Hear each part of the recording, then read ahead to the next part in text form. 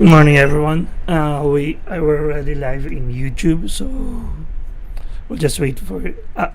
As if you're gonna start, right? Sorry, Yeah. still have my bedroom voice.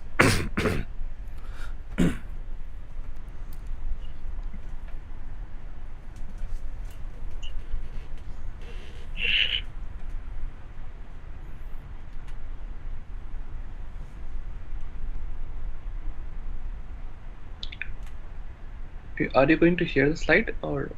No, you can. No, You, you can. you can. Sure, You okay. can.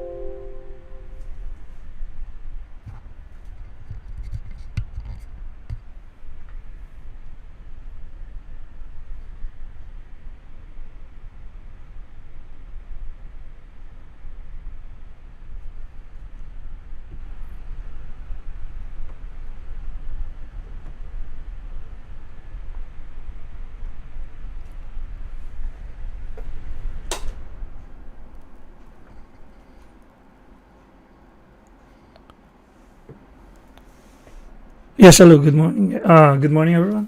Do you want me to start or are you going to start?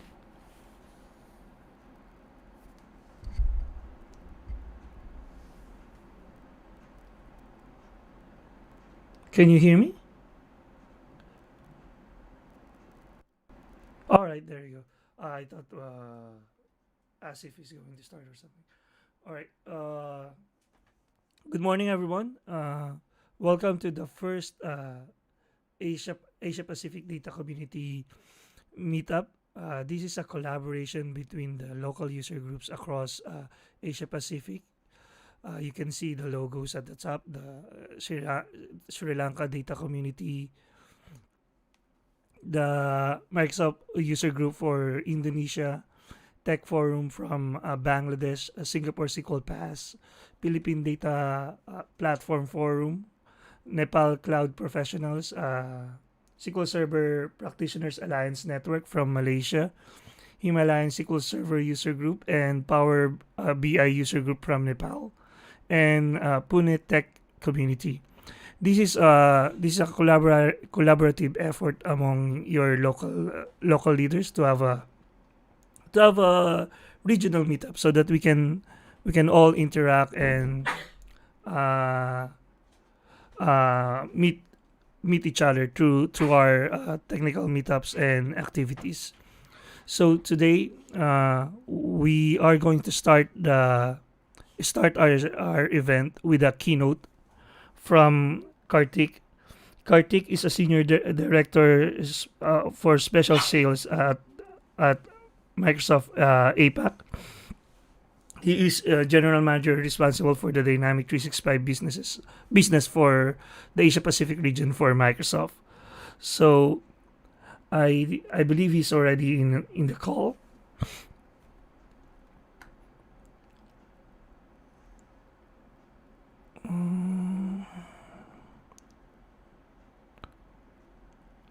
Yeah, so we're just gonna give him presenter role so that he can start his presentation. So he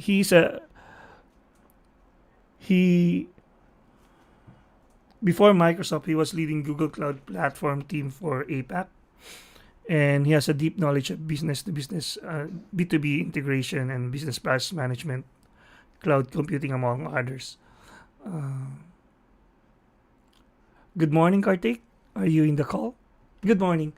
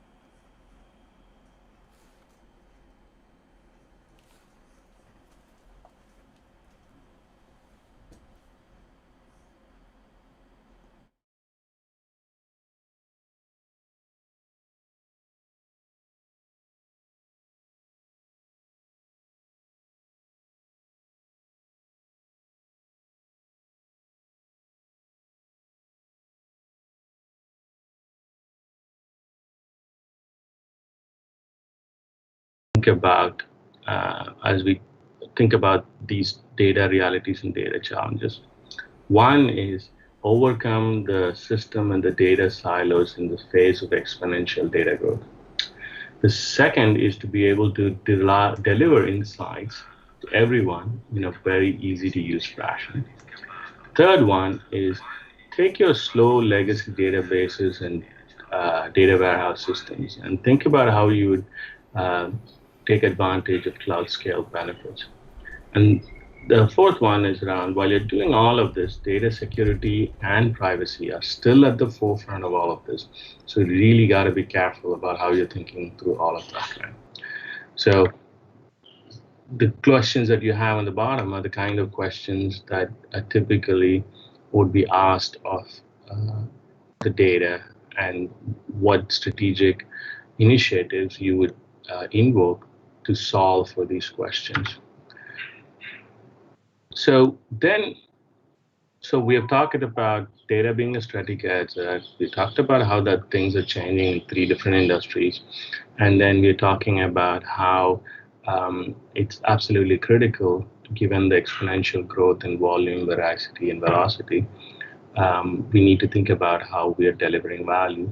But we need then pivot to and ask about what does the role of the chief data officer and the chief data officer's um, office really play within all this? There are many different roles that come into play. And to be honest, I think today one might even argue that maybe we're asking a bit too much of the chief data officer. In some companies, this role might not be explicitly called out. It could roll into the chief information officer's organization, or the chief digital officer's organization, or the chief technology officer's organization, etc. But it exists in one shape or form, and the first obvious role that this person plays is often around data management, data science, and analytics. It's it's basically the first role on here, which is data and analytics, which is great, which is what traditionally we have always thought about as data and analytics. But increasingly, there are other hats that this person has to play. Like, for example, a data entrepreneur.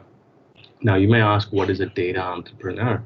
I'm increasingly working with companies, for example, within the retail space, where the common objective for them is to monetize the data, either by selling it directly or using it in data and analytics based products and services, or even in some cases, spinning entirely new businesses based on it.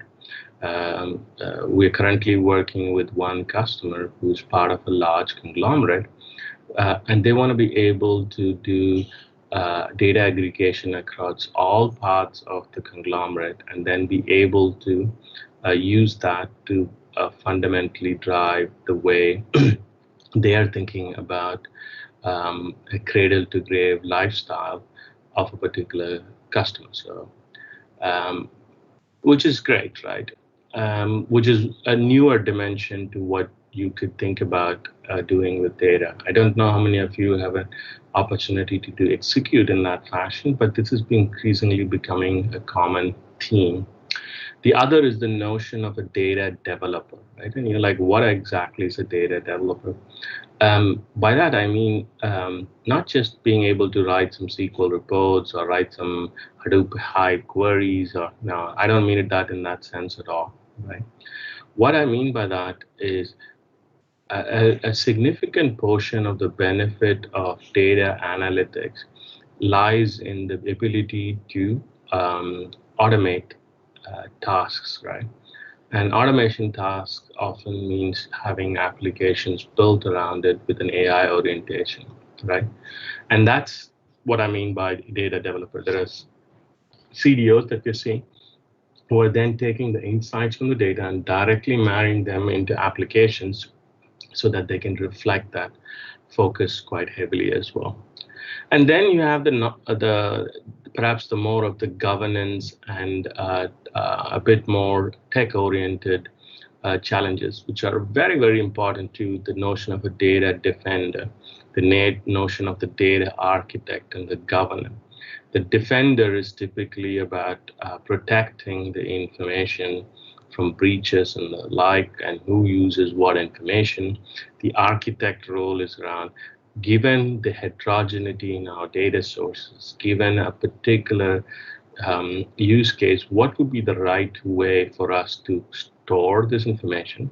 Secondly, what would be the right level of fidelity or granularity at which we should be able to capture that information, right? So it's an interesting role where or an interesting responsibility to be able to build out that blueprint for the company.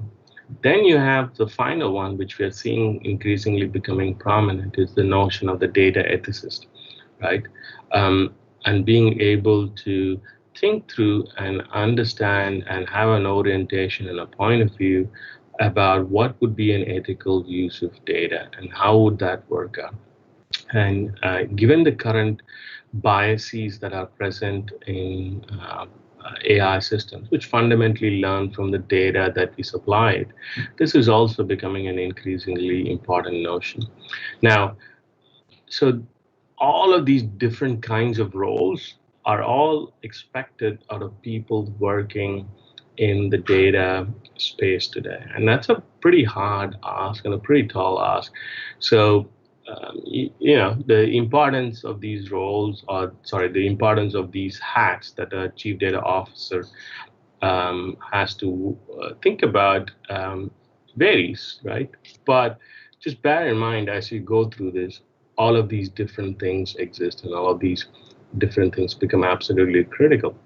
Now, how does somebody who's a chief data officer or somebody who works in the data space, such as yourself, think about marrying the digital trends that are happening with the notion that data is a strategic asset, with these kind of different expectations one might have of people working within the data role itself?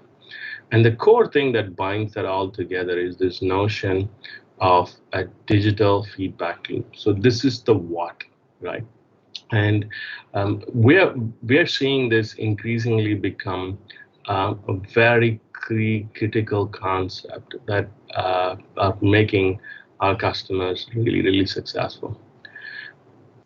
In a nutshell, to be successful, organizations need the capability to digitally connect every facet of their business, from the way they work with their employees, to the way they engage with the customers, to the way they transform their products, and the way they optimize their operations. Now, if you're able to capture data about each of these different tasks in the finest grain possible, you're able to ask better and new questions of information. And at the heart of that is all data and intelligence. And then you're able to create virtuous feedback loops, right? For example, I have one particular customer case where they are manufacturing tires, and they want to be able to add sensors into those tires connected to the vehicle's connected car system, and then be able to collect telemetry on how the treads and the tires are getting worn, how often are they getting used, right? Now, think about it. In a traditional sense, you would never be able to see how your product was actually used in the real customer case. But by being able to instrument that, now you can get better decisions about the product, which gives you a demand signal, which you can then use to actually change the way in which you design or manufacture your product. By knowing what the wear and tear on the treads are, you're now able to optimize your operations in relative to when the tires would be changed, need to be changed, or what the demand signal for manufacturing is. At the same time, you're able to engage your customers in a whole new way. Now they're able to now create proactive new businesses around how they would engage their customers with a proactive maintenance service, for example.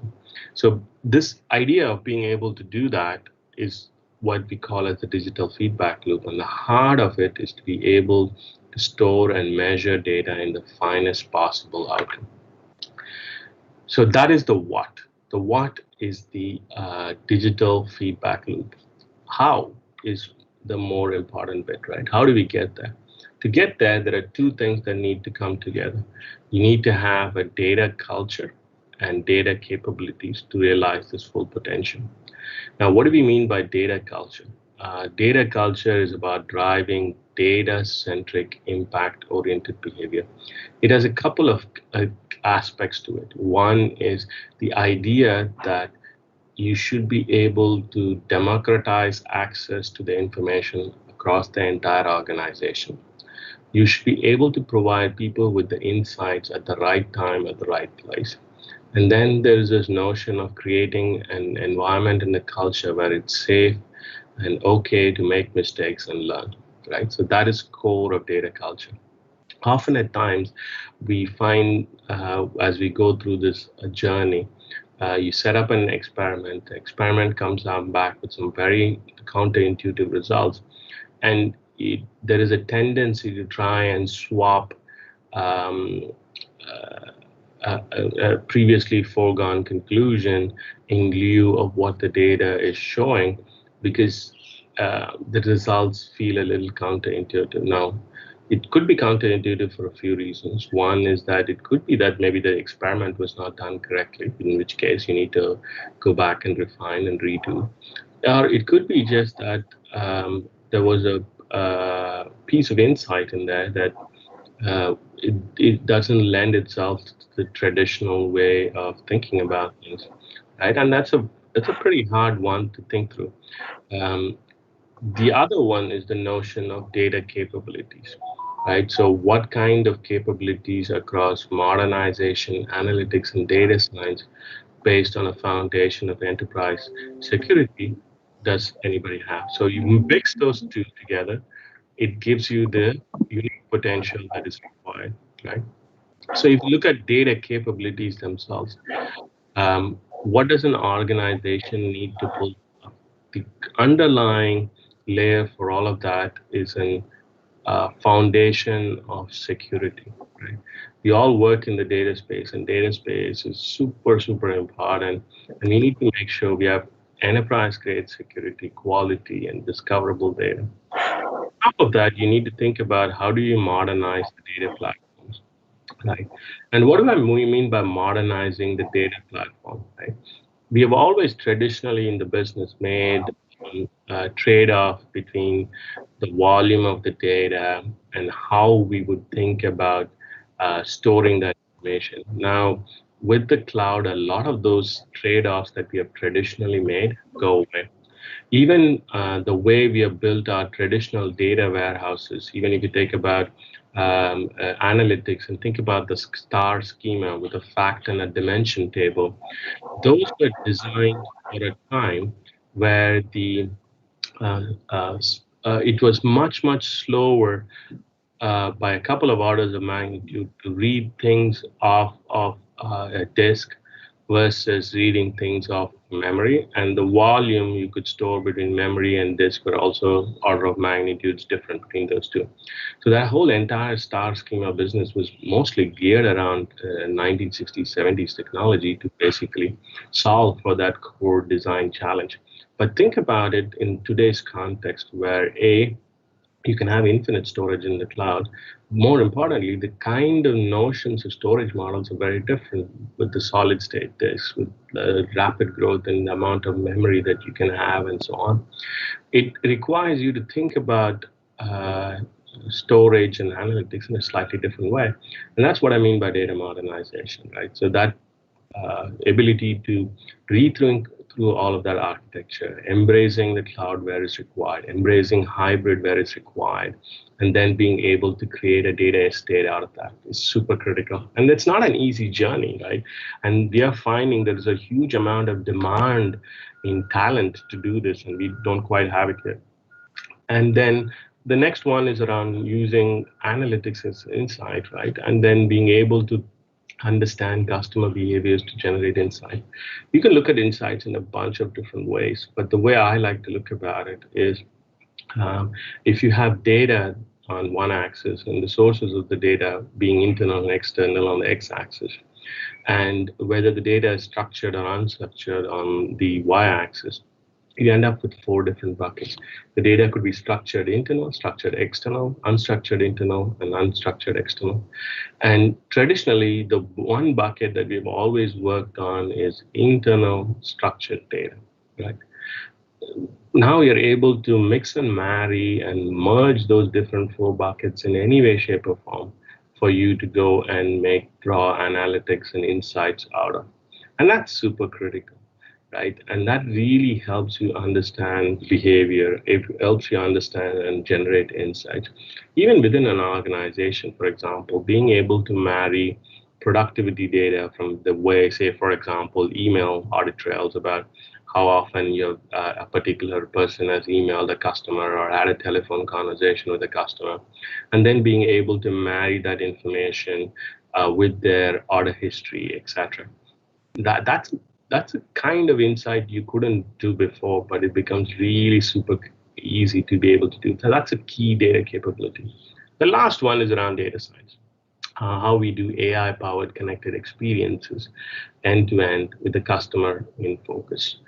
Now, we talked about why data is a strategic asset. We talked about how digital transformation is impacting different industries, how the core for all of that is asking more and more of the data people in an organization and asking them to be more than just plain old-fashioned data analytics people, are asking them to be data entrepreneurs, data governors, data architects, data ethicists, etc.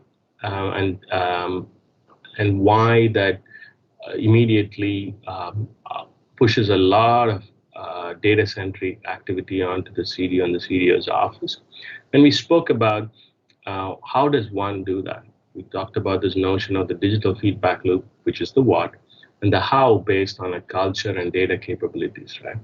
But what does that mean for all of us as a community? And here I thought I'd probably quickly talk about the talent demands we are seeing across APAC, right? If I and this is from the one on the chart on the left is from Datanami, and it's most recent. It's about, I think, April 2020, if I remember correctly. The year-on-year growth for the requirement of a data engineer is almost 50%, right? And if you see on this chart, it's even outstripping the demand for a data scientist today. And the reason I believe, partly my own understanding, is that there is a huge amount of problems and challenges to be had and solved in this transition of creating a modern data estate, right? I mean, before the data scientist can actually do any meaningful data science experiments, the data has to be there. And that's a huge and enormous task. And we're seeing a huge demand for data engineers, particularly data engineers who have the ability to think about and marry the cloud, right? And in my mind, a data engineer is somebody who handles all of the data rationalization and data prep tasks and data modernization tasks to create highly curated, heavily dependable pipelines for data curation and data collection, right? And that's an area where there's tremendous amount of demand, and we're not really seeing there's enough talent across APAC to do this. The chart on the right is actually an IDC AI study that we did recently. I think it was in late part of 2019, if memory serves, where you can see three different areas where wherever the bar is red, it means the current supply is well below the demand. And what we're finding is in a couple of skilled areas, particularly around research and development in information technology, digital skills, particularly in the analytics side of the house, and adaptability and continuous learning, right? There is a tremendous amount of gap between what is available. The red line is what is available in the market today, and the blue line is what's the demand. So even through the surveys that we had done with, I think it was a fair swath of customers across Asia Pacific, there is a tremendous amount of demand for these skills, which is far below what we have today, right? So with that, I will stop there and to say that for us in the data and AI community, the time has never been better.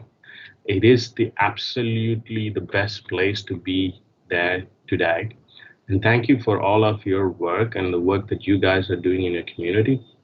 My encouragement to you would be to say stay focused and think about the coming digital feedback loop and digital transformation and how we could be absolutely central to that, and think about where you see your own path in that entire data engineering and data rationalization space. With that, I'll stop and hand it back to you. Thank you so much, sir. A really nice keynote session. Hi guys, if you have any questions, you may ask. Unmute yourself and can ask. Far away. Karthik, this is Sanjeev here. First of all, thank you very much for coming on a Saturday to take care of us. It's extremely kind of a very short notice, what you just mentioned, it is a massively, massively exciting space right now from a data platform standpoint. And for me, as I get into courses like DP200 as an example, which is a classic, how do you say, forum for people to come in and explore what Microsoft Data Platform is. If I were to orient that course versus what you mentioned in terms of roles, the 6 or 7 roles, Right. It still actually focuses a lot on the tech component, if you will. As an example, hey, here's an introduction to Cosmos DB, here's streaming, here's so on and so forth. Right. How should, given the massive opportunity and the massive gap, if you will, how should we think of enablement, as people come into learning more about, and if the DP200 is a gateway for them to learn, how should we think through, and what should we be communicating to them, Got it. I mean, that's, I think the way I think about it, community, is that you got to learn the craft before you can make the art, right? So the DP200, DP201, and to an extent the AI 100 series as well, those all give you the foundation, right? The data foundation of the toolkit, which you absolutely need to have. Once you got that basics, I almost feel like it's critical then to understand the nature of the digital transformation challenge within your own industry, whichever industry that you want to specialize in. But before you get into that, I think it's absolutely critical to finish those 6 exams that you spoke about, Sanjeev, because those lay the foundation for you, right, in terms of the capabilities. There is one that I would highly encourage people to think about, which is around security, which is actually tagged as modern workplace, but I went through it myself. It gives you a really good sense of the security foundations across the Microsoft stack, and it's absolutely critical. We will come out with a few more ones as we talk as Purview. I don't know if you guys know, but we just recently launched Azure Purview, which is our data governance framework. And tooling around the data governance framework, and that was recently launched into public review as well. But I don't know if I've answered your question 100%, Sanjeev, but those 6 exams, they are the core to get you the skills. So you get the skills on the AI component, you get the skills on the data modernization component. That could be Cosmos, could be SQL in the cloud, it could be Synapse. And then you get the security component, which is another base. So let me just quickly put that slide back if it's possible. Hang on a second.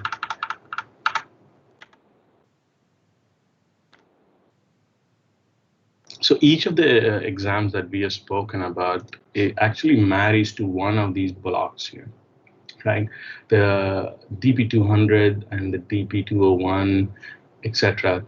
Those blocks will go to the data modernization basics, right? Then you have the data engineering basics that go to analytics and insights, and you have the AI stuff exams that we have, which speak directly to the data science bit as well. And then I would highly encourage you to take about the security one, which is, like I said, it's tagged modern workplace, but you want to think about that one too. That gives you all of the data capabilities required to embark on this journey, right?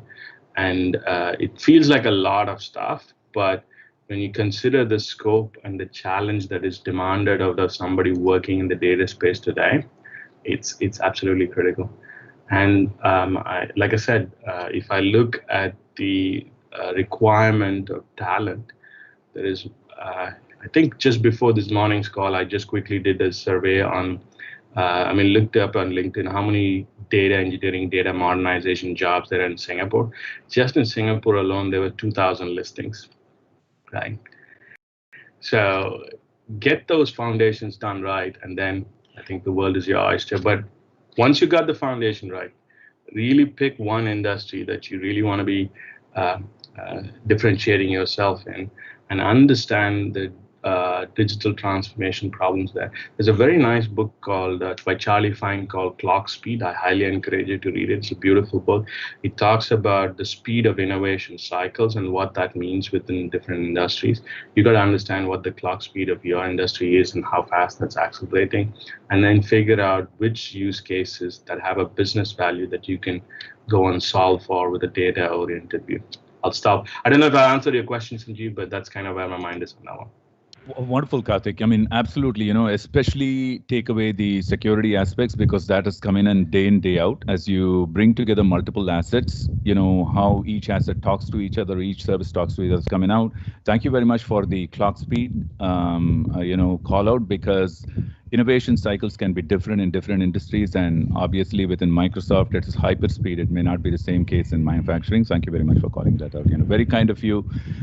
Means a lot, Karthik, to the Saturday morning, taking time to being with us. And thank you very much, Asif, PO, and Aro for the opportunity. Go on mute. Thank you. I really appreciate it, and I hope you have a great community. Thank you so much, sir. Really nice to be with us. Thanks a lot for yeah. Thank you. Thank you. Hey guys, now I will. We have a next speaker lineup, Aro. So let me share my slides back.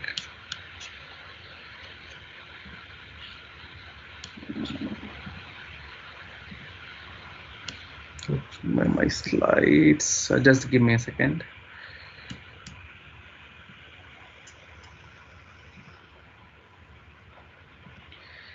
Yeah. So hi guys, it's a really wonderful keynote from the Karthik on data, and yeah, we all know that the importance of data nowadays. Okay, so just a quick reminder, please keep your self on mute and raise up hands if you have any questions. And after every session there is a evaluation, so please scan the QR code and provide the feedback. So it helps us to improve the events and what we can do better. And this session is going to be recorded. Okay. And so we have our next speaker, Aro. Aro is Aro Shukla is works at Insights, and he's the Microsoft Data MVP and Microsoft Certified Trainer. And yeah, over to you, Aro.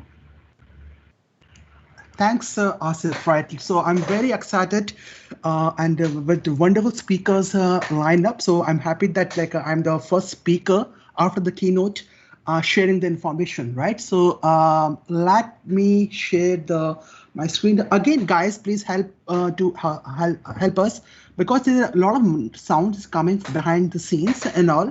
So please help to mute yourself. Because we can't check all the things. Please help to yourself, right? So mute for self. Let me start my session first. And yeah, here I go. Okay, so first session, I'm talking about how we can easily integrate Power Automate with Azure Cognitive Services, right? So the first session we are doing, and again, Karthik mentioned about the business applications and the AI, which is like a really one thing. So I want to go in depth about how we can integrate applications with the AI applications now. So something about myself. My name is Aro, which Asif mentioned. So I'm a technical consultant in Insight Technologies, Singapore. I'm MVP and MCT. I have experience in Office 365, SharePoint Online, and data platform. I do a lot of trainings for my customers. I all do understand the business requirements and the challenges with the customer faces, and I do a lot of power platform training to community like this, and also to my customers here. You can contact me in my LinkedIn. I update my blog, and you can contact me at my Twitter handle. Okay. So in 30 seconds, I showed about myself. Okay. So agenda for us very simple. We talk about introduction to Power Platform. And then Power Automate, how it works. Then a basic introduction of cognitive services in Microsoft stack of technologies. Then how we can easily move your Power Automate application with your cognitive services. So we can see how it works. And we have a demo for that. So I want to give a brief, the intro of all the services which Microsoft has, and we show the demo on that. Again, towards the end, we have some questions, right? So because I'm sharing a lot of amazing content, just hold for that. And then during the question and answer, you can ask any questions. You can actually put in the chat box, or you can put unmute yourself and ask us. Okay, so very basic stuff. What is Power Platform? It's a low-code, no-code solution for Office 365, Dynamics 365, Azure, and you can have your own standalone applications. So we have 4 services which we already know in general. So we have a Power BI for reportings. We have Power Apps. For app development, we can use Power Automate. We will show how it works in our demo. And we can also use Power Virtual Agents. But this is a new kid in the block, which released last year. And we can use AI Builder, have a lot of connectors, and you can use a data layer called as Common Data Service, CDS. So this is the overview of our data platform. So these are the main thing we're working on. And what Power Automate can help us. So it can help us to automate at scale. So where you 2 through 3 simple applications. For example, you want to have automate your email to your OneDrive. So very simple. Or you can have a very complex systems. You can do amazing stuff there. You can have a seamless integration with a lot of data connectors.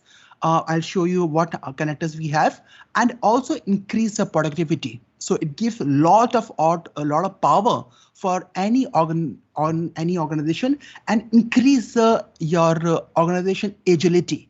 Very important. You increase the agility of any organization. And by default, we have AI tools inside, so we can have a look on that.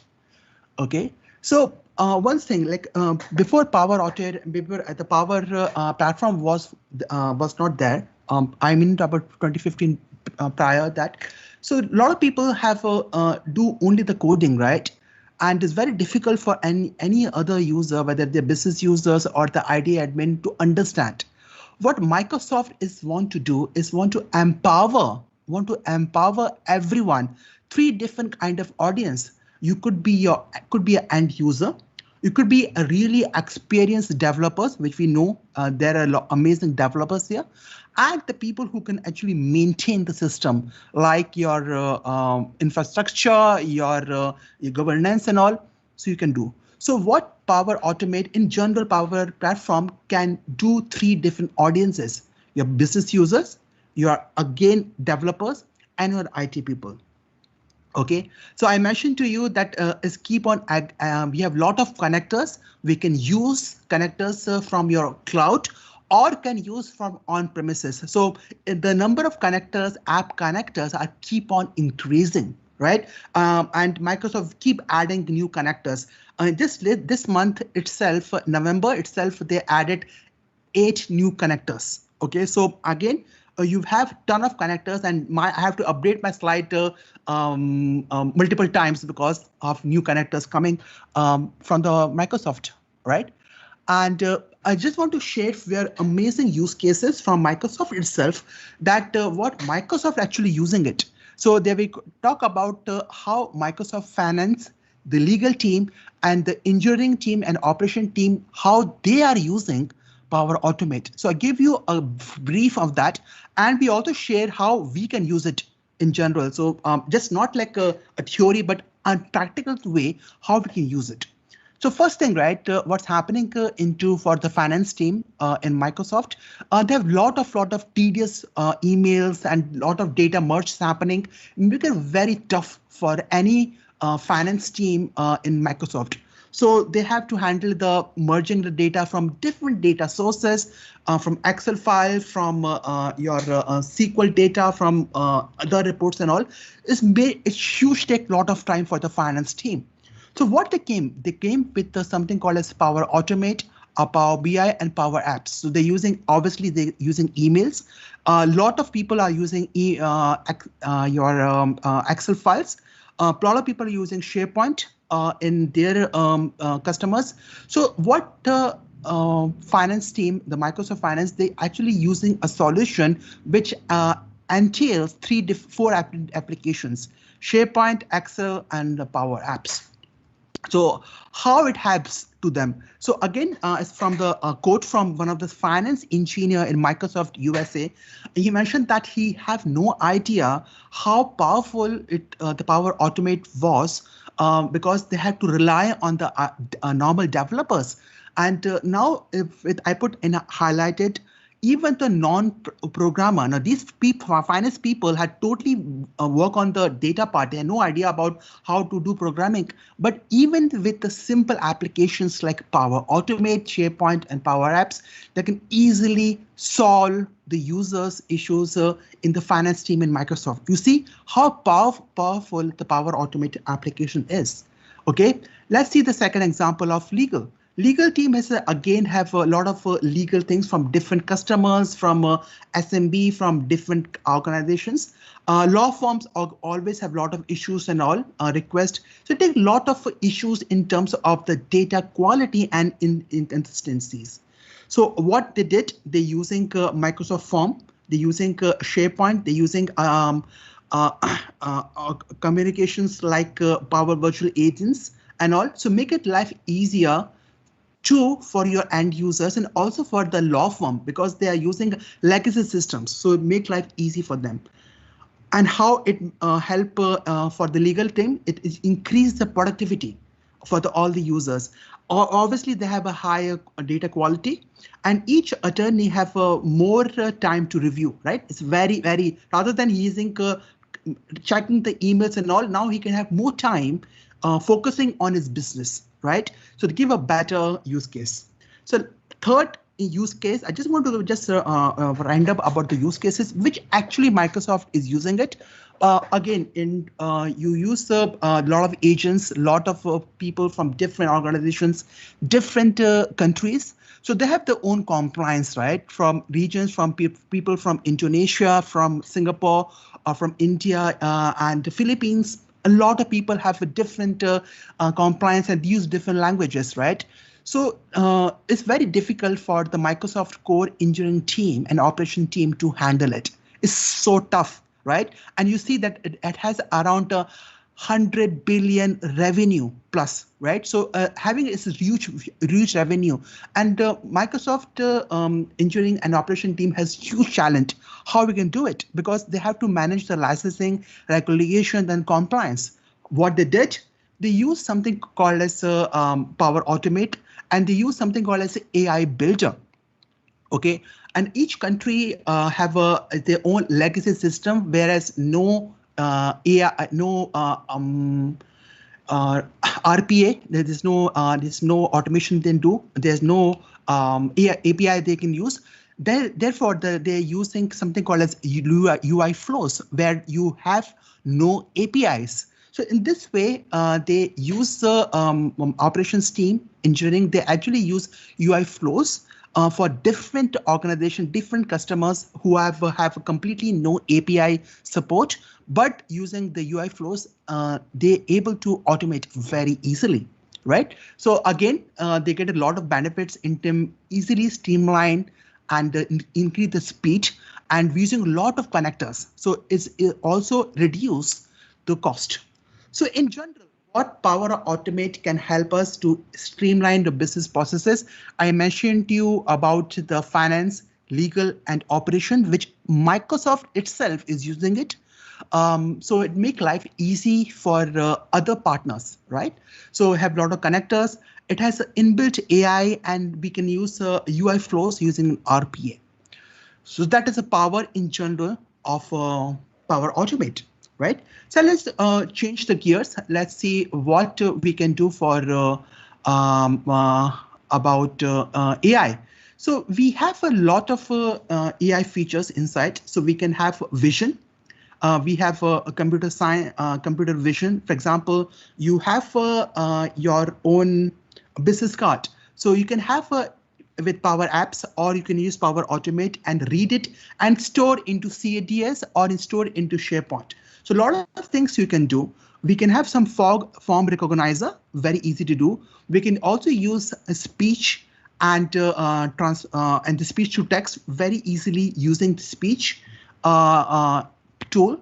And we can also have something called as immersive reader under language packet, right? And we have a language understanding. So Power Platform use a lot of these tools, whether it's Power Apps, Power Automate, or using Power Virtual Agents. So in general, Power Platform use this AI tools very, very easily. And again, you don't need any technical things to do it. Very, very simple stuff we can do. So also we can have a Q&A maker, again, with ease of Power Virtual Agents, we can easily build it very fastly. And today in our demo, we use something called as text analytics. So I will show a demo how we can use it in your own organization. So simple, so easy, writing no code, at least I'm relatively no code here. So here we work on that. Translator, today, Thruvin, we'll be talking about the anonymity detector. He mentioned about that thing. And we have also have Mandy Hassan talking about the machine learning, how we can use. So we have a lot of amazing speeches towards the end, and many people who are talking about the anonymity detector and the machine learning in general. So we can use a lot of good stuff here. And we can use a personalizer. So there's a lot of good stuff we can use in our AI with Power Automate. Okay. So in our scenario, I just want to share with you that what we will cover today. In our demo, I just want to just take a step back. We talk about three main services, which Microsoft itself is using it. We talk about legal, the finance, and the operation, right? And how powerful it makes their systems, and the Microsoft have a higher turnaround because of that. Now, how we can use it? Now, our applications, we can also use it. How? So let's see just assume that you are making a new SharePoint site. Right? Again, example of SharePoint, people know about SharePoint, right? So there and a lot of vendors and a lot of internal users, business users, and a lot of stakeholders are working on that. And what happened that after 3 months, they want to show to all the users, okay, that after 3 months of hard work, we have turned off, created this particular intranet, SharePoint intranet. And we want to see how it works, right? So the people from different regions, Singapore, from Hong Kong, from New Zealand, Australia, from USA, and Indonesia, they can put the feedback. So first thing is we have a list which we have which we put there where the people can put the feedback.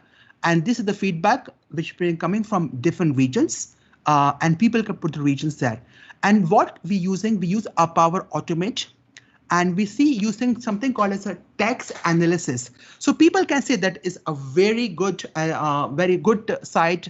The new UI is simple, or people can give some not very nice feedback, right? So in that way, what we want to do is that we want to understand. We want to understand from the users who have put a bad comment, right? So give feedback for the design team, in the design team, that what is the issue, something they can work on. So after they have find that somebody have put a really low bad rating, that maybe the UI is not good for the people who have some eye issue, or not used for the handicap and all. So these things are not addressed. So the design team, what they can do, they can check in the team, Microsoft Teams, and what they can do, they can just get the feedback and they can fine tune. So this is the use case. So in the summary, we put a feedback list where all the users can put the feedback from different regions, and we use Power Automate, and we use something called as a text analytics, a service which is inbuilt. You don't have to pay anything in general, and using that particular, if the sentiment is bad, we put the low score into Teams. That is the scenario. Okay, so let me show you how we can use it. So my demo will be very short. I just want to share that how powerful we can use it. So this is my SharePoint list. Okay, so let me delete these particular parts. Okay, so these are the things, like people can put anything, like can put out the world, stunning, is very good, is excellent, or people can put ugly, maybe from Alex from maybe USA. He didn't like it at all because it's not very user friendly for people who have eye issues, that they cannot read it properly, right? So accessibility issues and all. So what we have to do here. So what I will do here, I just want to show you that to address our demo, first I have created something called as a text analytics. So I want to share with you that in Azure Congregated Services, we have a ton of services. We have anomaly detector. Today, the last session will be from Dhuvin. He will explain in detail using Power BI how we can actually see the issues about any problems which is happening. And we can have some kind of a content moderator. So something can put any comment. For example, again, even for our SharePoint feedback, somebody can put really bad comment, right? Some F word they can put, right? So we have to monitor this thing particular part. There can be used some very simple personalizer. So you have seen something in Facebook, or even in many people use Netflix, right? So if you like something, maybe I like all the comic movies in Netflix. So what Netflix does, so Netflix they have an inbuilt AI. They check what this user, this particular person watches. So he will recommend the same kind of titles, all the comic things, maybe in Bollywood, in Hollywood, anything. So it'll give you a better feedback. Same thing for Amazon.com, same thing for Facebook. If in Facebook is something you like, a post about comic thing, or something which is really nasty, some a very nasty accident happened in Singapore, then somebody will say, okay, this guy actually is learn about something about accident or something news in Singapore. So it give you a personal view. Again, is under AI using decision, right? Then what we have ton of things. We have language understanding. In Power Platform specifically, we're using Power Apps, Power Automate. We can use QNN Maker. We have ton of things we are doing. But today we are working on something called as text analysis. In our feedback, that if somebody has put a wrong feedback or something which is not nice, at least somebody in the design team in our countersort.com, they want to see why people put bad feedback, right? So we'll see on that. In terms of the language, again, I just speed up here. We have language things. We have a lot of text to speech, this speech to text, a lot of things we can do. In terms of the computer vision, we can analytics the images. Again, I mentioned of your business cards. You can have your data inside your Power App, and the data will be stored into CDS or Dataverse, or can be used in SharePoint or inside your SQL data. So we have a lot of AI services inside. Again, but not all the services are free. There are few paid services, and we can use now web services is now deprecated. Now, in our simple, I think we want to create the text analysis. So what we are looking into this we have to text a sentiment. What sentiment? Like maybe I can put a comment here. I want to check. I put myself. Maybe I put Andy. Okay, Andy is from. And he said like, but it's good. But he's found that the site is not good, right? So I think he put like a really bad site, right? So what he can do, he can just put the feedback here, right? So this is what I'm doing, adding a feedback, okay? And then in behind the scenes, we are using a tool which is called as cognitive services. Yeah? So in what we do, I just go to in my portal.azure.com, I go to cognitive services, and the cognitive services, I go to text analysis. Okay, click on that, and I just create it. Again, I'm not using any code at all, right? I just want to have a business user how they can work on the code. So I just use something called as a text analytics. Okay, let me just create this. Yeah, it takes some time. Okay, so I can define in my region. So I'm just creating a simple text analytics instance. I'm using maybe for the Southeast Asia. Or I can use any application. I can use my tier. I can use something a free tier. Okay, I'm using a free tier. For the demo purposes, you can use anything. I can use in my own resource group, right? So what I'm doing, I'm creating a demo about text realistic. APAC.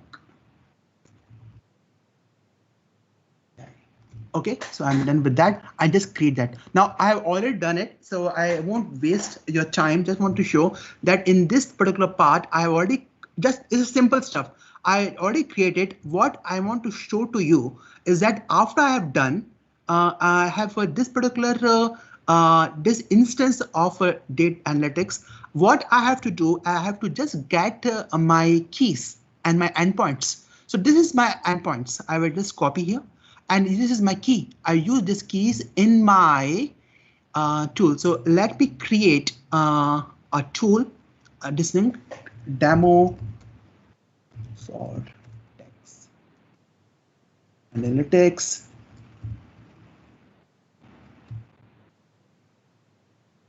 Okay, and I'm using something. I'm using something for SharePoint. So when data is created, right? So I will use this particular tool. And in this, when item is created, so item is created, it will show to me. For example, Andy gave a bad feedback, ugly. I can just put here, click on the create button.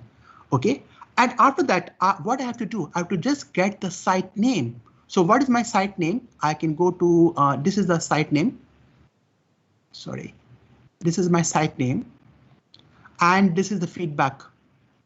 Intended feedback. So you see, again, I have not wrote any code here. Simple stuff, very easy. Okay. So after that, what I have to do, I have to get my AI, the text analytics. So how we can do it? So I can go and search for something called as detect sensitive. So detect sentiment. Okay, now you can see that I have a sentiment, and we have something called as a AI builder. Now AI builder is a bit different. AI builder in general is mostly for the business user who don't have any coding experience. It is a paid one. But however, inside your text analytics, you can, if you have a coding skills in a team, you can write your own code and enhance it. But just for the short demo, just want to show that how you can use it. Okay, so let me, I already have Ding. I just want to use, I just may create a new connection. I'm using this particular connection. Okay, and what I want to analyze, I want to analyze the feedback. The feedback is in this field, right? Feedback. I want to get the feedback. So I just create the feedback. Okay, so this is the thing we have done so far. No rocket science, simple stuff, no coding required. The only thing which is next we have to do is to put inside our condition. If the person have put a bad condition, it should go and send to the design team. Okay, the design team. So let's go. Let me go to the condition, and I will use something called a score here. Use a score, and if the score is less than 0.5, which means if something has people didn't like this particular thing, right? So less than, so again, score is mostly ranged from 0 to 1. 1 is close to 1 is something very good rating. Below 0.5 is a bad feedback. This is something which we have to understand, that sentiment analysis work for in this way. Okay, you have a number which is from 0 to 1. Okay, now in the ever scenario, we are using something called as a score, and what we have to do, we have to just if somebody has put a bad feedback, like here, Andy put a bad feedback. What we have to do is just put a condition, and we have to send to the design team. Now, where this post? Our post will be inside our teams. So let me put here. Let me put in my teams. I put something post. I post a message. I put a post into V3. So now what I'm doing, I just want to put in one of the teams in the design team. So we have a team called as a awesome public team, and we have a channel which is called as the design site. So we have again, we are looking for some kind of feedback by any of the customer. So what I can do here, I can put hi there. Okay, so and we put a title. I put a title. The title is the person, right? Person. So this person has submitted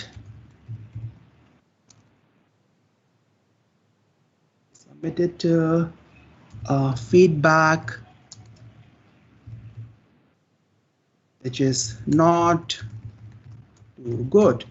Okay, and we also we can put something. The score was, I can put a score, right? It's a person I can put a score here. So let me search for the score. This is the score here. Directly we got it from our text analytics, again from the AI, and the actual feedback was I can put the feedback here. So again from the SharePoint, which column we are monitoring? It is this feedback column. So let me go here, go to the feedback. Yeah, I'm going to be back, and we're done. Okay, then click on the save button. Okay, now you see, now again, no condition was a no. We just want to see how it works. So you see, I have done a very simple Power Automate using a SharePoint application, and be using an AI tool, which is using our cognitive services. I showed you how easy to create a instance of the text analytics. I'm using a score, and if the person has given a bad feedback, and a bad feedback, and then he can just the person can see. So this is the thing. Let's run this particular thing and see how it works. Okay, so let me create another thing. I put something called as John.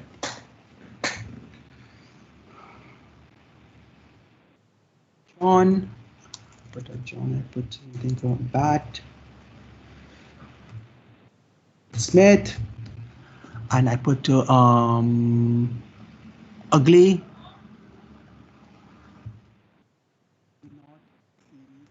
Navigate.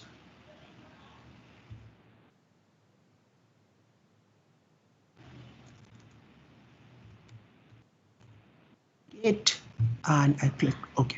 Okay, and now it will go and it will run.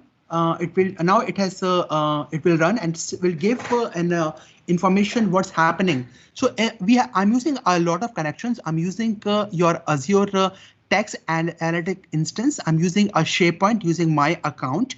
And I'm also using a connection called as a Microsoft Teams. So I'm using 3 different connections here. Okay, let me check what's happening here behind the scenes. It's still not run, but let me show. Previously, I have a run here yesterday, and it was successful. You see now, just run this now, successful. It was successful, done, and you can see that the feedback. So I can see that the item was created, right, and the sentiments not now. It's the same thing, right? And the feedback was very low, right? Feedback is very low, and it will send a message. Now it will send a message to the teams, right? So from John. Now let's see what's happening in this Teams. So now this is the one. So under our Microsoft Teams, under design the site, I have a lot of feedback that how we can use it, right? So sorry, Asif, something.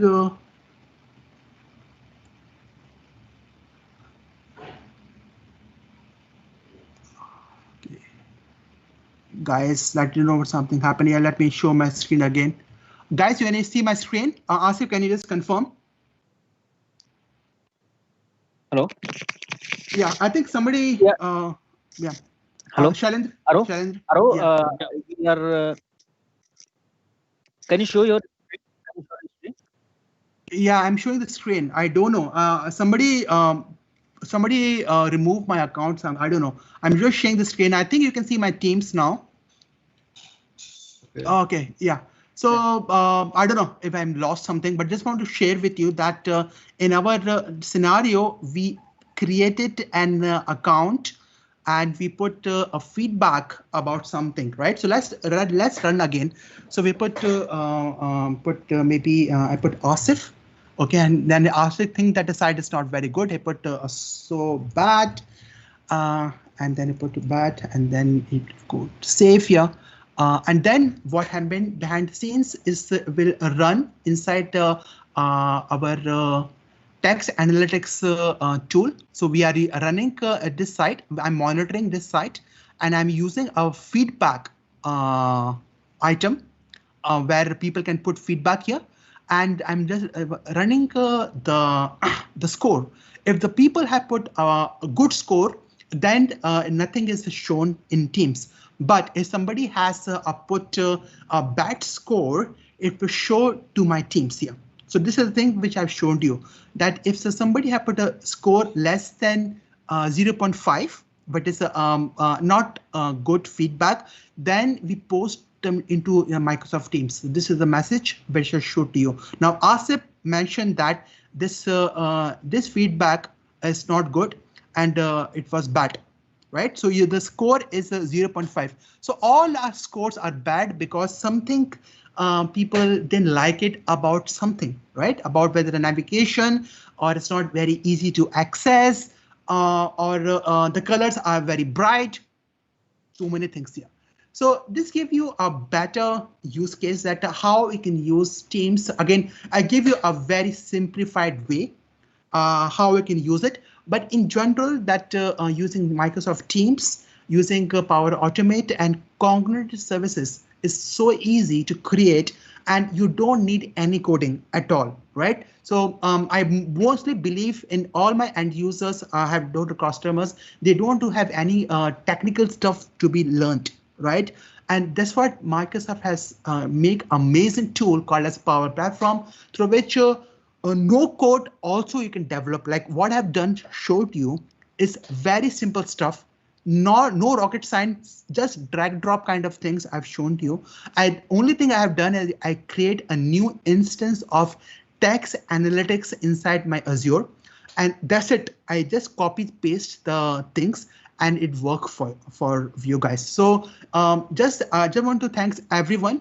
If any questions so far, I'm able to answer, guys. Okay, so I just close off my slide. Any questions so far? Guys, you just I can just share with you. Hi everyone. If you have any questions, you can put in the chat box, or you can unmute yourself and can directly ask.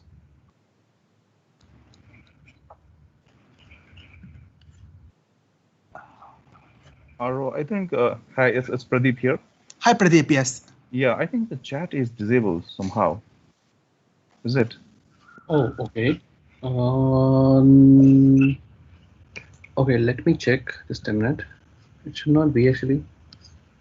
So I mean, I apologize. I never knew that chat is disabled again. But Pradeep, anyone, if you have any questions on that particular part, you can just ask.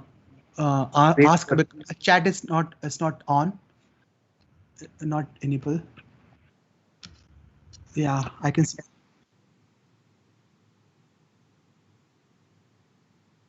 Yeah.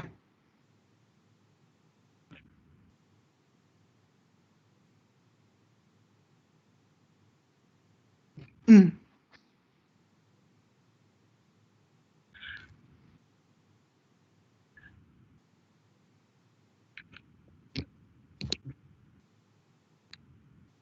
Yeah. Yeah, in that particular context, thanks, Pio. I think like you give technical stuff what happening here. But in case if you guys have any question, you can just have a hand button, a raise button, or you can just speak, and then I can address your concern or anything. Yeah, thanks, Pradeep. I think like. Yeah, maybe I would like to ask a question. Sure, Pradeep. I was wondering when you tried using the text analytics, when or where exactly you used the keys to be able to connect that to the Power Platform. Yeah. So let me show me again. Let me show to that again. That these keys, right? These keys are sensitive. I mean, like these keys. So let me create again. Let's create a new instance here. So you get the idea how it works, right? So I will using a text analytics instance. Text and then you get the idea that how we can use it. Where we can use it. So let me go here.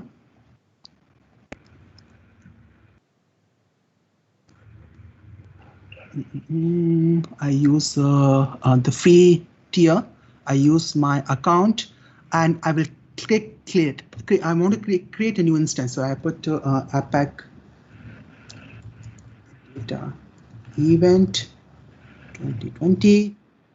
Create. Okay, so when you create an instance, now this instance can be across whether you're doing a SQL Server, you done any data item. Is these forms, this particular form is same. The only thing is that I'm not create. So it is validating. So it create an instance which you can monitor. Now after I have done this thing, now it takes some time. So this particular part doesn't take much time, less than 1 second. And I will go to my resource, and now it's deployed, right? I go to the resource, I pin to dashboard, right? So under this thing, I have all the details about this particular text analytics. So I have this is the UI, and I can also able to get my keys here. So in this particular way, that this is I will delete it. So I can use these keys in my, let me show my, this is my key, right? So in my, let me show here how I can use in my Power Automate. Okay, let me go to detect sentiment. Yeah, and I will create a new instance, new connection, right? So what I can do, I can put APAC data event. I can put any name. It doesn't matter. You have to use same field and all. I put data event demo and account. So account is where you put your keys. Where is the? Yeah, this is the keys. Account. I'm using this key. I put this key here. And I'll be using, let me check, this is the same key. And I'll be using my the URL, my endpoint. I copy paste and put inside. Okay. And this way you can just use a text analytics, create. Yeah, and now it's working now, right? Because I'm create a new instance of text analytics, and I can do any kind of feedback using this AI tool. So is it clear, Pradeep? Is it okay? Yeah, it is, Arav. Yeah. Thank you. Yeah. Thanks a lot. Yeah. Hi, Pradeep. Yeah, I think chat should be enabled now. Maybe you can just check. Yeah, let me check. Sure, thanks. Thanks.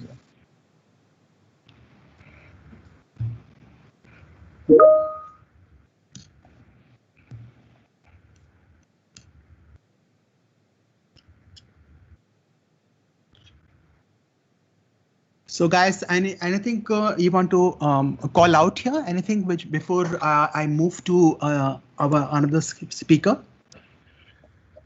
Any final questions you have?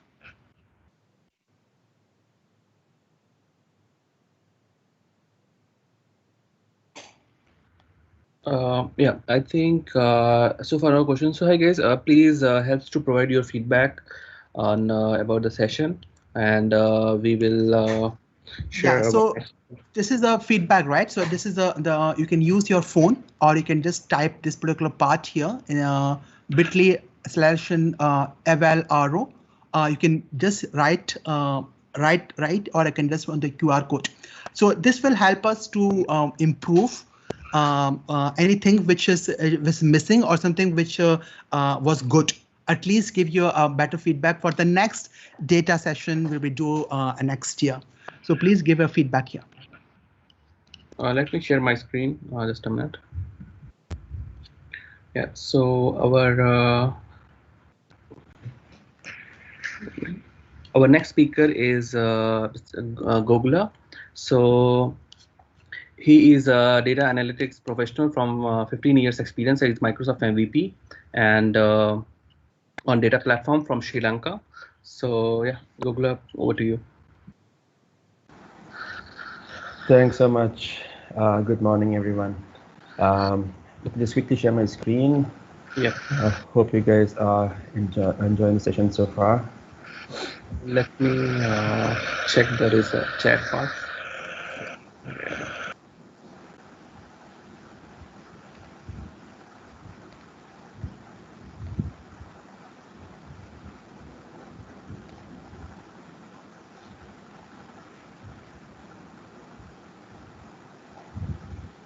Asif, I think we just lost you. You're on mute.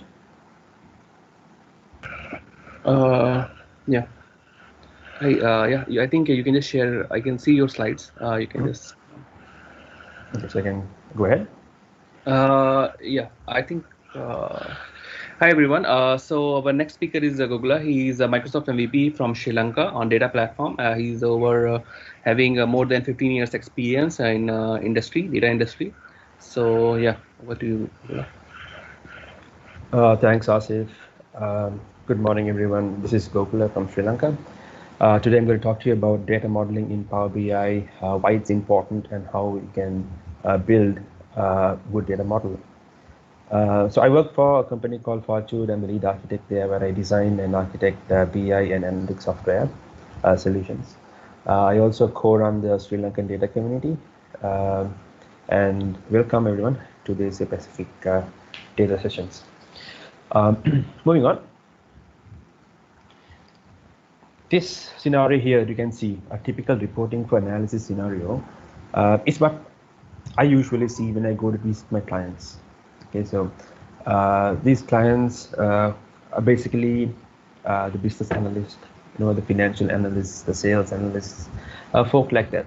So in a typical reporting for analysis scenario, what they do is they, on a daily basis or a weekly basis or on a monthly basis, they go to the different sources that they have for data, and they try to bring this data in together, do some analysis on top of that, and then report that or showcase that to the management or the board or the different stakeholders in various ways, so that these stakeholders can take decisions on the direction of the organization and what they need to do and what they stop doing. So that the data is very important. So it's these analysts who help out with this.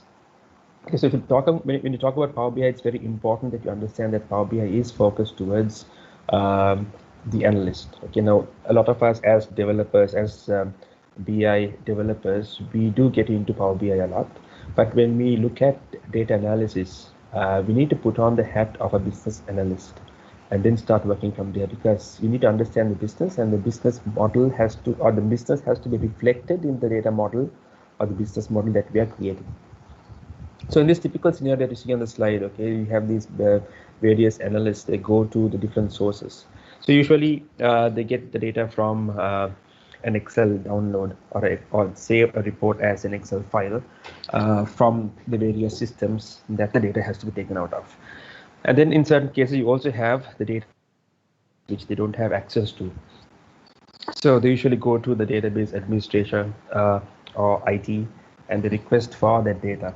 In a lot of cases, you don't get direct access. Okay, so you need to be quite good friends with the DBA or the tech team to get access to some of the data. In a lot of cases, this data is provided in the form of CSV files, and that's fine to get started with. To build your models first up, it is fine that you don't have direct connectivity. As long as you get some sort of data in a proper form, it's good. And then what these analysts do is that they take this data, they mash up this data together, and they create various semantic models or business models, you call them. Okay?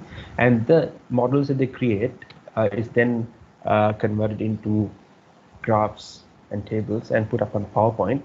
And this PowerPoint is shared with the top management or the stakeholders. And then in certain cases, the stakeholders will have some questions. Now, when these PowerPoint reports are, of course, static, right? So when certain questions are asked from the analyst based on what is shown on the PowerPoint, it goes back to the analyst. And they have to now change the Excel a little bit, answer the questions in the form of another graph probably, or another table, copy that onto PowerPoint and then send it back.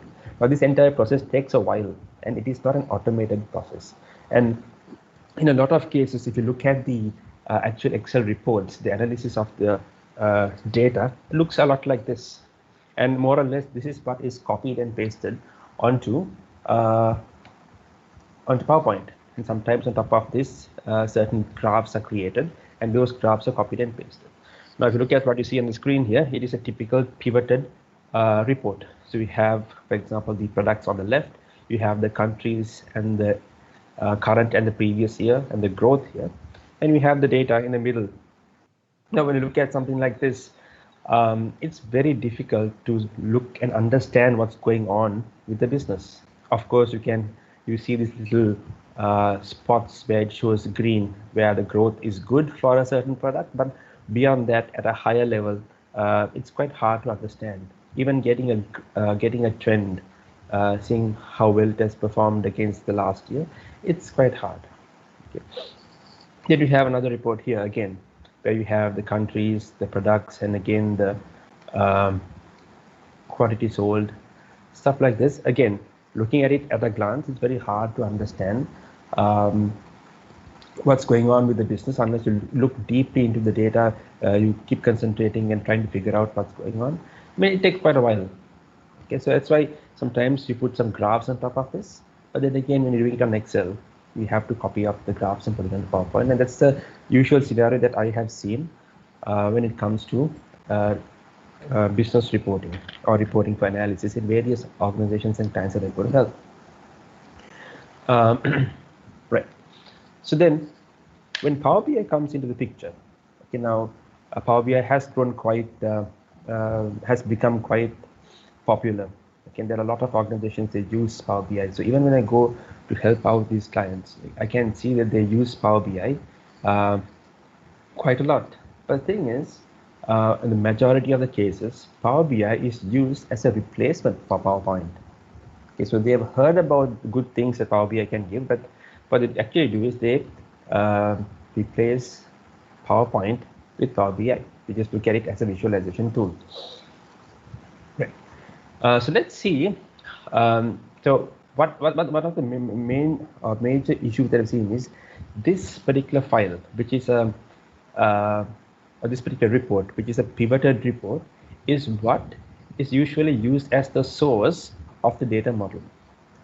Right. So you have this little pivoted table here with products on the left and the years and the values on the right, on the top as a pivot, and this is what is taken as a source.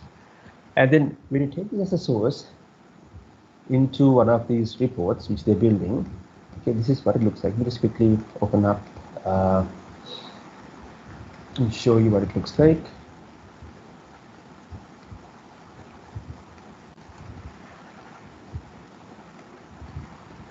Okay, now here, when you pull the same thing into Power BI, it looks like this.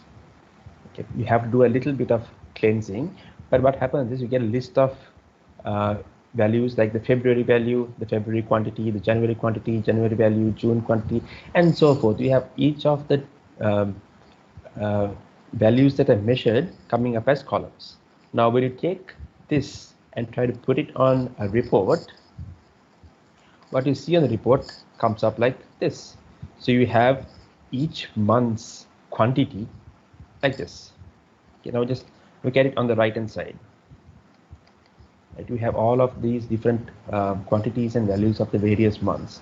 The type of analysis that you can do with this kind of a model that you are creating by default is that there is not much flexibility in here. Example, now let's say I bring in the January value quantity, sorry, and the February quantity, and now you need to create, you need to find out the difference or the growth between from January to February. You'll have to create a measure. Now you can create that measure. The problem is, now if I want to do the same thing with February and March, I'll have to create another measure, and I have to keep on creating measures like this, which is not quite that effective. And again, the type of analysis that I can do is very much limited when you just bring a pivoted table straight into Power BI. But this is what a lot of analysts do when they first try out Power BI, and now that quite limits their ability to report. Okay. So let's see how we can do this better, how we can do this modeling in a much better way. Okay, that's what's going to be in my demo. So I will talk about what happens when Power BI comes into the picture and what you should not do and what you should ideally be doing, why and how. Okay, so let me first quickly put up an empty Power BI window here. I'm on Power BI desktop. The first thing that you need to do is try to understand what data you're going to bring in. Okay, so we have this report here, which has the product and subcategory, the product and the style, and certain information about the product. You have the various months. You have two values that you want to measure: the quantity of the products which are sold and the value of the products that have been sold, or the sale. Okay. First up, try to look for a source which is not pivoted.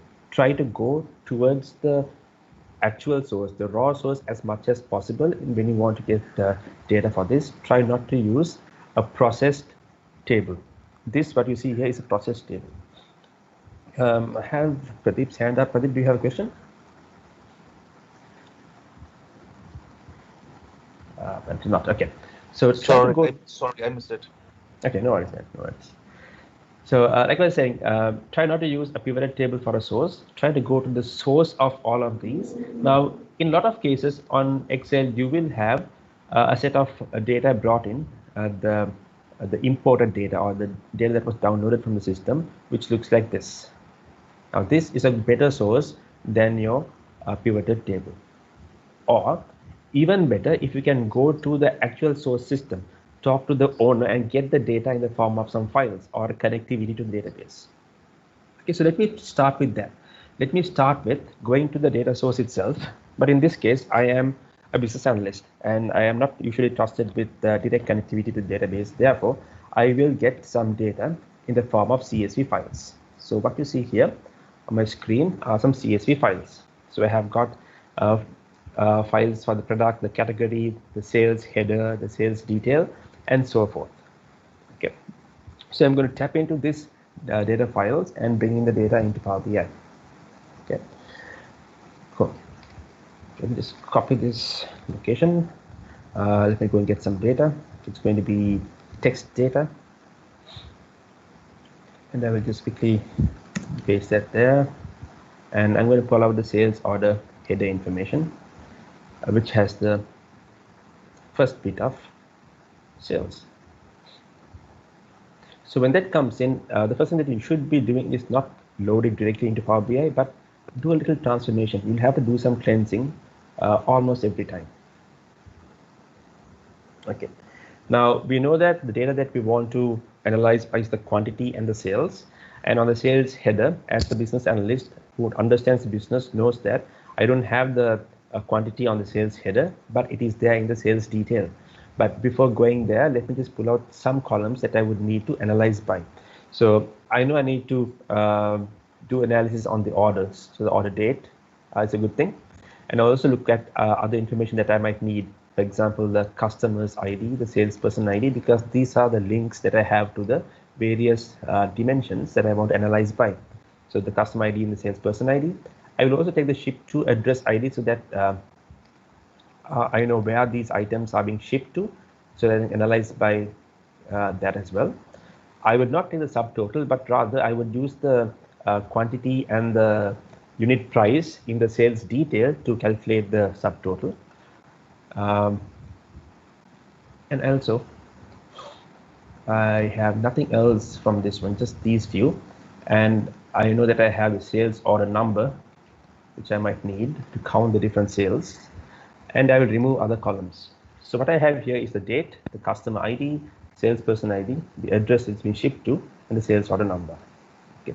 Again, one more thing that I forgot is I need to have the sales order ID as well, because I need to link to the detail table. Okay, so once I got this, let me now go and pull in data from the sales order detail table, which is another table which has the detailed information. So I will click on OK so that I can now pick the columns that I want from here. So I will click on choose columns up here, and I will choose the sales order ID so that I can link with the order header, the quantity, the unit price, and the product ID, because I want to know which product it is. Right? And the rest of them I'll just leave out. So it's always a good idea to keep only the columns that you actually need for analysis and leave out the rest so that there's less clutter and also less data brought in. Okay. And then we know that sales order header and sales order detail are part of one thing, which is the sales order. So what I will do now is I'll try to join both these tables, link them up so that I have one table. Okay. So instead of clicking on merge queries, I will click on merge queries as new, so that I'll have a new table, a completely new table, where I have joining or merging the sales order ID with the sales order detail table. Okay. And when I do this into the sales order header, I will get the sales order detail merged as a table.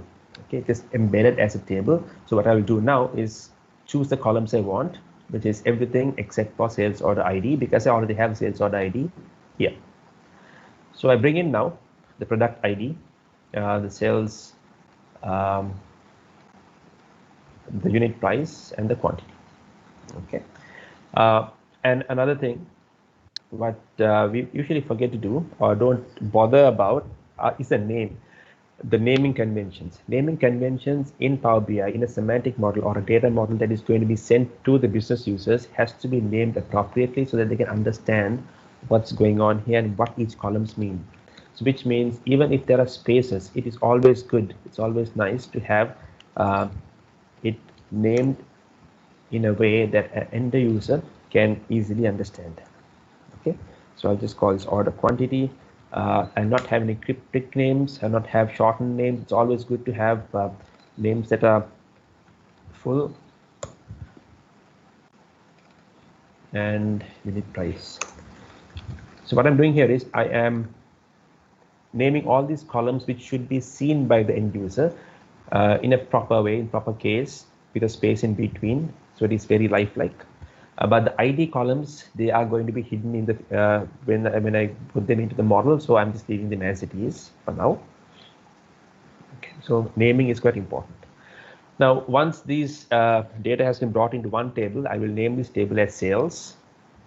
Okay, and then I will disable load on the header and the detail table because I no longer need them to be used for analysis because the data in those two have been brought into sales. Right. So now, since I have the sales information here, I need to have more tables through which, or more tables which will help me analyze the data that I have here. So now, I have the order quantity, which I'm going to analyze. I need to have the order value, which is a product of these two columns. So what I'll do now is, before I bring in any more tables, quickly add a custom column. I can do it later on, but I'll do it here itself. I'll just call this value, and I will do a quick calculation here. The order quantity multiplied by the unit price, so that's the value, and have a sales value here. Okay, so I'll just change this into a fixed decimal. Okay, so this value and this quantity are the things that I am going to measure. And what I am going to measure by are the columns are what are going to be brought in from other tables. Okay, I will also get rid of this unit price and the yeah, I'll just get the unit price for now.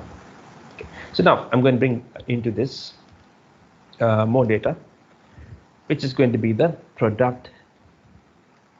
I also noticed that along with the product, there is another table called product subcategory, and also a table called product category. So now in my business analysis head, it's working. My head is working. I start remembering that subcategory again is part of the product. Category is part of product. So I bring them in as well. Sorry. So I've got 3 tables that are related to product. And what I'm going to do now is merge all of these together. So I'll quickly merge product with the product subcategory on the subcategory column.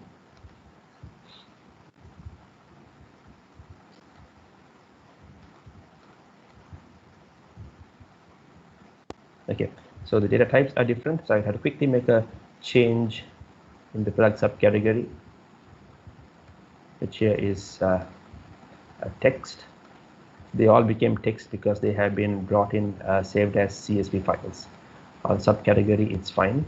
So I will now merge these 2 tables, the product table on the product subcategory ID and the subcategory table on subcategory ID. You can see only some columns have matched because there are some nulls there, so that's fine. And when I expand this, I'm going to bring in the name of the subcategory and the category ID because I need to now link with the category column of the category table. Right? So I will merge this table now on the product category ID with the product category table on the category ID of that table, and bring that information in here as well. And here I will just bring in the category name. Okay, so now I have quite a lot of columns here. I am going to choose the columns I want. So it's going to be the product ID, the product name, maybe the color of the product, the style of the product, and of course the subcategory name and the category name. So I'm only bringing in a few columns like you can see here: ID, name, color, style, category, subcategory name, and the category name. Okay, so now, like I did earlier, I'm going to rename this as subcategory and this one as category, so that I'm going to make it very business friendly. I see that I have a lot of null values, so I can replace these null values with something understandable. It's always good to have no null values at all. So you need to somehow cleanse this data to have something acceptable there. So what I am doing here is I'm just replacing null values with not available. There are different values that you can use, like unknown and any other value that suits your business. Okay, I'll just leave the rest of them as they are. And I will now disable the load of subcategory and category, and I will bring in only the category, only the product. And so now I have the sales and the product. Now similarly, if I go back to my sales, I also have the ship to address, the salesperson ID and the customer ID. So similarly, I can bring in the customer table, the country, province and city tables, and I can also bring the salesperson. Okay. So for now, I will not do that. Just one more other thing. Order date. Now, order date does not it has only the dates in here, right? But when you do analysis, you will want to do the analysis on the month, the quarter, the year, and you also might want to do certain things called time intelligence, where you might want to calculate last year's sales value. And then once you calculate last year's sales value, you might want to do a year to date of the sales value. Now, in order to do all those time intelligence functions, you need to have an unbroken list of dates. Now, that unbroken list of dates cannot come from this column, because this is the order date column. There can be dates where orders have not been done or made. Okay, so it's always good to bring in a set of dates from somewhere else. The thing is, here all the information is brought from the sales database. The sales database may not have a calendar table. So what you can do is you can there are so much of scripts out there on the internet. You can use one of them. So this is a Razarad's script, which is freely available on the internet. So I will copy this code. Okay, the link will be there on my PowerPoint. And what I will do is I will go into new source and I will open a blank query. And I go to advanced and I place this script in here. So this is a script which generates a list of dates from the beginning of a particular year to the end of another year. Okay. So here in the code, you can see that the beginning year is 2018 and the end year is 2021.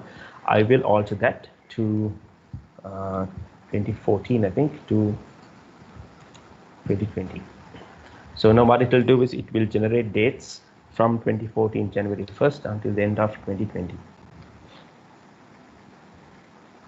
Okay. And what's cool about this script is it has lots of different attributes of this date. It has the start month, the day name, the week, the year, and also has, when you go to the end, financial year columns as well, or the fiscal columns as well, so that you can create, you can do analysis on the fiscal year as well. I will call this table calendar. So it goes to show that you can bring in data from source systems, and you can also generate your own data. Okay, so now I'm not going to bring in customer and others. Let me just quickly click on close and apply.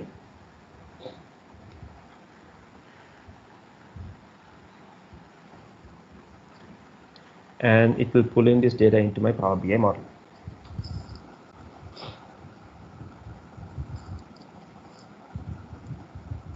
Right, so now once it brings in, okay, you can see that I have built my or designed my tables to have the sales information, or a table which has the information which I want to measure. So the table which has the values that I want to measure is called the fact table. So the sales is the fact table, which has two facts. One is the value, and the other one is the order quantity. Apart from that, it has IDs, which are links to other tables through which I will do my analysis by, right? The filtering, the slicing and dicing and things like that. Okay, and product ID has automatically linked. I will also link my date to the order date column, and I will have something like this. Okay. Let me just upgrade my model to a new set of features that Power BI offers, so that my modeling is much more easier. So now what I will do next, okay, is quite important as well, though they may seem trivial. Okay, now first up, I will only make sure that the columns of my fact columns, order quantity and value, are the ones that can be aggregated. So by default, they are already aggregated with the sum function. But the rest of these things will not need to be aggregated, like the sales order ID. So what I will do is I will click on sales order ID and go to advanced, and I will say no summarization. Same for ship to address custom ID. Again, I'll select both of those, and I will specify them as not to have an aggregation. And the next thing is, all these ID columns are not going to be analyzed by, okay? So they are just IDs from the database. So what I will do is I just hide all these IDs. Okay, so you can just select all the ID columns, and even the order date, right? Because the order date acts as an ID, and we have the order date, we have the dates here in the calendar, so I can hide all of these. Okay, so now what I will see when I go to the report is just the order quantity and the value columns.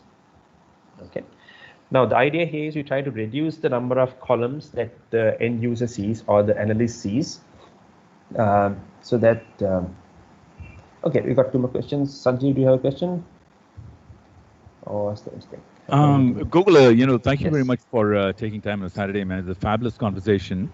Sure. Real quick one, when you go back to Power Query really quickly and you looked at the date table, have a question on that, So, the transactions keep happening, right? I mean, when you refresh like tomorrow, let us say this information is actually coming from your ERP system, and the dates will get updated, right? Based on the transactions that have happened. Yep. Would it be okay to construct the date table from this order table directly using mQuery, so that the dates will, the contiguous dates, the first date and the last date will automatically get updated? That's a good question, Sanjeev. Thanks for that. So Sanjeev's question is, since transactions keep occurring on a daily basis, and since my calendar table just stops at the end of 2020, what are we going? Can't we use a better way of automatically picking up the last end date of the transaction? You could do something like that. It may require a little bit. You might require a bunch of merging to be done. For example, you can go into the advanced.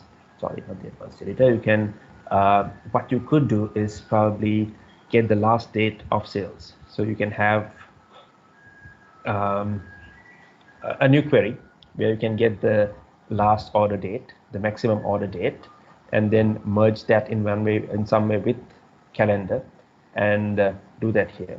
Or another way would be to use, instead of using 2020 up here, we can use the today function and go to the last day of the year, so that you will have dates filled up right until the end of the year. So this example was just, yeah. Okay, so you can come up with various ways. Thanks, Venkat, for the question, though. So you can come up with the various ways to which where you can automate it, automate the list of dates. And the best way I feel is to have full set of dates for at least the current year. So again, that can be automated in various ways using Power Query. So let's get back. Thank you very much, sir. No problem. So when we get back here, So we have hidden most of the columns that need not be shown. And then here when it comes to product, again, the product ID is not necessary to be visible because nobody's going to be analyzing product by the product ID. And similarly, when it comes to these list of dates, okay, there are so many of these columns here which have been automatically aggregated by Power BI. So what I'm going to do there is select all of those and not aggregate them as well. So get all done.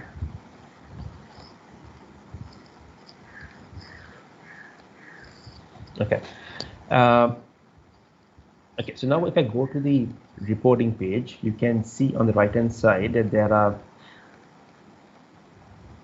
these 3 tables. And most importantly, sales order has only the sales quantity and the value and the sales order number. So this makes it much more clearer for the business user to create their reports. And see, the clutter of the IDs have been all taken out here. Okay. Another thing that we can do next is to create some hierarchies so that analysis can be done a little bit more easily. Okay, so I can right-click here and create a hierarchy on the category because category is always at the top. And then I can start adding columns to that hierarchy. Okay, so here I create my hierarchy. And I can change, I can rename some of these columns just to make it a tad bit more user-friendly again. Okay. And then once these are available on my hierarchy, I can even go and hide the category and the subcategory and the name. Okay. Now when I go back to my report model, you will see that my category of products are there. Okay, and then I have the rest of the attributes here. And again, it makes it much more a cleaner semantic model. And I can also rename this as products. The hierarchy, I'll call it products, and so forth. Okay. You can also create a hierarchy in calendar. You can create multiple hierarchies, such as the calendar hierarchy and the financial calendar hierarchy, and so forth. Okay. Now, once this is all done, okay, what you need to additionally do is, now the 2 columns that I'm going to use for measuring is order quantity and value. Okay. But then you would also want to do other types of analysis, such as, like I said, time intelligence based ones, where you want to calculate last year's sales and so forth. Okay. So the next step that you need to do is create a table which will hold something called measures. Now, order quantity and value, which are facts, they are local to the sales table. Okay, but measures are calculations that are global. They sit on top of all of these tables, so that they can be used across the model for your analysis. Okay, so let me quickly show you how you can do that. Okay. So before I do that, let me quickly show you a model which I've pre-built here, which brings in, this is the same thing that I've built. Let's hide this one away for now. Now here, apart from the 2 that I have created, I have brought in geography and salesperson, similar to the way I did my demo. Okay, so I have all of this here. And then what you would do is you would go and create a new table called metrics. You can call it whatever you like, but I create a simple table like this using, I just give a name for it. I call it metrics because it's going to store all my measures and stuff. And I will just say 0. So what it will do is it will create a table with a default column called ID and 0. I will hide that column. It's hidden. And then I start creating the various measures on top of that. Okay, right. So that is what I have done here. I have created various measures that you can see. So the rule of thumb is, first off, create some base measures. Base measures are nothing but a sum that you put on top of the facts. So order value was a fact, so I created a base measure on top of that with just a sum called sales value. And then on top of order quantity, I created one called order quantity. And then using these two, I can now create more measures such as this one, sales quantity last year. So here what I'm doing is I'm calculating the sales quantity measure for the same period of last year, and what am I supplying as a parameter? An unbroken list of dates, which is coming from the calendar year.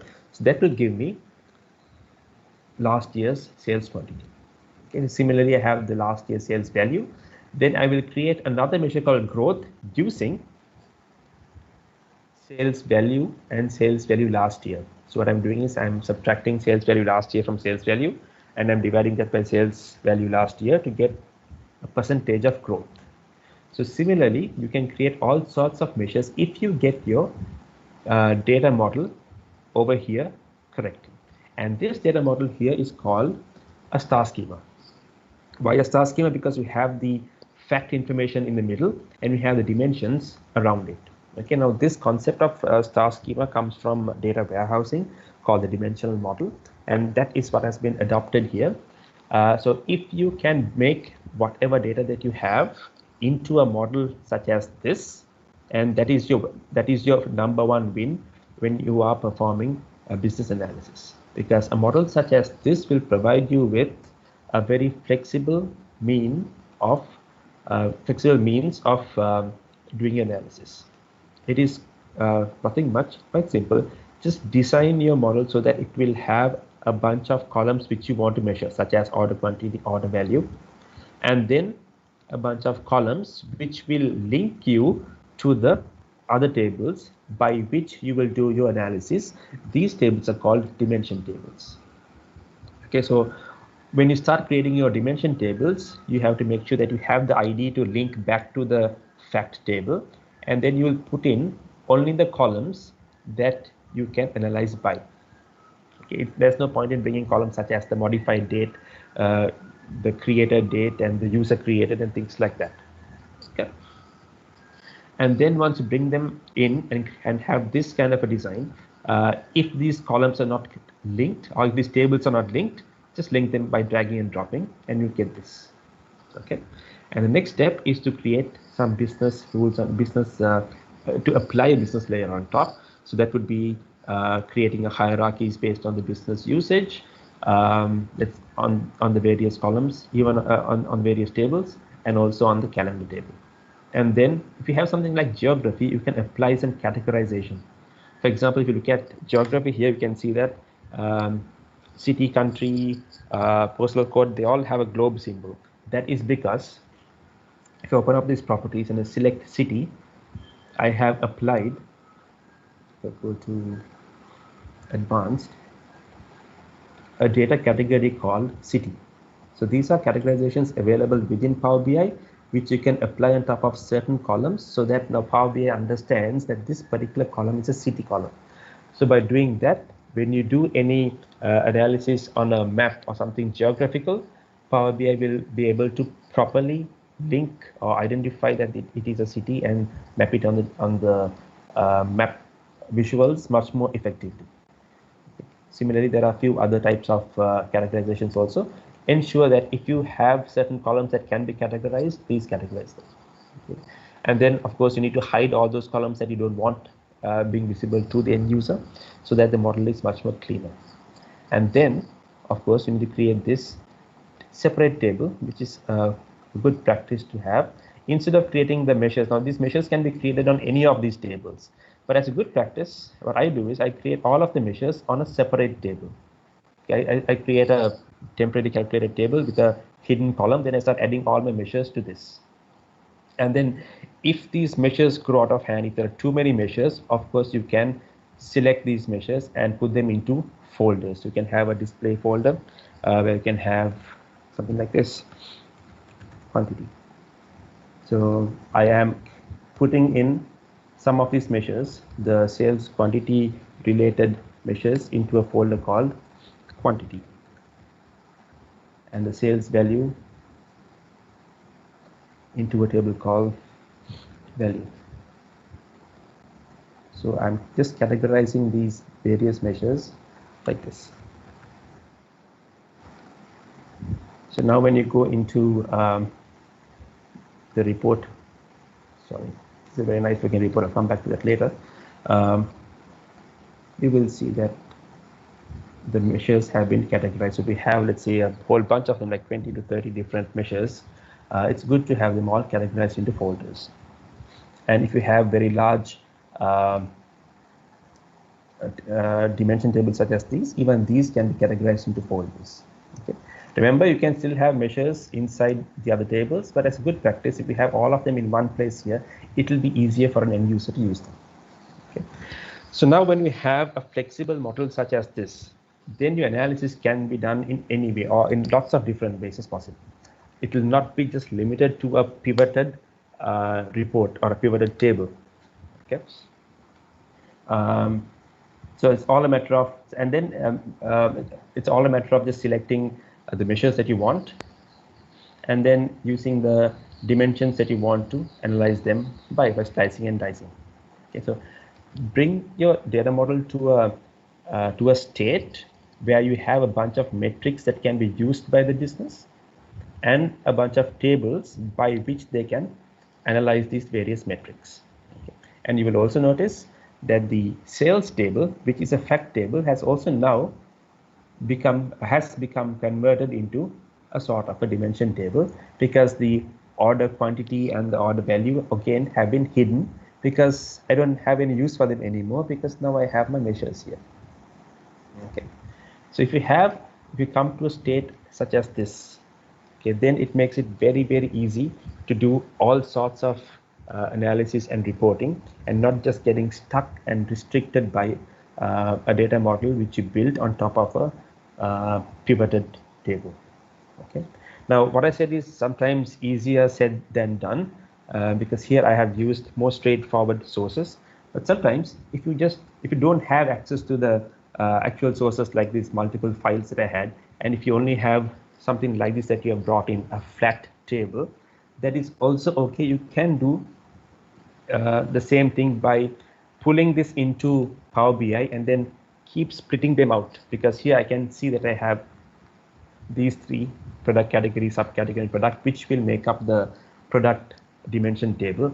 I can see that I have country, the country code, and the state, which can make up a sales table. So what you would do, or what I would do, is bring them all into one table and then start splitting them out from that table into small tables.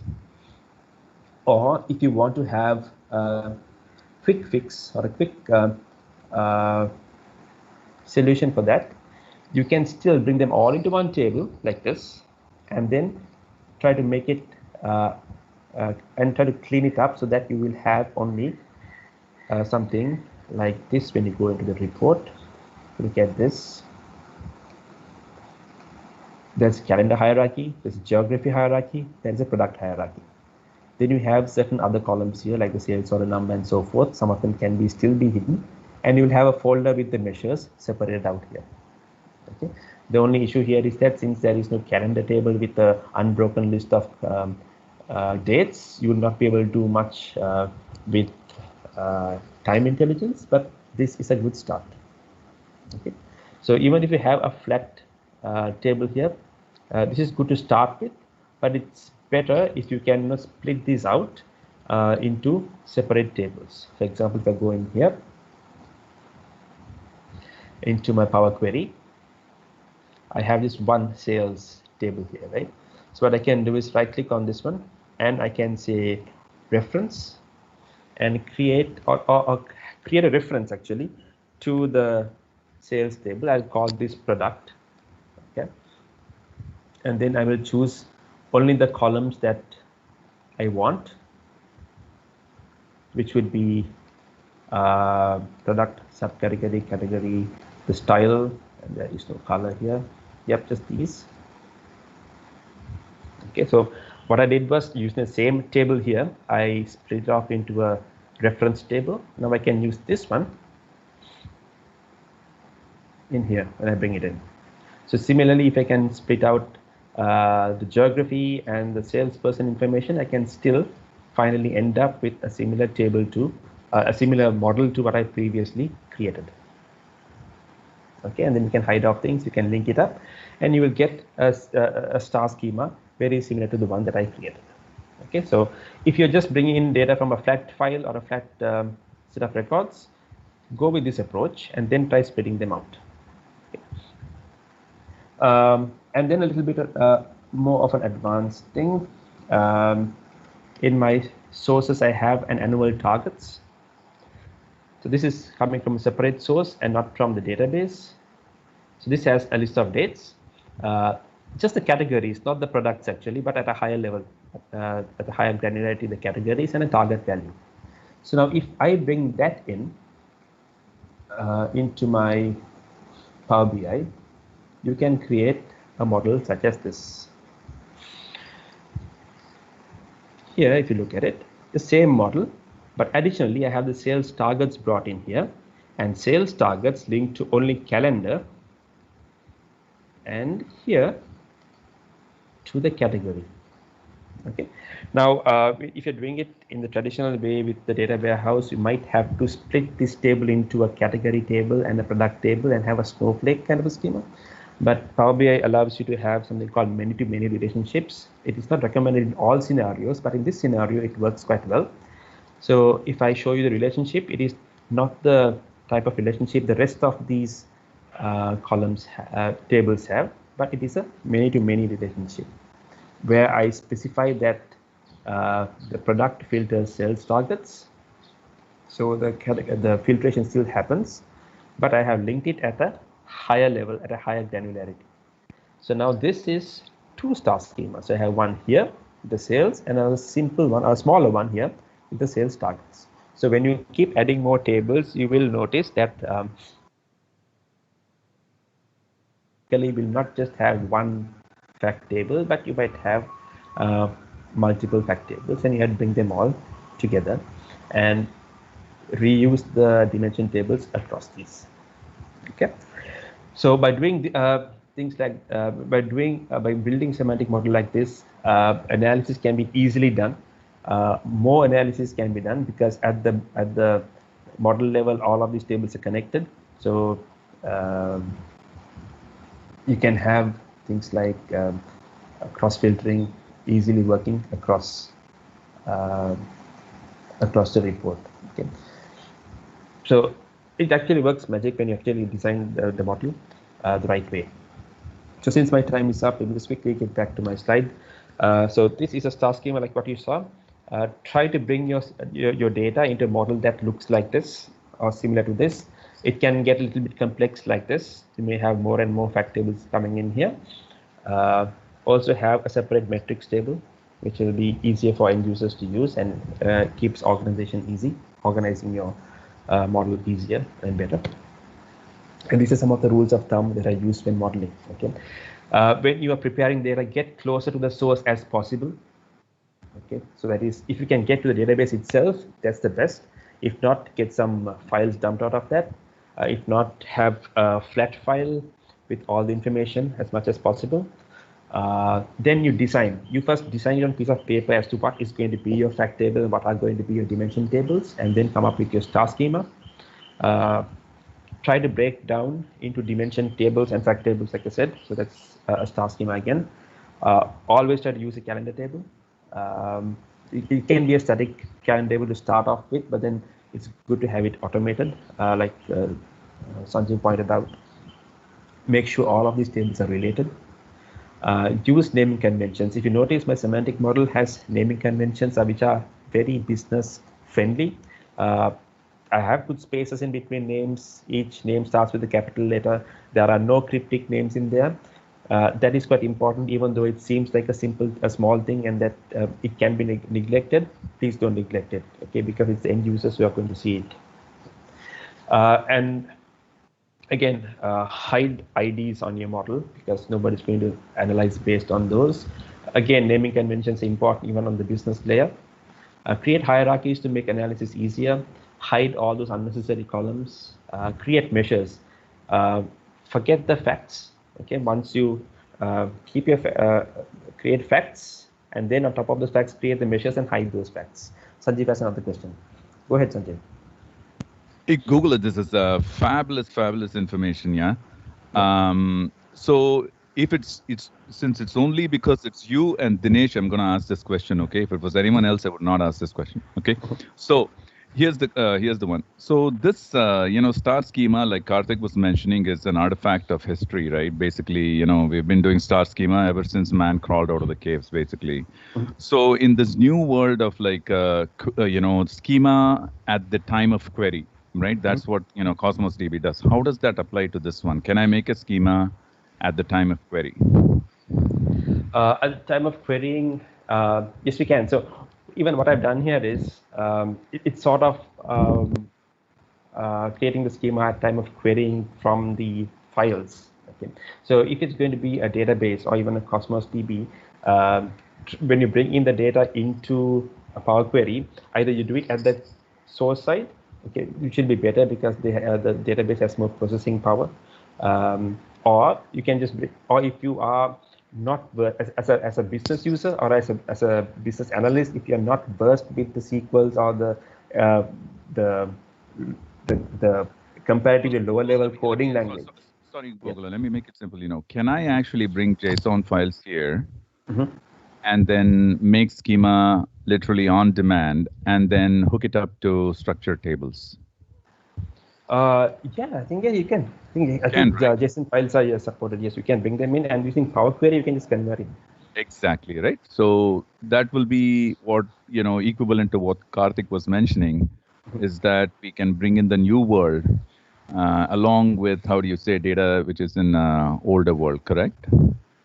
When I say older world, star schema, but the thing is, you're bringing in, semi-structured data, and then, things like, Twitter, which are unstructured data as well into this. Thank you very much. The one last question is, and this, we see this all the time, is when would you use transformations in Power Query versus use, when would you use, how do you say, transformations in Power Query versus using DAX versus using calculated columns and tables? Okay, so I would use calculations in DAX so that the processing of the files can happen before it comes to the end user. Okay, so in a lot of cases, the model is processed in the nights or just once a day or twice a day, things like that. So if you can leave the processing, so if you can put everything to that processing, that would be the first step that I would do, so that that is no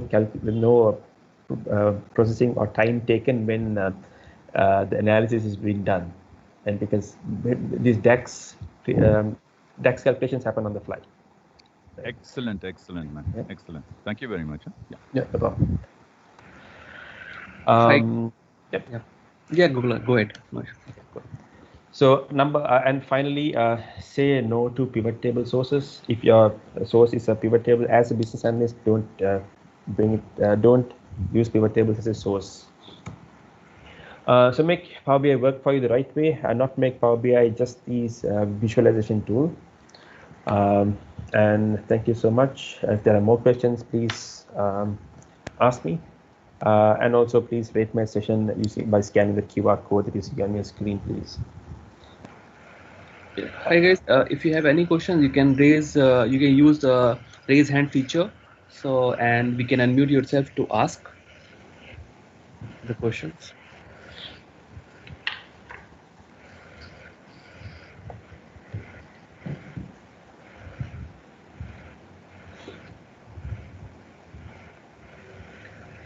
Okay, I think thanks Upala, really wonderful session, and it's really nice. I think Power BI. Okay, so we'll hand over to our next speaker, John. Let me share my slide.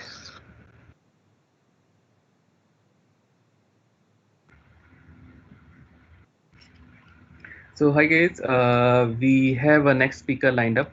Please provide your feedback on this on Bitly link, or either you can scan the QR code. So let me just put on so he can provide a feedback.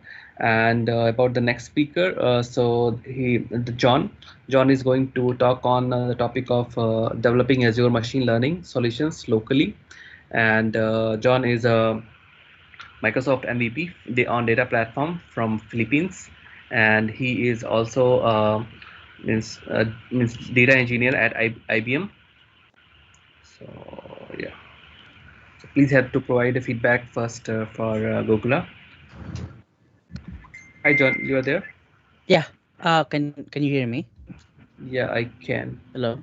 Yeah, just Great. wait for a few minutes so at least everyone can provide a feedback and then you can start. Or Okay. maybe you can share your slides. All right. Yeah. Share content. Let's see.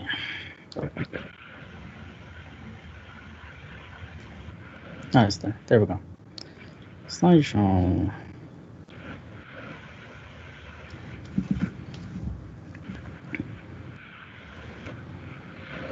There we go. Yeah, if you have any questions regarding previous sessions, so you can also send an email to us, or means you can also reach out to the Gogula or us or any one of the members of our team.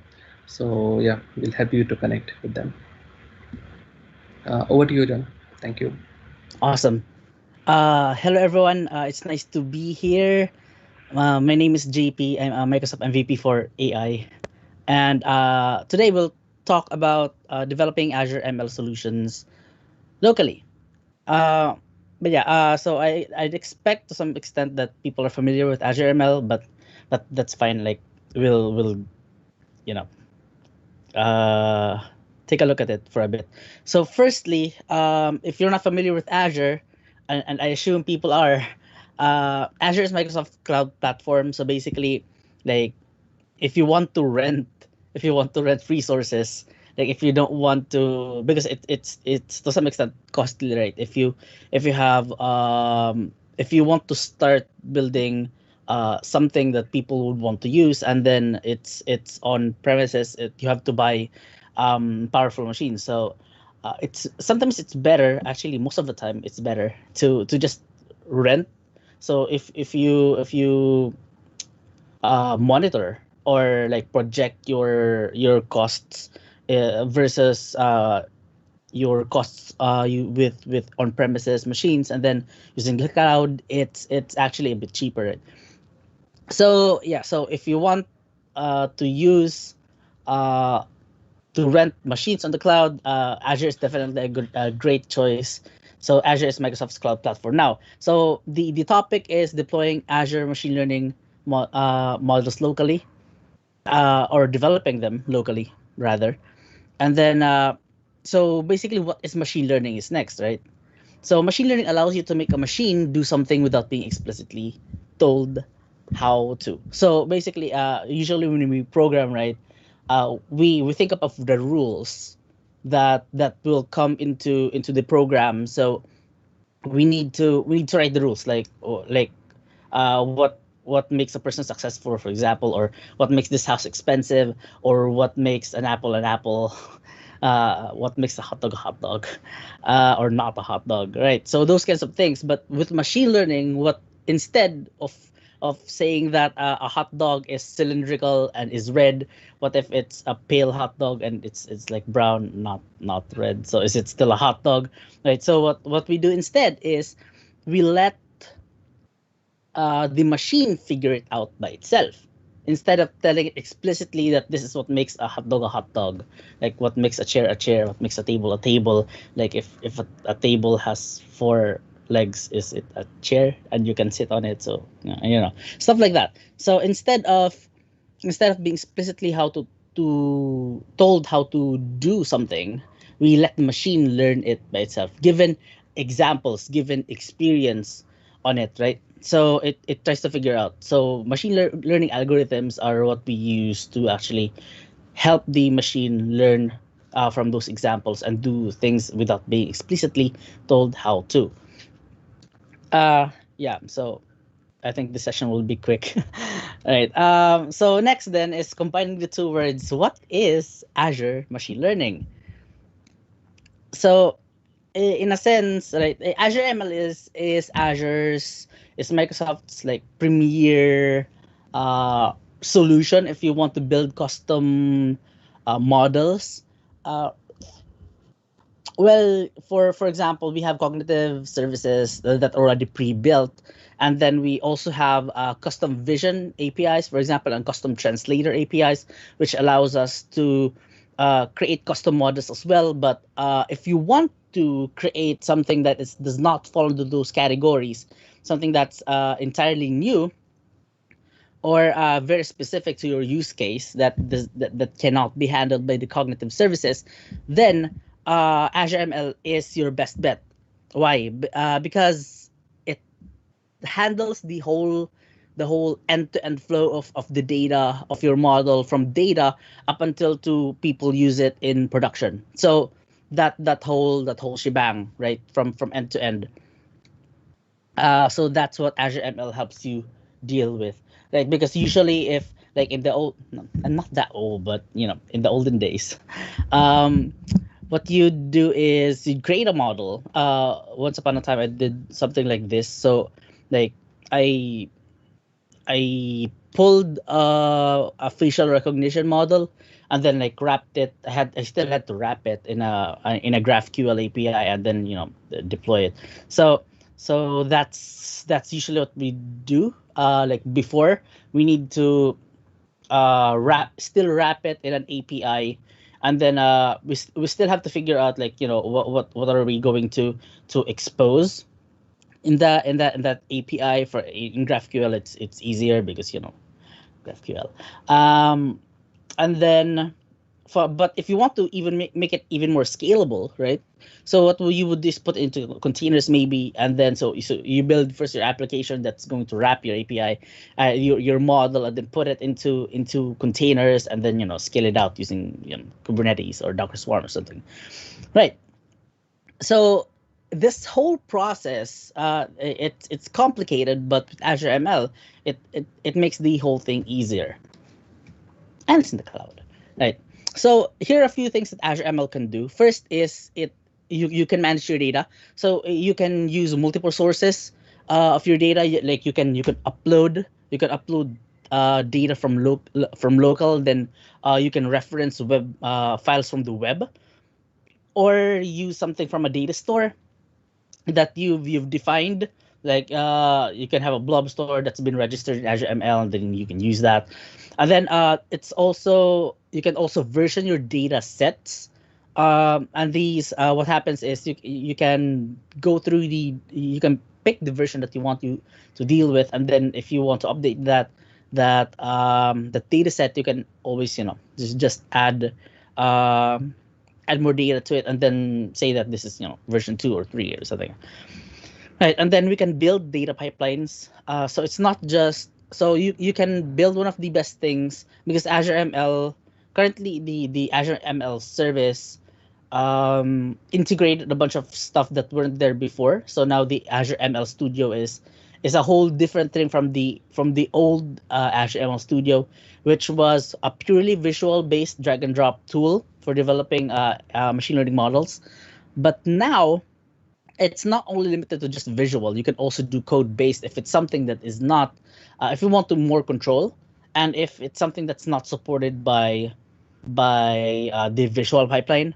But again, given the modules that's available with the visual pipeline, I'd say that you can do almost everything in the visual pipeline, because you can write R scripts there, you can write Python scripts there, you can even have a module that will build the model itself in with custom code. So if you want to do visual, you can go visual. If you want to go code based, you can go code based. Before there was a basic and enterprise SKUs available, and now they don't. So if you're going to use ML, everything's already available, even the visual ones, right? So yeah, you can build machine learning machine learning models visually. You can drag and drop the whole pipeline, and then automated ML, which is also to some extent visual.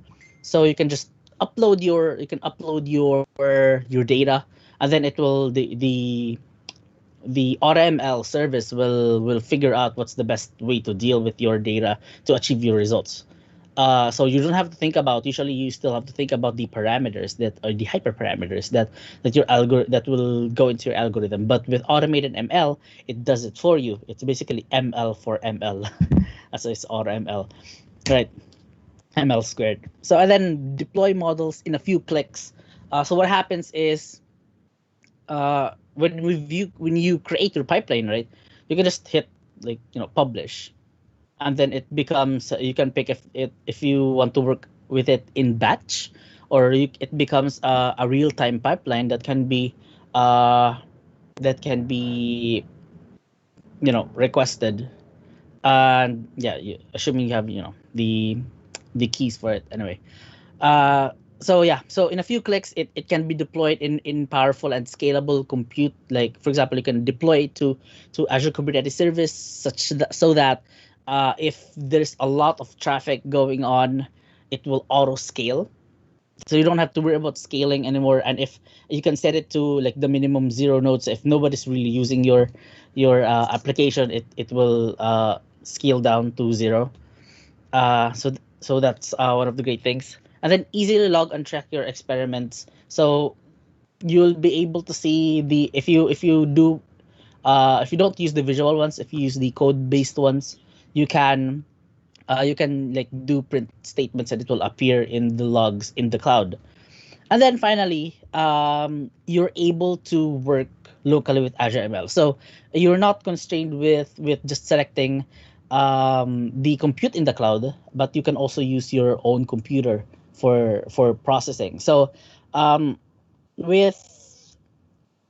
of the biggest advantages of cloud is you can provision powerful machines for just a few hours, and then you're done, right? So that's one advantage. So that's really a great advantage of the cloud. So you can just run compute for a few hours there. But if you have a powerful computer, and if you have some constraints, maybe you can still try to work locally, even though you're already connected to that to the Azure workspace, to your so even if you already have that pipeline ready, you can still work locally. But this is to some extent, because this still needs to some extent some internet, and then there are limitations, but let's take a look at it. So why would we consider Azure ML development local? So first is faster code iteration speed. So what happens is, instead of uploading it to the cloud, instead of waiting for it to run in the cloud, you can just run it immediately on your machine. So you just do the initial notification to Azure ML that, hey, I'm running this experiment, but then I'm going to run it local, and when I'm done, I'll tell you. So and then another good thing about this is, if you want to stop, you can stop and then start again, because it's local. You can just hit Control-C or something, or if you have your deployment local, you can just refresh it, and then you don't in the cloud, it's more involved than that, and it's slower. So if you want to speed up your development process, you can. It's better to do it locally, except if you're training really heavy models. So that's one different thing. And then almost no compute cost, because you're running on your computer, on your own compute. So you're not charged with with the compute on the cloud. So if you have a powerful computer with GPUs and stuff, you can use that instead. And then finally, you still are able to use the features like logging and model tracking. So because to some extent you're still using the internet, but for the training and deployment, you use it locally. You do it locally. So so the things that can be done with Azure ML locally is 1, model training, and 2, model deployment. So first, model training, you can specify you can specify your compute target to be local. So alternatively, you can create you can instantiate a class, a compute target class, and use that as oops.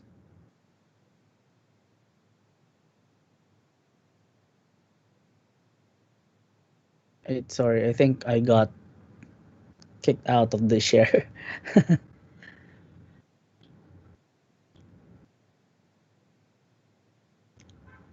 Give me a sec.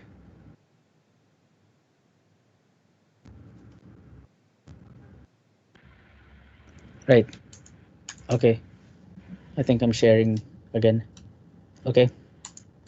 Yeah. So compute target local. So you can specify that, and then for deployment, you have for the cloud. If you want to deploy in the cloud, you can use the ACI web service or AKS web service. But for local, well, you know the name, local web service. You use that. So once you specify that as your deployment config, sorry, once you specify that, when you deploy your model, it runs well locally. Okay, so let's take a look at how this actually works. Now I'll go on over to sorry. Let's go on over to my terminal, because quick note, when I worked with this, when I worked with local deployment, especially deployment for Azure ML, what happens is I get issues on a CentOS based device or machines, or Red Hat based machines. So Red Hat and CentOS machines. So I have problems with those. So it works on a Mac and on Ubuntu. So that's what I've tried. So I'm using I have a VM in here. I have a VM in here set up, and I'm already SSH in. I'm using this because my internet's slow. Because the first thing that's going to happen when you do these deployments is it downloads Docker images. Why? Because this is how they make it flexible. They use the put the applications, the models inside of these containers that they generate themselves. Even with the same with the deployment and the training, so they put it inside those containers and they run. So it would require an initial download, but after that you don't need to need to do that anymore. Especially for your deployment, if it's already running, you can just reload the service. Anyway, so what we can do is check out. So I have a work folder in here. So I have data in this folder, so you can check that out. Less data, diabetes. So I have a diabetes data set, standard. So if you take a look at this, we have on the top patient ID, pregnancies. So these are the headers, right? Plasma glucose, diastolic, blood pressure, triceps thickness, serum, insulin, BMI, diabetes pedigree, age, and are you diabetic or not? So it's a 0 or 1, true or false. So this data is exactly that. So what we want to know is, given some data like are you pregnant? How many pregnancies have you had, or how much your glucose is, and your diastolic blood pressure and stuff like that. Are you diabetic or not? So yeah, it will try to predict that, right? So that's what we are going to try. So the first thing, so we have all this stuff here. We already have our scripts, right? But first we need a machine learning workspace. That's the first thing we need. Is it? Oh no, sorry. Need to. It's already here.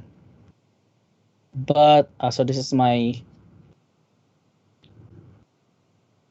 So we have.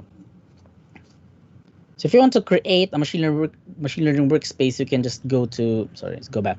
Create a resource.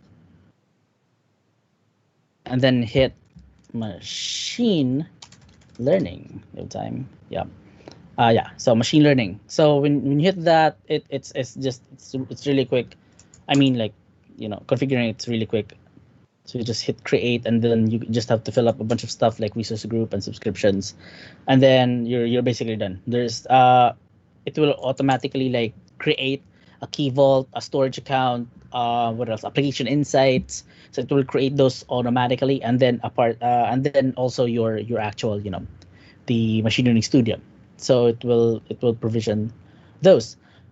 Yeah, but technically you can also do them separately and just connect them as you create, but that's more programmatic. You can't really do that here. The Azure portal, right? And then sorry about that. So now we have, let's visit studio. Okay, let's just go to, so if you already have a workspace, you have a button there.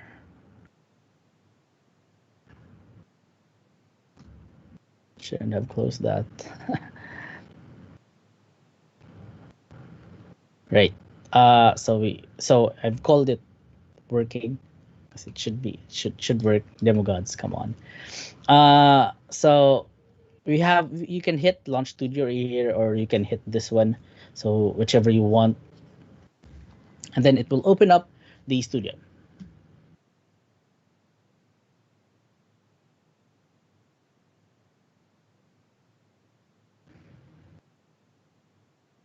And ta-da! So again, so over here on the left, we have a bunch of stuff choices. So you can pick if you want notebooks or ML Designer, and what's not there is you can develop locally, which we'll do.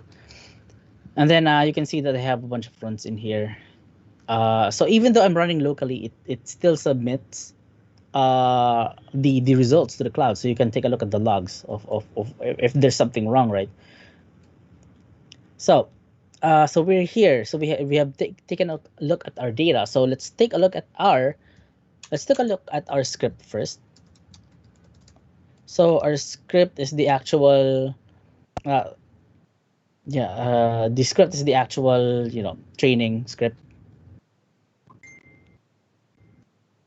So you can take a look at this. This is just the usual scikit-learn stuff. So here we're usually if you're developing in the cloud, this would be from a data store, but or like pulling a data set, but we're doing it locally. So I'm specifying that I'm getting all the CSVs inside the data folder, and then we're just separating the features from the labels in here, and then train test split with the 730 split, and then so run.log. So this one, so in here we're getting run is equal to run.get context, and this so when we get into run log in here, so what happens is this will become part of the logs when we open up in the cloud, or even after we do the training, we can actually check out those logs. So this script is usually submitted to the cloud normally, but in our case it will be run locally, but the results will be also sent to the cloud along with the model if you've registered it. So the usual stuff, accuracy, area under the curve, and then we're dumping the model that we generated. Right. So that's basically it. But this will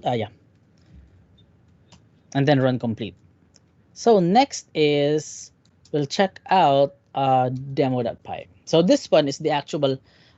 So what's great about Azure ML is you can actually decouple your actual script and how you deal with that script, like the configurations of running that script or deploying it. You can separate that. So first things first, I'm creating an environment. So an environment here, it will specify we're specifying user managed dependencies false. So this means that we don't need to manage the dependencies ourselves. So what would happen is sometimes you would install conda to to install everything. But so in this case, we don't want to do that. We won't. And then end.docker enabled is true, meaning we'll be dealing with Docker images. So it will download a Docker image that will contain all these libraries in here. Okay. So, and then in here we're just configuring the script. So we're passing in the reg rate, the regularization rate, and then in here is the important part. We're specifying the compute target to be local. Okay, and then after that we'll in here we're going to submit the experiment, and then it will actually run locally. It will just say to Azure ML that, hey, we're done. But then it will run locally. We've started, and then we can do locally. And then next is we are registering the model because we're using it. We're going to use it. And then in here, another important part, this is just, give it a space. Code looks horrible. Sorry about that. So we have inference config in here, and we're specifying the local web service, right? As we talked about earlier. And then we're specifying the port. If you do not specify this, it will pick a random port that's open, and it will you will just see what the port is. And then here we'll see that we're already deploying the model. And then we're specifying the inference config and the deployment config. So for the inference config, you need to specify the scoring script, like how it will infer the answer given the model and the data. So how do you connect those two? Right, that's the scoring script. Right. So then after that, you can I'm printing in here the state of the service. Usually it's running when you're done, and then Swagger URI would be so that we can see what the shape of the data is in our endpoint, and then for the scoring URI, what the actual endpoint is. Okay, so just blaze through this, and then you can just maybe just ask questions later. Right. So let's run this demo.py. So there we go. So it's starting the run. So yeah, we're already running the experiment. So we can take a look at this, right? Oops, there we go. Let's copy this and move here. We can take a look at it. So it will just say it started, but because it's already running on local, so it doesn't know what's happening yet. Yeah, well, it finished quickly. So again, you saw that we had our run.logs, right? So we can see them here as metrics. So we can see the area under the curve and the accuracy on the UI. So this is actually very helpful. Instead of digging out logs and just writing them manually, like this model performed like this, you can check it all out. Yeah, in here, right in the UI. But the training happened locally. So if you take a look at this, it already finished, and then it already registered the model, and now it's deploying. Oh, it's creating a new. Okay, great. I don't think this will be. I don't think this will take long. And after that, you can just reload and reload the service if you have changes in your, for example, in your score script. And also in here, so you have your model. You can just download your model, and since we've registered that, we can take a look at the models tab, and yeah, so many versions. Right, yeah. So let's go back to experiments. There we go. So it's done. So we have our swagger.json and our, I think I've opened it already to 8891. So I think I can open this.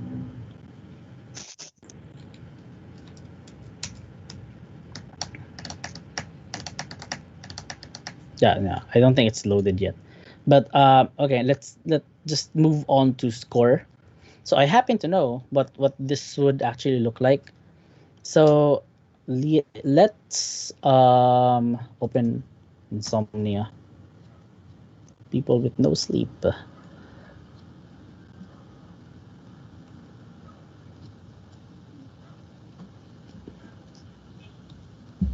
So we're going to query it now. So we have deployed the model to our local Docker container. This is actually pretty quick. There we go. So yeah, okay. So I already set it in here, but we can change this. So we can hit this and send. So we're getting 0. Let's actually try something else from the data to see. Let's find a 1 result. Our accuracy is are around 0.7 70%. So it's not that good. Let's copy this. Oh no, we don't need to include 1, right? Yeah, we don't. To copy these. Let's see. And then let's put those in here. See, it should be 1, I hope. Yeah, there we go. It's 1. So given these values, the person is diabetic. The one earlier was 0, so the person wasn't diabetic given his or her data. Right. சாமி ஒழுங்கா கும்பிட்றா பரவாயில்லையா?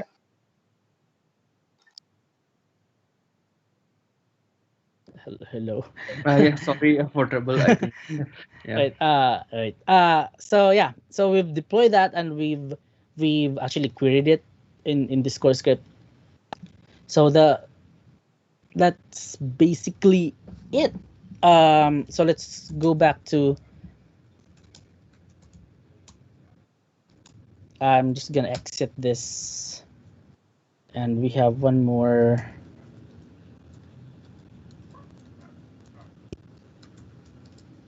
No, I think I lost it. I mean, that's fine. Right. So next is RML with ML.NET. Oops, don't need that. So one last thing that you can do locally. This isn't really related to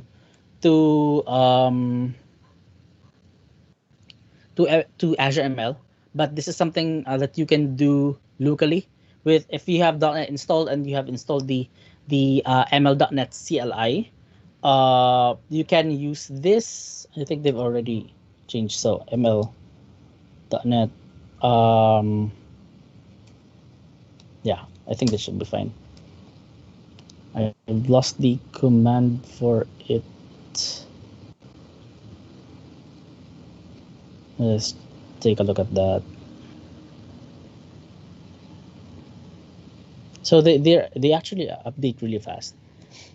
Anyway, so this is the last thing that we'll take a look at. So you can do AutoML in the Azure cloud, but you can also do AutoML locally. But there are still limitations to this. Like in the AutoML in Azure, in the Azure cloud, you can have customizations. Like what algorithms do you want to skip? Like what pre-processing steps do you want to skip? Like those kinds of things. As far as I know, this doesn't have those. So in here, we have, I just run that, but then cancel it real quick. We can take a look at the Yelp labeled text. So what we can see here is it's a tab separated file. So we have the sentiments, right? So, wow, love this place. And then it's a 1, it's a positive. And crust is not good, it's 0, it's negative. So, just Yelp reviews. So we want to figure out, like, given a particular piece of text, what is the sentiment of it? So we can train this actually locally using the ML.NET CLI. So we can run again this. Let's set this to 100, just to make it select better models. And then okay, so it will start running. So if you can see, it's already started training, and then it will the algorithms that it selects will actually pop up. So yeah, there we go. One average perceptron OVA with an accuracy of 0.821, 82%. So it will keep figuring out. It will keep trying out different algorithms, and then select the best one. So yeah, it's good. Just let it finish.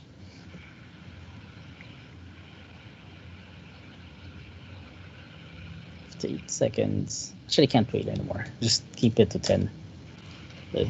10. Let's run it 10 seconds. Actually, like the model for this scenario, even if it's for just 10 seconds, you have a 81% accuracy, not bad, right?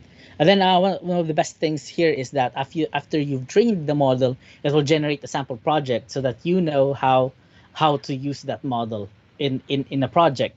But then again, it still doesn't beat the local deployment of Azure ML, but it's already packaged into an API and packaged into a container, and then also the cloud deployment is still better because you can deploy to Azure Kubernetes Service. So yeah, so that's the last thing that we'll do. So it generated a sample classification.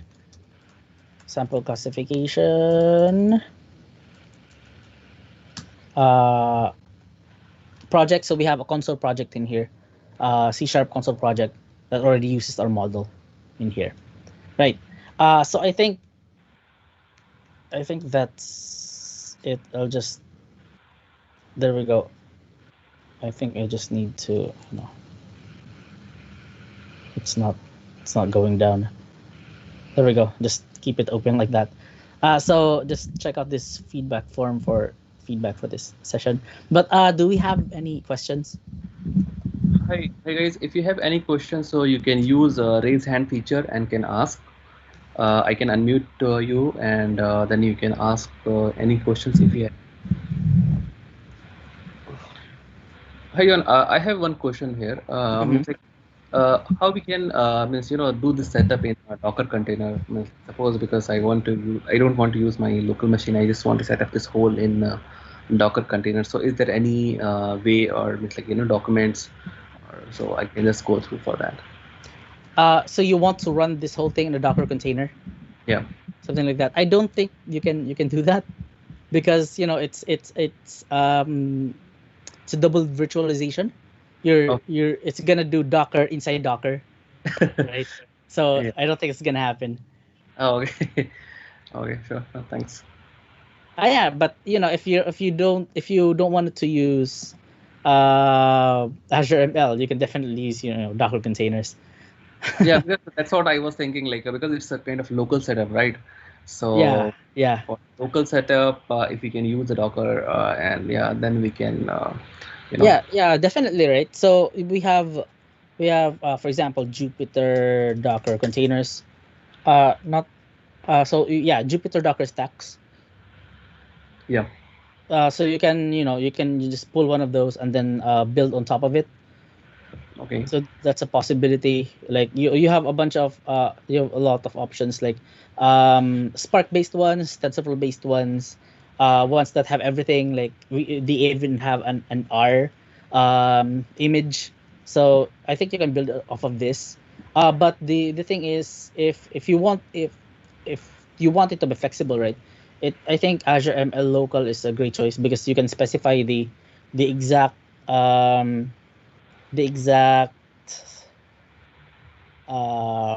dependencies that you need, and it will generate the image for you. And then that image, you can just use that image because it's already on your local. Sure. Okay. Thank you so much. Yeah. Hi, John. Yeah, this is Aru here. Just want to understand something. I'm not into machine learning by any inch. I have not learned anything. Just want to understand that you showed about how to use Docker and experiment and all. Is it any option that we can use the machine learning on premises rather than cloud? Well, yes. So we have Well, firstly, the actual stuff that Azure supports is that they have actual support would be the cognitive services. Like they have cognitive service containers. So like that's a legit thing. You just have to sign up, and then you can have those containers in your on-prem. So that's one thing. And also one other thing would be Azure IoT Edge. So that's another thing. That's, well, still technically on-prem. And then what else? Technically, you can for your, because you're getting these models down, right? If we take a look at this, so you have models here, right? And it even generates, like, if you have that run.download file, you can download the model yourself to your local. These are actually let me just open one. So you can download these, and then these models can be used by ML.net. So basically, you can just deploy your ML.net application with this model into your, in your local, in your on-prem Kubernetes On-premise cluster, for example. environment. Okay, Yeah, okay. exactly. Which means it's possible to have some machine learning, not into cloud, but also doing on-premises itself. Yeah, exactly. So Okay. an alternative to, like, developing on the cloud, it's instead developing on the local machines, is would develop on the cloud, where they have super powerful machines. Yes. And then download the model and just deploy it into your fleet in your on-prem environment. Yeah, I asked this question because one of the customers had completely against cloud, and they want to have some machine learning thing and all. Right. And I was like, completely no idea, because we never work on the on premises as much. So I thought, like, I can get some insights from you that how is it possible to do machine learning in that way? Yeah, that's definitely possible. Okay, thanks. Thank you so much, John. Really nice session. Hi guys, if you have any questions, so you can raise your hand and you can ask. We can unmute you and you can ask. Let me share my slide.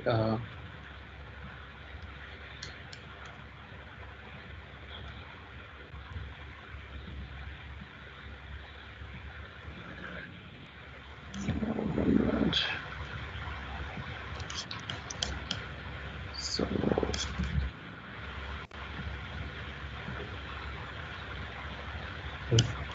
it seems, I think, some problem with my sharing.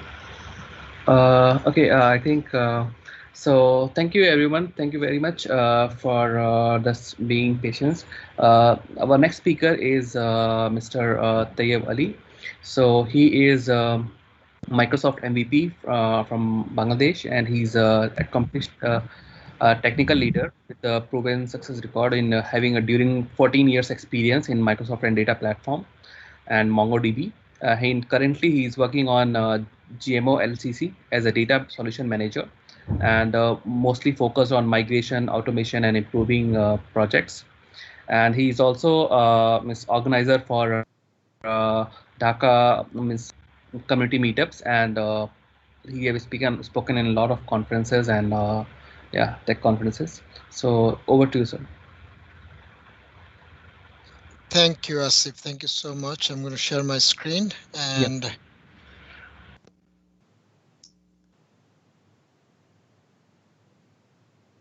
if someone can confirm that you can see my screen. We can view it. Yeah, thanks. Yeah, you can continue, please. Okay, great. Thank you. I'm actually joining from East Coast. I was born and raised in Bangladesh, and then I've been living in East Coast in USA for about 17 years right now. But Singapore is is an exceptional place for me, because when I was 19, that was the first country I visited outside Bangladesh. I was there many times, because before I came to work into data platform, I actually used to drive ships in merchant marine. So as you know, Singapore is a big hub for merchant fleet. So I used to stop there a lot. So I was there even like 3 years ago to see some of my friends from old days. So it's nice, and thank you so much to the organizers, for this opportunity. I'm also very much connected with the Dhaka group with Hassan and Mehdi, who is also a speaker today. So it's nice, that I can also, participate with you folks from this far. And those of you joined, listening to me also, thank you, because, it's not easy on a Saturday to give up your time and, listening to someone that speaks highly about you. If you are participating and listening to these talks, that means, you are trying to advance your career. So I appreciate that. So what we'll be talking about? We'll be talking about business continuity during the disaster, and totally focused on Azure SQL database. Because it's a vast subject. There's many options, so the time doesn't allow us to talk about other resources. Even within the Azure SQL now, there is managed instance, there is hyperscale, and I'm not going to talk about those today. There's Azure SQL you can run on Azure VM. So there's SQL you can run on Azure VM. So I'll totally focus on Azure SQL. So let's move on. I'm not going to read my slide, what's on the right side. If you want to take a note on the left side about my contacts, and if you want to reach out to me after this talk for anything related to what I'm talking about, or in general anything about data platform, please reach out. I monitor all these four, and I'll make sure that I give you an answer back within within 2 days. And if you're a local leader, I know there's many local leaders from other countries, from Sri Lanka, Philippines, and Nepal. If you folks looking for a speaker, I have a couple of talks. If it's useful to your groups, then only let me know. Otherwise, I don't want to just speak for the sake of speaking. So this is a real event that actually happened in 2019 in one of the Azure region in the UK South. And if you see this slide, there was 16-hour, 11-minute outage. And so the question you need to ask, as you're moving to cloud, putting your resources there, things are going to go wrong. Things are going to happen. Do not assume that, as you're moving to cloud, yes, Microsoft has redundancy. Yes, they have, they replicate your stuff in many other places. Still, things will happen. So you need to prepare for that. And one thing I always try to, emphasize, and I also try to practice, when people come to me, as a database solutions manager, or, just leading the team, ask me about, what kind of solutions we should put for disaster. I actually don't want to give them a solution directly, right? I till this day, I feel like that's not our job. We should not be stepping into that place. What our job is to give them the options, tell them the pros and cons, educate them about, RTO, RPO, ERT. We'll talk about some of this, and the cost, involved with this, right? The less the time for RPO, RTO, you need to spend more money. And so if you are the person, from the business side, whoever is the person making the choice, who can sign the check, he or she needs to tell us, okay, you gave me 4 solutions. Can we do 2 of this, or can we do this? Can we not do this? So my goal is to talk about those options. And whatever time permits, we'll do some demo. If we do not get to the end due to time constraint, this slide deck and all the code that I'm going to show you is, I just refreshed my repo just about 3 hours ago. So it's all in my GitHub repo. If you search for SQL Worldwide, if you go to GitHub, you'll see my repo, and you can download, use it, share it, do whatever you need to. You do not need any permission or anything. So these are two common terms. If you have been working in technology for a while, you should know this too. If you do not know, if you're new to this, also you should look it up. So, RTO, RPO, one is saying how far, from what point I can recover my data in case of a disaster. Other one is talking about how much time I need to be fully functional. Now there's a new term that's floating around, especially after inception of cloud, estimated recovery time. And this is nothing but is the max of ERT is the same as RTO, because your recovery time will vary, based on the incidents, right? But you want to know, what's your max that you can sustain based on your business. There have been, some research has been done, especially with all this, the cyber attacks goes on nowadays with ransomware and all that.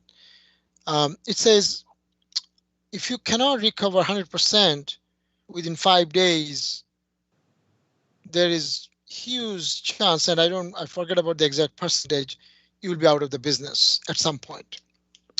So this is a diagram just to conceptually to see that what I'm talking about, what is RPO, RTO.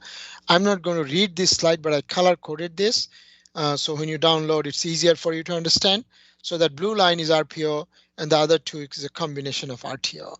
And, if you read blog posts, be careful what you read because people might have, different views. So try to really, get this in your head. What does this mean?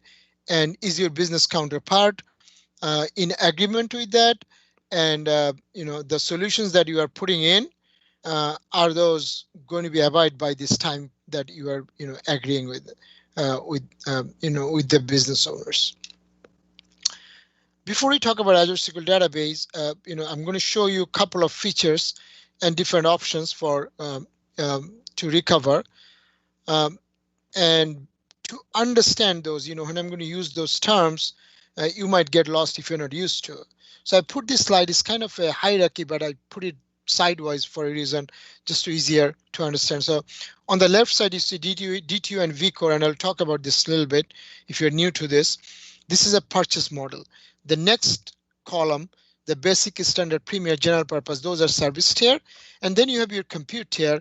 So on vCore, for DTU, there is nothing else. You select your DTU, you go to basic, standard, and premium, and I'm not going to go into details of those in the interest of time. But if you choose vCore, then next you go to service tier. There is 3. Then you go to your compute tier because you can have provision, means you have fixed amount of CPU and memory always assigned to you, or you can go to serverless, that on the fly based on your workload, you will grab more CPU and more memory. And then at the 4th tier, what is called is a hardware type. So you have options for different hardware type that you can choose. So some of the features that I'll talk about when I say no, this is not available on this is not available on that. If you get lost, come back to this slide. And at the end, I have a resource slide where I have more details that you can go and read about. So I talked about like DTU and vCore, and Microsoft really highly recommend you should go to vCore. But initially, when Azure SQL Database was launched, it was launched with DTU model. So the DTU model is a, as you can see, from the diagram, but I'm not going to read those. But basically, it's a abstract of your compute, storage, and I/O together. It's called database transaction unit.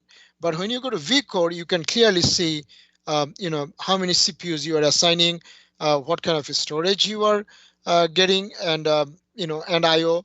And also there is a ratio.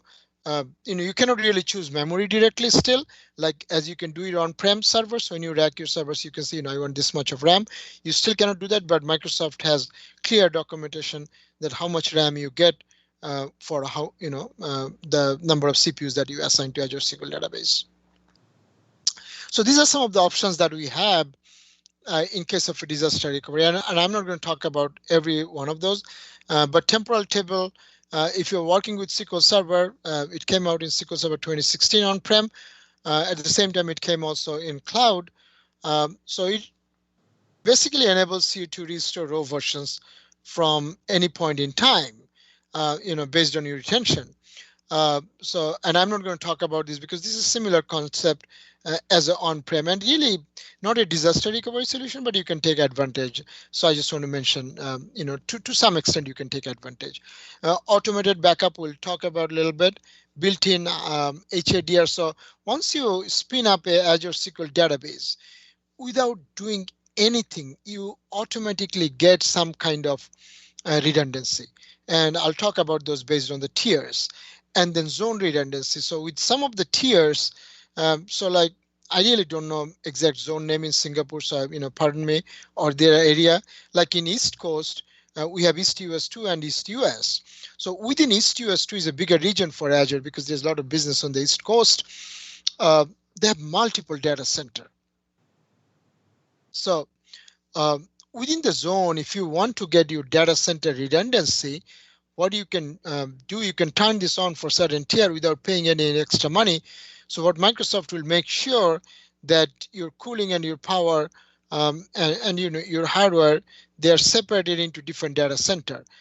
So in that case, if within a bigger zone, if a data center goes down, you still you will be running without any interruption.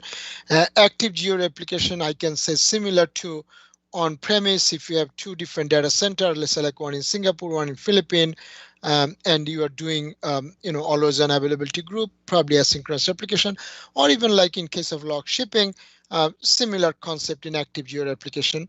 And auto failover group came out after active geo replication. It's built on active geo replication, but if you just implement active geo replication, you can only fail over per database. But if you have a set of database that supports a single application, you can group those. Like if you are using this on premise, always an availability group, it's exactly same feature as we call availability groups. So I'm not going to talk about temporal table anymore, but we'll touch other ones. This is a exact copy paste from the URL that you see at the bottom of this slide. This is something you want to know, because when you are negotiating with the business owners, and when I say negotiate means you're discussing and giving them options, this is, you want to tell them, hey, if you choose this, like if you just rely on backup, understand that you can lose 1 hour of data. Is that okay for you? Can you sustain it? Can you recover it? Because there are applications, right? Like, some of you, earlier you saw, like, we're showing, some of those, like machine learning and stuff. So like, if you're just buying data from a third party sitting in a flat file, and if you're processing those and then staging those, even if you lose an hour, you can probably reprocess and get it back as long as your flat files are available, right? So if you have that kind of stuff, yes, say I can sustain it. So I'm not just going to set up backup and I'm not going to do anything else. You cannot do that. Okay, then you have other options. So, show this, talk about these time frames and then negotiate with them, come up with a solution, right? Whatever you want. So, give you an example of what I was talking about before. You set up active geo replication. Now you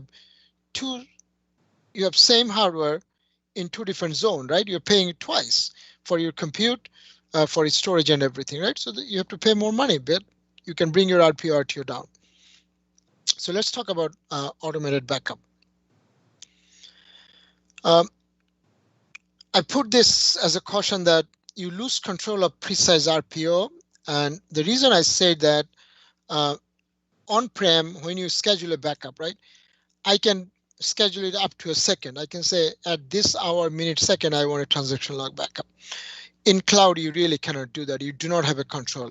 Microsoft has a range of time that, how within what time frame is going to take a backup, but it's not that precise like on-prem. So, and if you go to the documentation, it clearly says that generally, right, transaction log backups are generally created every 5 to 10 minutes.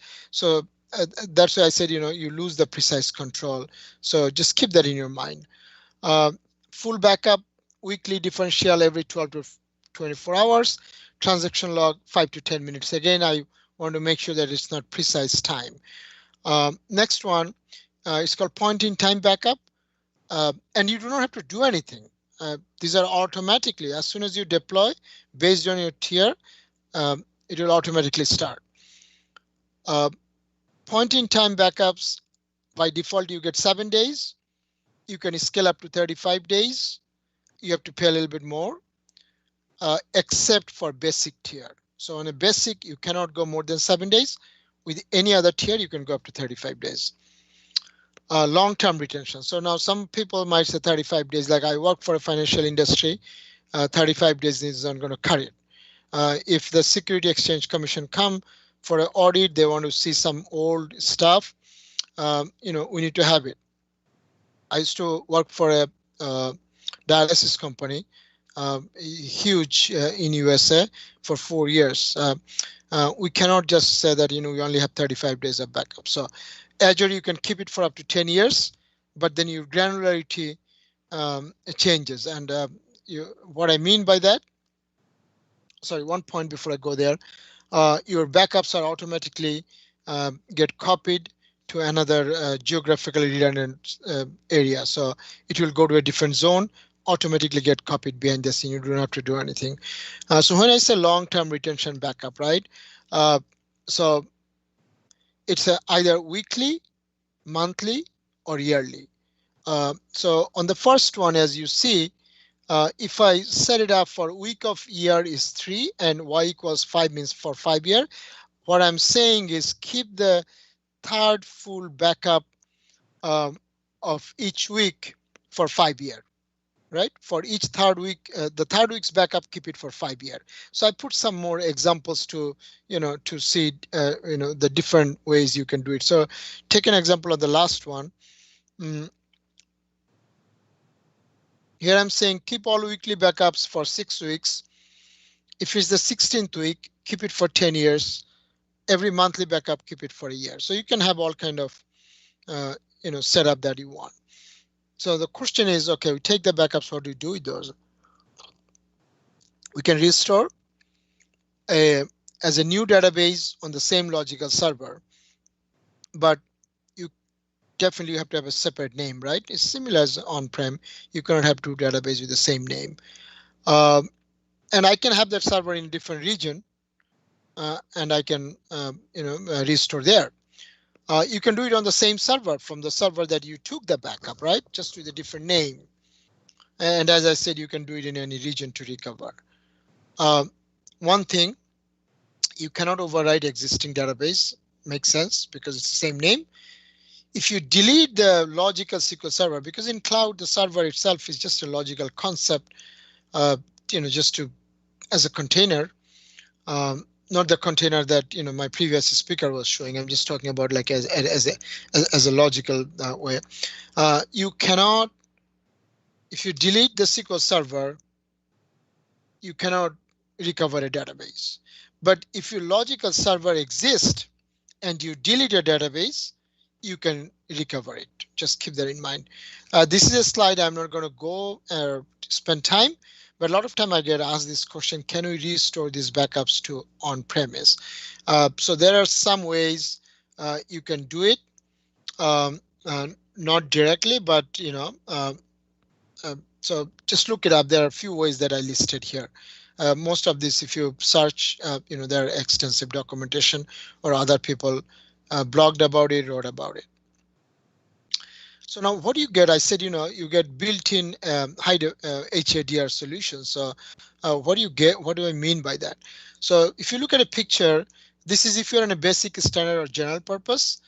If you look at the picture on the right side, so what happens is you automatically get, one of your, VM. This is the one live working, and then you have a bunch of those that stand by here on the right, as you can see.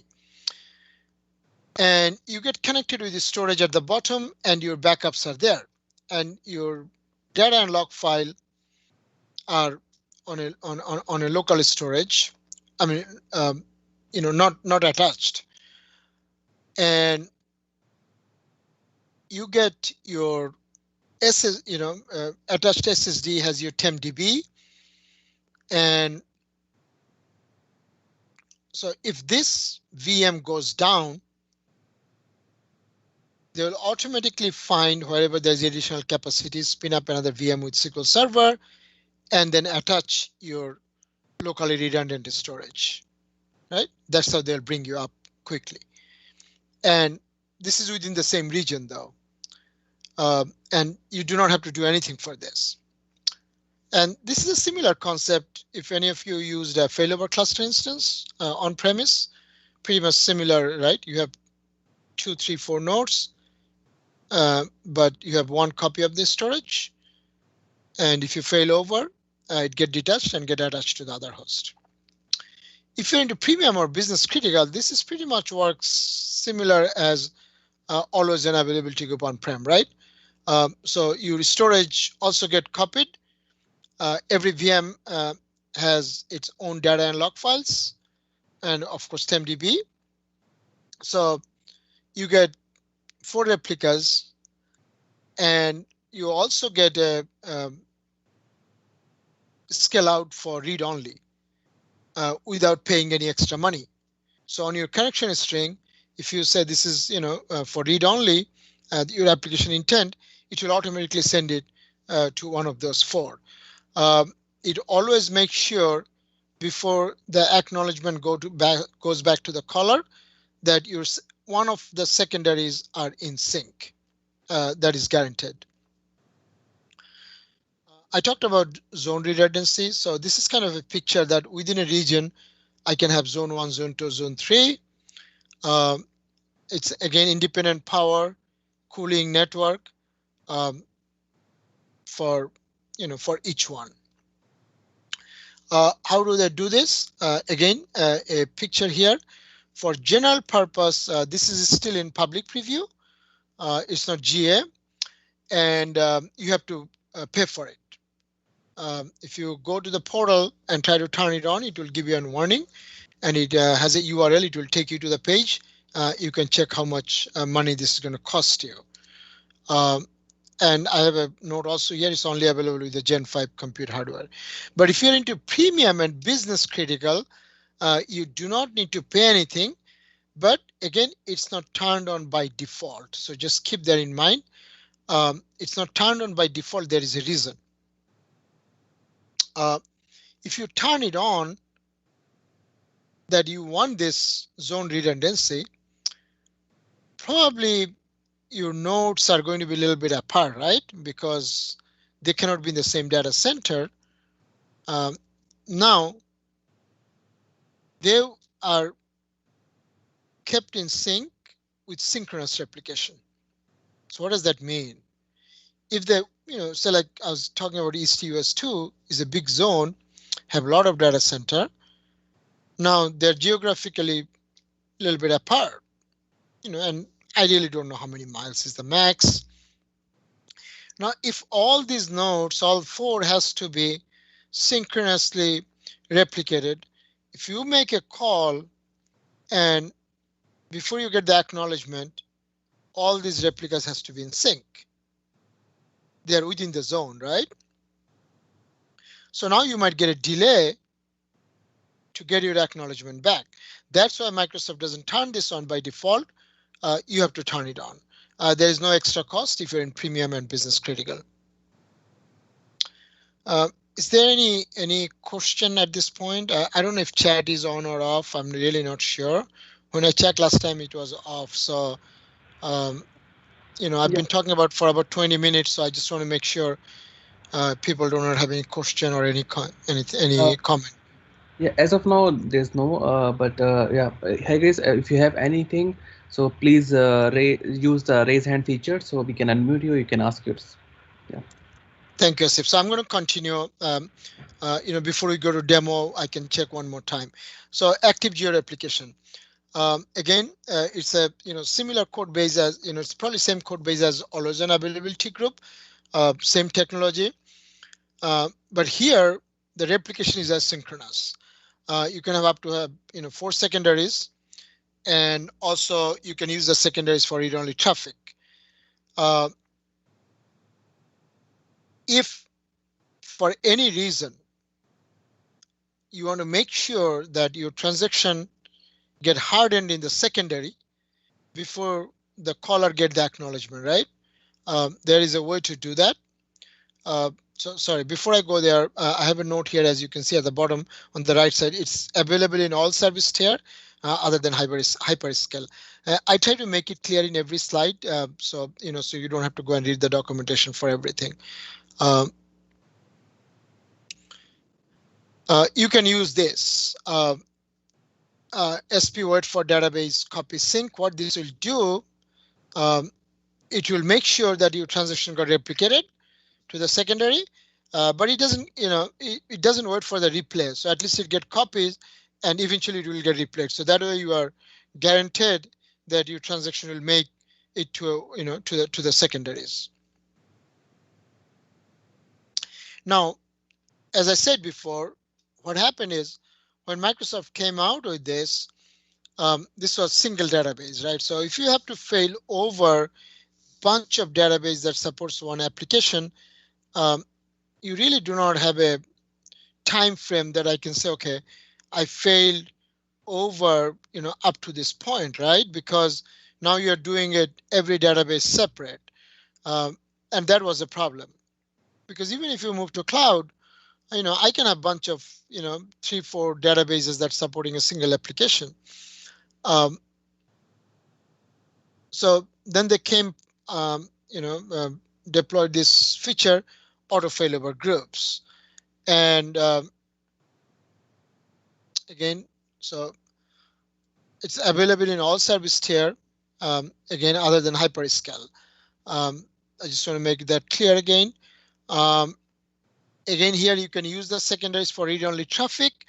Actually, you automatically get two URL, two connection strings, and I'll show those, one for read-write and one for read-only. And if you fail over, fail back, you do not have to do anything on your application side. It will automatically route it to the correct place.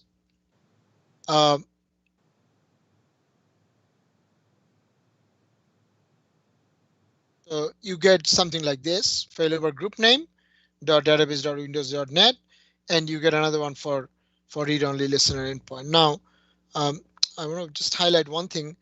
The failover for the read-only listener is actually disabled. So just so you know, because now our goal is to fail over the read-write to the read-only, but most likely it will fail over because there's some problem with the existing read-write. So it doesn't make sense to fail over the read-only to the read-write, right? Because otherwise it wouldn't fail over at the first place. So I just want to highlight that point. This is, again, I'm not going to read about this. It's pretty much, just a summary that, what you can do with just your application and what you get when you turn over auto failover groups. So you need to decide, right? Also, you need to talk to the, your lead developers, your architects, make sure they understand, that what they have to do on their side to make this as seamless as possible. This is, again, copied from books online. If you need to check what's the status of my application, right? How far behind I am, where I am, how much is the lag, you can use this. So it's good that, okay, so I'm at 24 minutes. So I'm at a demo place right now. I'm going to go to demo. Before I go there, I just want to, talk about feedback. I know I still have slides to do, demos to do.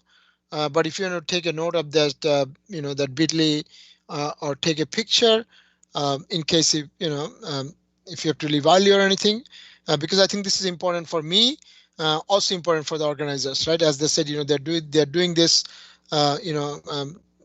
coordinating with multiple countries, group leaders, different interests. I'm sure they want to see, how you guys are taking it, what they can do next time to, to do this better.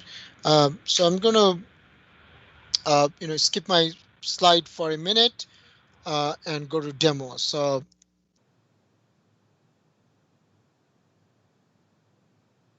I'm just going to do a little bit of setting here. Let me know if you lose my screen or if you don't see it. So I'm showing my Azure Data Studio. I think you can see it. Yeah, I can see my red line. So those of you who are not familiar with Azure Data Studio, this is a multi-platform tool. Microsoft is heavily promoting this, and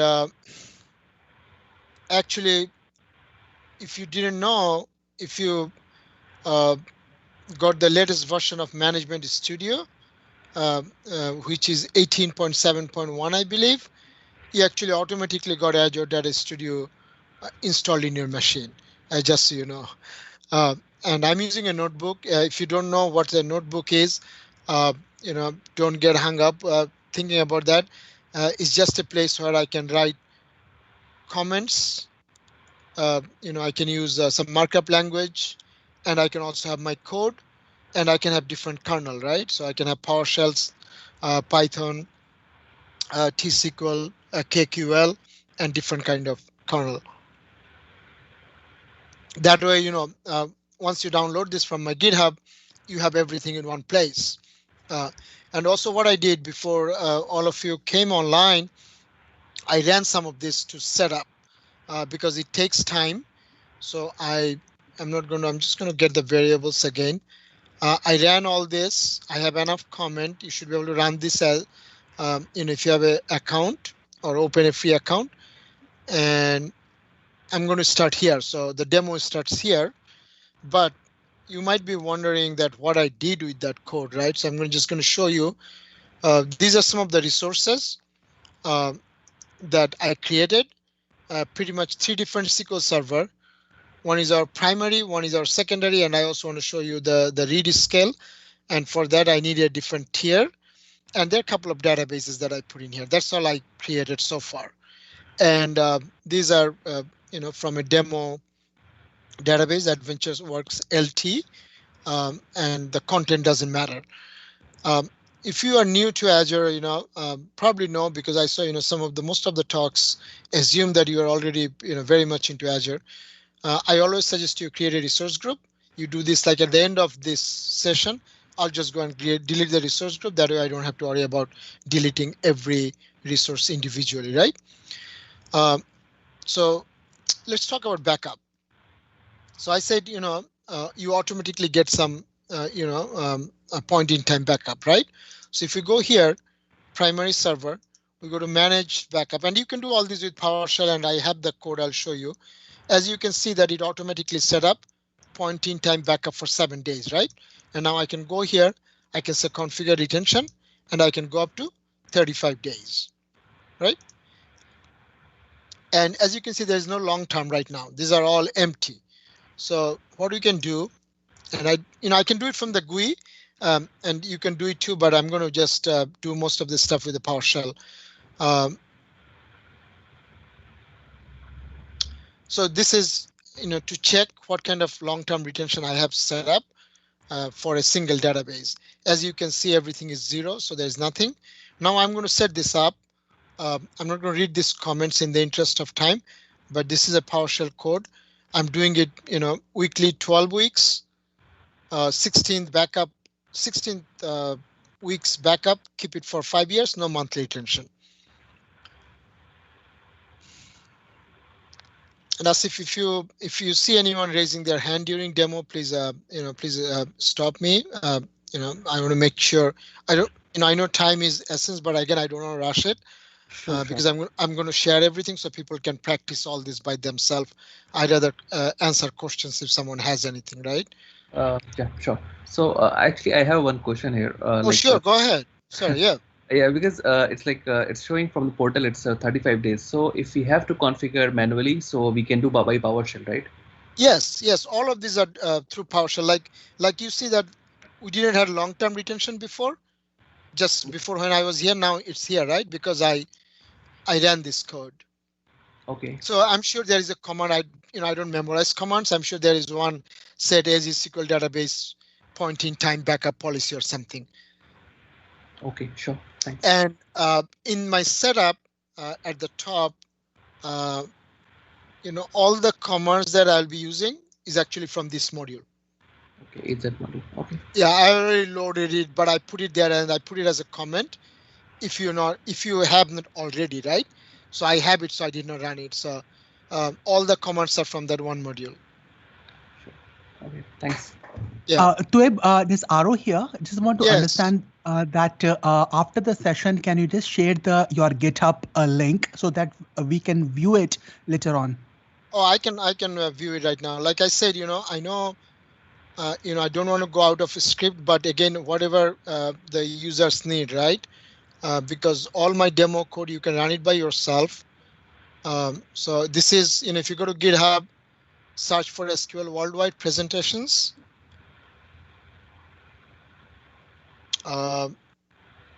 As you see, I just refreshed it 2 hours ago. And this is the slide deck, and I'm using 2 notebooks. That's it. And notebooks have pretty much every section is commented. I'm talking about what I'm doing, and then I have the code. Sure. That is very beneficial for us and also for the attendees. Thank you. Yeah. And you see here is my subscription ID. But when you download from GitHub, it will not have this ID. It will say, put your subscription ID. So I didn't upload it as is. I want to make sure that, so people don't get confused by mistake. They keep running it and get an error message. So I changed this before, I have a separate file for GitHub. So.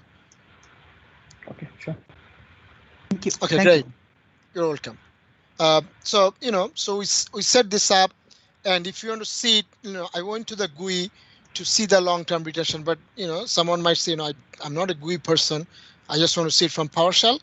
This is a command that will tell you what kind of long-term retention you have. If you want to remove it, I'm not going to run it right now just to save time, but if you want to remove it, this is the code that you can use. Now, I talked about that built-in HADR, right? And I showed you that in the portal,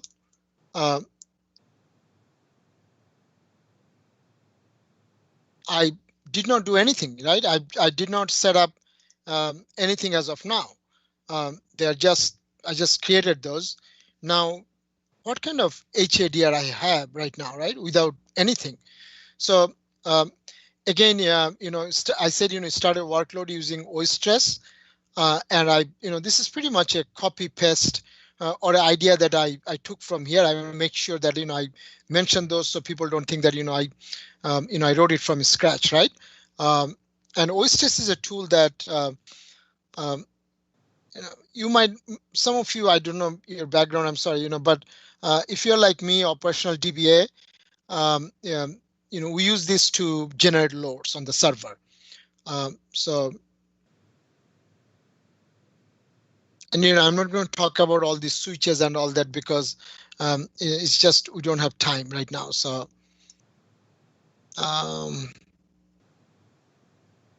forget the shortcut for a minute. So what I'm saying here, pretty much we are connecting to a cloud server, gave a database name, just doing a regular select count, right? Nothing fancy here. It's going to ask me for my password. I didn't want to hard code that because not that I'm going to keep these resources, but I just thought I don't want to set up a bad precedence, putting password here. So now as you can see, it's doing a select, right? Just getting a count continuously. And now I'm going to do a failover. And this failover, just so you understand, it's not failing over to a different zone or not failing over to a different region. It's just within the the same zone, the extra copies that I get. And it's doing a fail. So this one is going to take a little bit longer time because this is a lower tier. You will notice that it's taking some time. So now it got disconnected, right? My OSTress is still running. It says the server is not there. I cannot connect to it. Just keep trying. And you'll see that within few seconds, it will start giving us the result back as it's doing right now. So this is a built-in solution that without doing anything, you get it. I put a note here. This is a general purpose tier. It took a little bit longer. I have the same setup. I'm not going to run it. This is for business critical tier. So this server, this database, as you saw in the portal that I created into different tier for different demo, this one will be a lot faster. So I have the same code. I can bring it here, run it, and then I can do another failover a lot quicker. And I did this many times, same thing. So I'm just going to skip it, but I put the code here for you to test. You can do it in your own time. So active geo application. Now I'm going to set up between the two servers, one of the database, right? Again, remember, active geo application has no concept of a set of database. It's part database.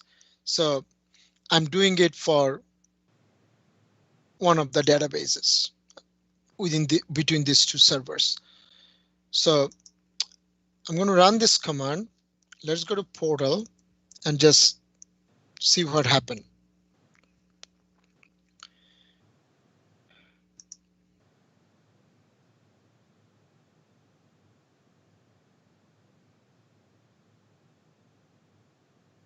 And it says that still not configured, right?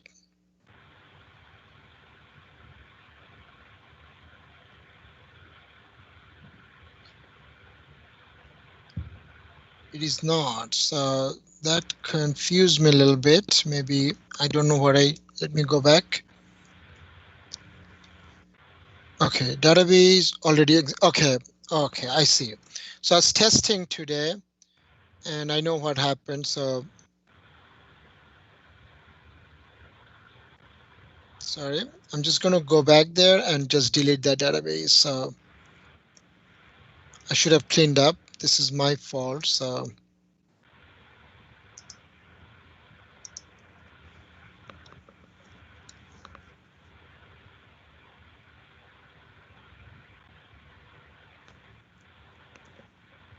I always prefer to, run it one more time, just before, because Azure change so quickly, commands change, and you never know. So I never take this as a guaranteed that between the two demos is going to work as is. So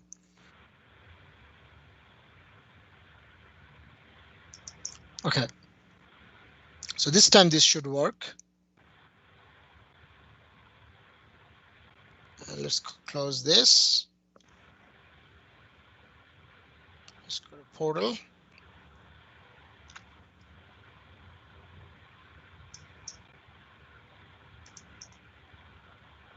Okay, as you see here now, it says, seeding 0%, right?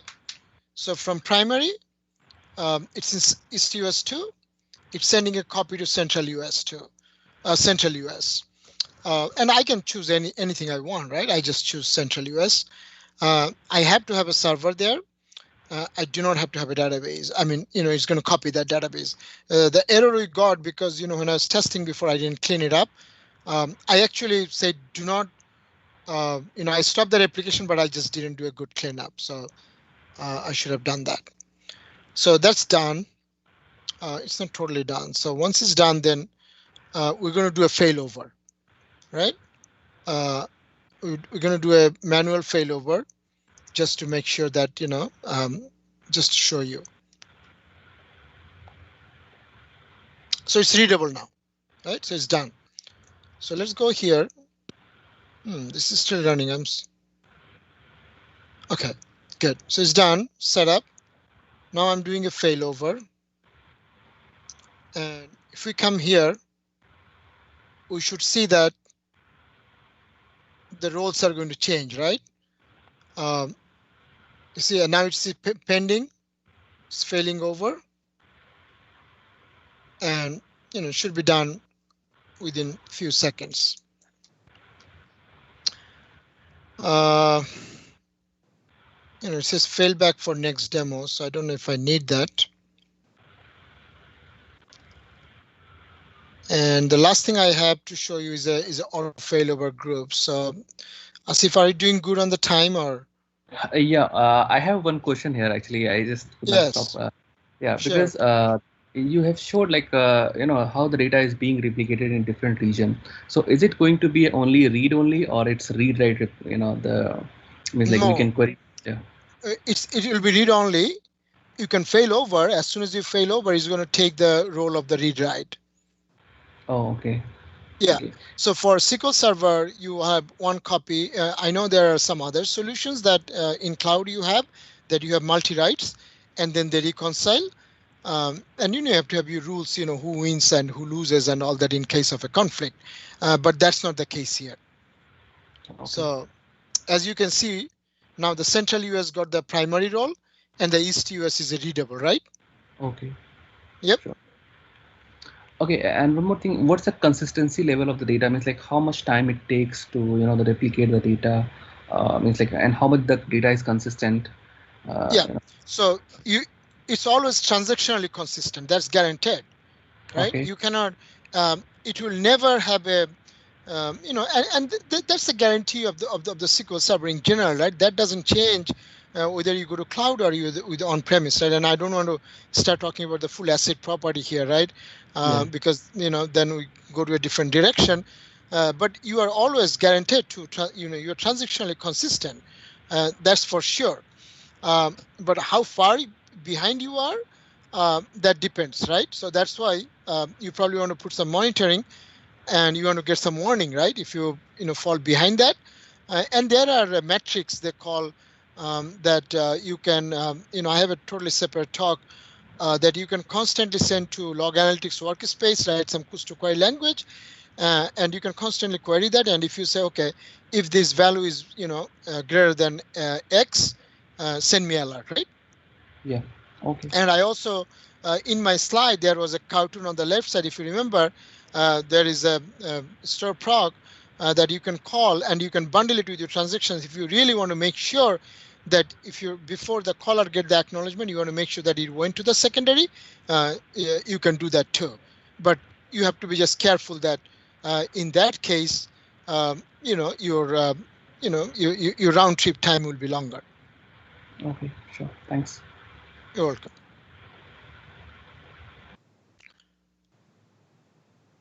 So I'm just going to fail back. I think there's some dependency on the, on the next demo.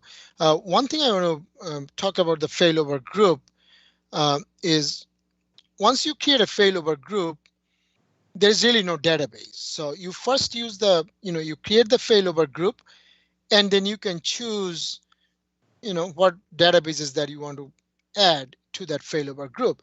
The advantage here is I can fail over all of this at the same time together. I do not have to do this one by one. So here, I'm just creating a failover group and I do not have any database. So now if I go to here, I go to the server, failover group. Now I have a failover group name, right? But look at the database count. I do not have any database here.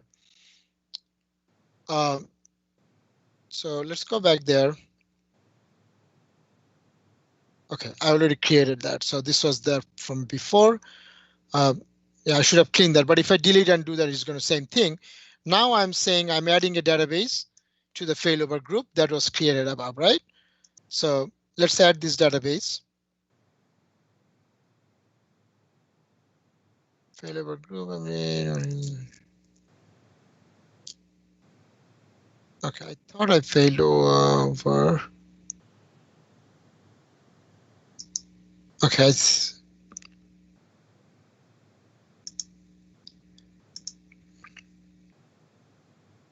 S2 is a primary. So what's the problem now?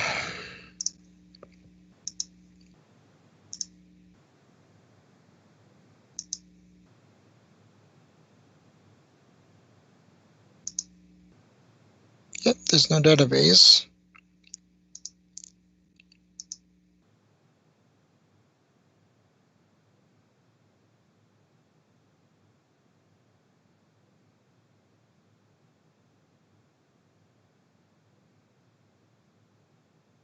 Okay, I'm just going to add it from here.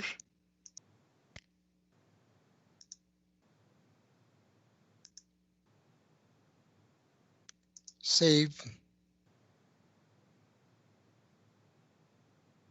Right.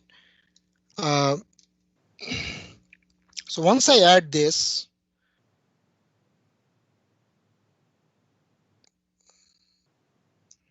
okay, let me go back here.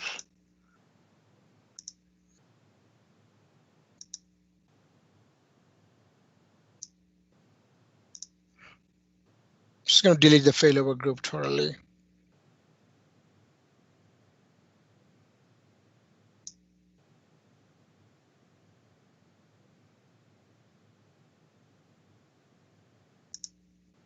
And create a failover group.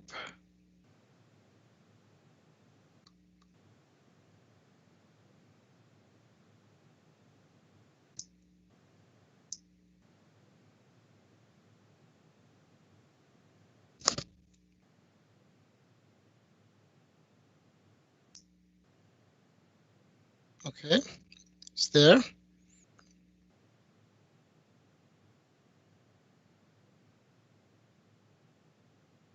Great.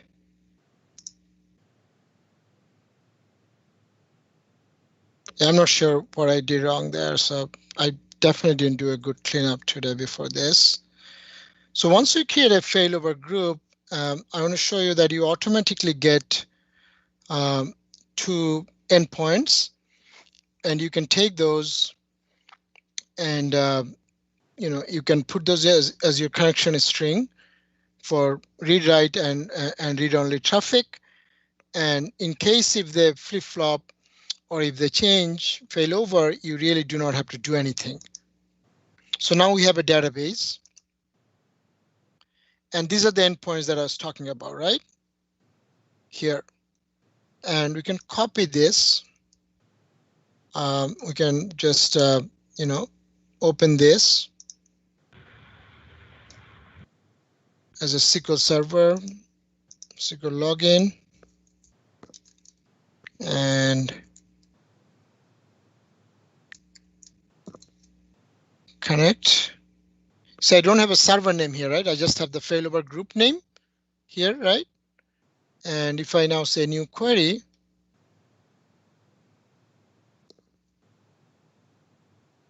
server name, you get the server name here, right? So in your connection string, there's no concept of server name. You just put the failover group name, and it does work. So let's go back here, and you can do the same. So if someone is interested, you take this, connect to it, look at the server name, you'll see the secondary server name.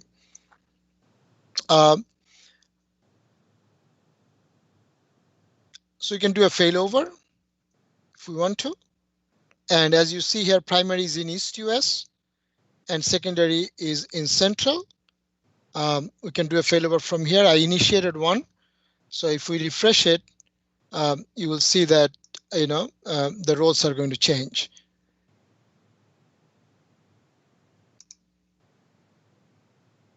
As you can see now, the primary is in Central, secondary is in East US, right? I'm not going to fail back. I just want to show that the read is scale out, and that's the last thing we have.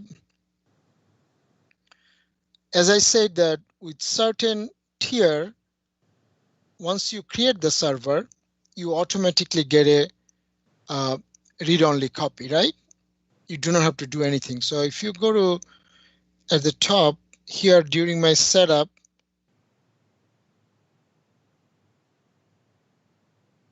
I created a Azure SQL Server for read scale demo.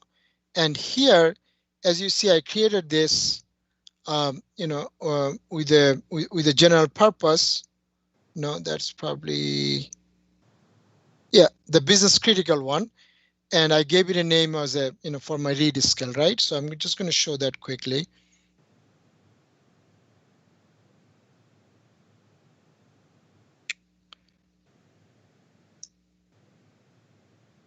So this is the server. Now,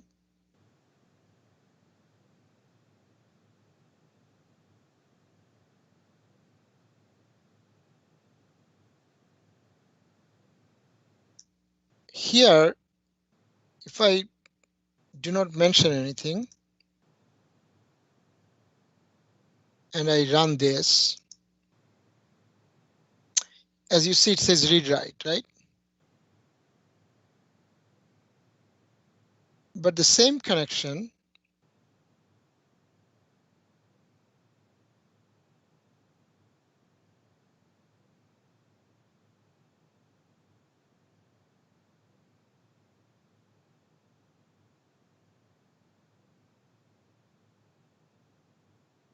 if I just point this, and then if we run this, cancel. If you run the same query, you will see that it will tell you that it's a read only. So this one you need to manage your connection strings, and you're not probably going to use this unless you have big read workload, right? So if you're running, if you're trying to use the same database for two kind of workload, and you want to take advantage of it because it's there for you, it's a great way to take advantage because you're not paying anything extra for that. So that's pretty much I think I have for demo, and this is just to clean up. So let me go at the bottom. Yeah, and if you want to check, right, this is another piece of code. If you're not sure, what tier I deployed my Azure SQL database, and is my read, is this database read enabled or no? This is a piece of code that I put so you can check, right? And I also have notes here that it's only premium and business critical is automatically enabled. The other three is not included into the feature, right? So let me go back to the slides for a minute, and I'll be done in a minute or two.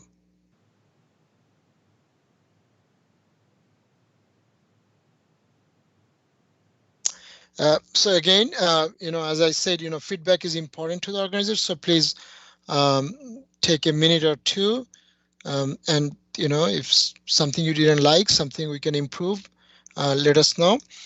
These are some of the resources. All of these are URLs. So if you click on this, it's going to take you to a different documentation page, which has more details. I use this in preparation for this talk, and these things keep changing, I can tell you that. So you need to visit often. Again, I want to come back to my contact. If you need anything, question, comments, please send it my way. Again, I want to thank you for listening to me. Thanks to the organizers. So I'll hang out here because I think this is a break time. So if anyone has question, want to chat about anything, I think this will be a good time. Thank you so much, sir. Really nice session, and I really like it because the thing really make me more interesting is like the replication, which I used to do in the Cosmos. And I think somehow this is a new feature I am looking in the SQL, Azure SQL, because I was not aware on that. Okay, hi guys, if you have any questions, so please use the raise hand feature, and you can ask. And if you and you can also provide the feedback regarding the session. Yeah, we will be taking a short break after this session, like 15-20 minutes, and then we'll come back again 1:30. So yeah, if you have anything, you can raise your hand and can ask, can unmute you and can ask.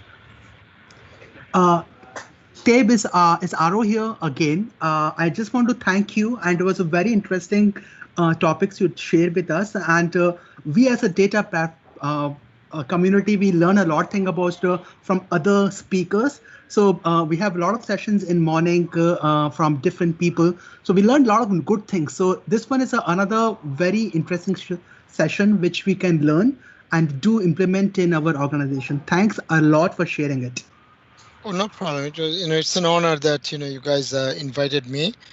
And again, like I said, for other group leaders, just reach out to me if I can help in any way. I have a lot of connections in my personal life for that area, as I said. So it'll be nice. Yeah, thanks. Yeah, so I'll be sharing my screen. So maybe Yeah, just a minute. So hey guys, please help to provide feedback because that's important and for us and for the speaker as well, so they can improve. And our next speaker is Kiki. He is from Indonesia, and he is a Microsoft Data Platform MVP, and he is going to talk on the topic of Power BI.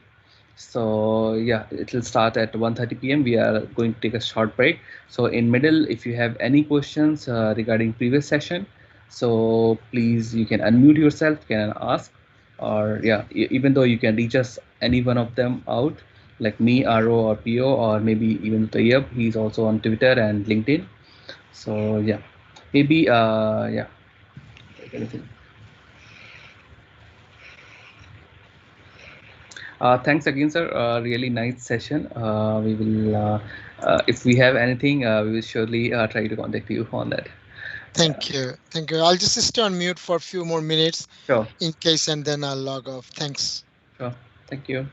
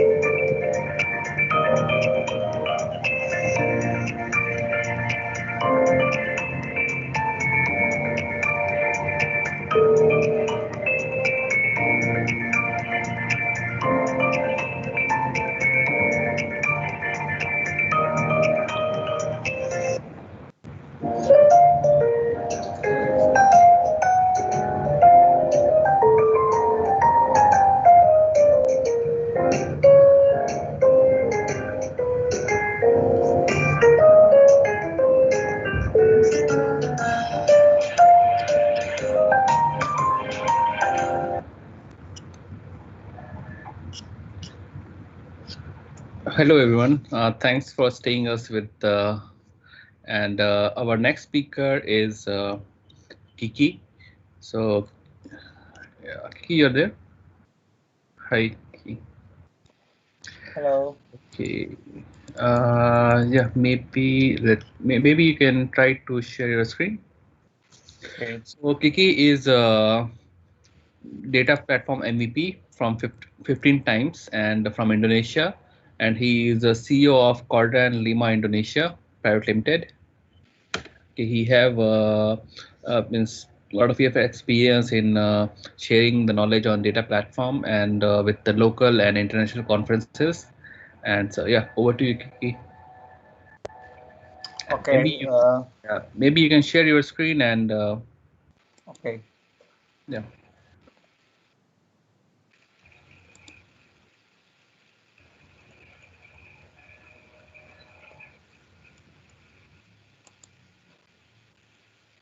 Can you see my side? Yeah, we can. Oh, okay. Hello, everyone. Good afternoon. Okay. Nice to see you all, and then thank you for the opportunity to speak in this event, APAC Data Session 2020. In this session, I will deliver Power BI overview as the topic. I'm very happy to meet you all in this event. So this event is organized by APAC Data Community, presenting all speaker from international speaker, include Singapore, Sri Lanka, Malaysia, Indonesia, Cambodia, Nepal, Bangladesh, in India. Thank you for the opportunity.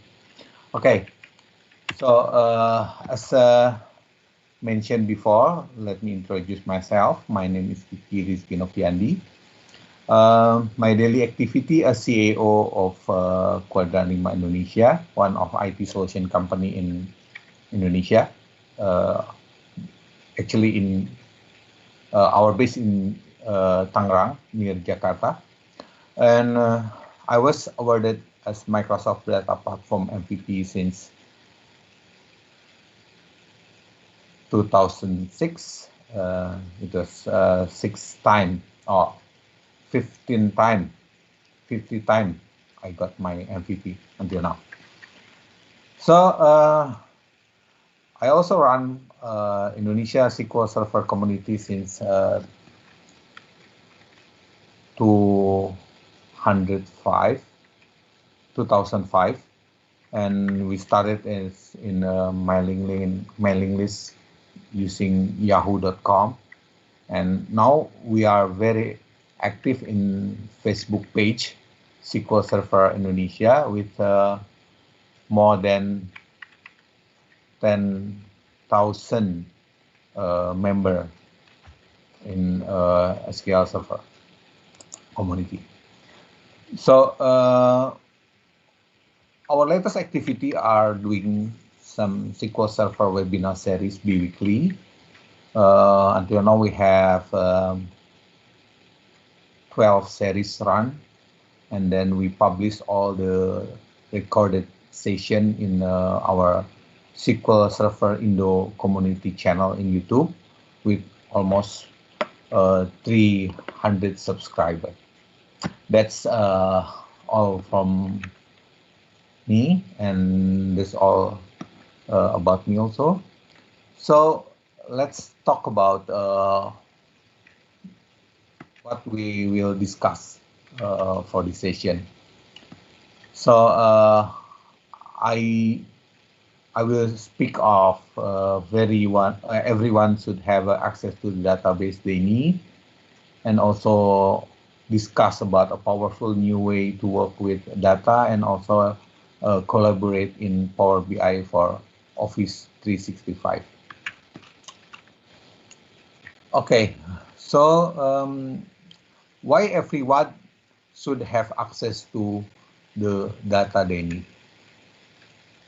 That's because of the world of data is changing based on the information management in the 21st century by Gartner. By 2016, organizations that build a modern information management system will outperform their peer financially by 20%. That's because of 3 times increasing every 5 years in the term of the data, and 85% from new data types. That's why the world of data is changing. On the other hand, big data also not only big in terms of the data, of the size, but also on the term of type, shape of data that business are analyzed is changing. So for data from sensor, RFID tag in manufacturing, or location data for company with large fleet also change. Everybody can use their application, their mobile phone, to track all the things that have bike or boat, and then monitor the track of the data. And then from the social media, like Facebook, Twitter, LinkedIn, to analyze success of market campaign or to access customer sentiment is very, very interesting. Public data, traffic or weather feed, data published by government initiative, and also very, very easy to access right now. So that's the point that probably have the world of data is changing. So for Power BI itself, Power BI give experience your data to access data, any data, anyway and anywhere. We divided to 3 kind of source of data Power BI, such as Microsoft Cloud, like Azure, Office 365, Dynamics, and also non-Microsoft Cloud, like Salesforce, Acumatica, and so on. On the other hand, on-premise data also give contribution to the Power BI as data source. For example, is Oracle, SAP, Microsoft SQL Server, and also IBM. Now we have more than 90,000 organizations from 185 countries have used Power BI as their tool for business intelligence. Okay, that's the interesting of the Power BI. So from Microsoft perspective, business intelligence and analytics is divided to analysis and authoring and deliver, and how we can present the report or the data to the customer. For analysis, we can write or authoring using Excel, Power BI Desktop, or SQL Server Mobile Report Publisher. On the other hand, we use also on-premise data like SQL Server Analysis Services or databases and other data source. All the things, after we create or after we authoring the report for analysis the data, we can deliver use on-premise, for example, SQL Server reporting service as a tool, or using Power BI in the cloud is a tool. And all the information, whether it's come from the Microsoft Cloud or non-Microsoft Cloud data, or we can pull it to Power BI application and then consume all the application through web application, mobile application, and also app application as deliverable for BI and analytics. So that's the interesting of Power BI.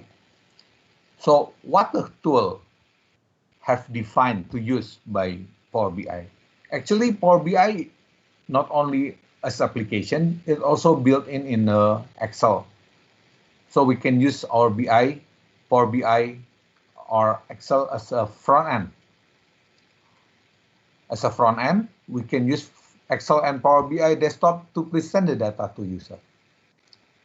For data shaping and cleanup, self-service ATL are ability for Power BI query. For analysis data, we can use Power BI pivot or Power Pivot. For data visualization and data discovery, we can use Power View, Power Map to give more impression for user. For dashboarding, presentation, we can use Power BI desktop. And also for publishing and sharing, we can use Power BI. That's the powerful of the Power BI. So all the things we can elaborate with Excel and also in Power BI itself. The interesting part is we can use user-friendly Q&A and searching using natural language query. We can use Power BI Q&A. And then for mobile use, we can use mobile Power BI mobile to access report or dashboard. For access on premise, and we can use DMG and analysis service connector. So a powerful new way to work with data. So Power BI is powerful new way to work with data. We can do self-service business intelligence with familiarity with Excel because of, yes, analysis data with Excel have been used by 1 million users, having capability to discover data, analyze, and also visualize are commonly used during use of Excel. So we can use Excel to discover, to analyze, and visualization. And with the strong ability of the Excel, we can utilize Power BI to more powerful. Okay, for example, we can analyze data with Excel. Easily discover, access data public or corporate data. What we can do with discovering it in Excel? We can use it Power Query. Power Query enable information worker with familiarity and intuitive experience for finding and connect to data from within Excel. Power Query support a wide variety of data source, including relational, structured, semi-structured data, OData, data from web, Hadoop, as well as data search capability. So how to doing analysis with the Excel? We can use Power Pivot. Power Pivot allow Excel user continue to create sophisticated model with data in Excel by create relationship, custom measure, and calculation, hierarchy, and also KPI. That's the strong of Power Pivot. We can discover of Power Query, we can analyze with Power Pivot. So model and analyze 100 million of data is already already easy to use to consume. And the other is explore. Increasingly, we have access to geospatial data. Recently introduced Power Map that include new visualization, 3D visualization tool for mapping. Okay, so that's the point of the how we can analyze the data. Okay, let me show you some basic demo to analyze the data using the Excel.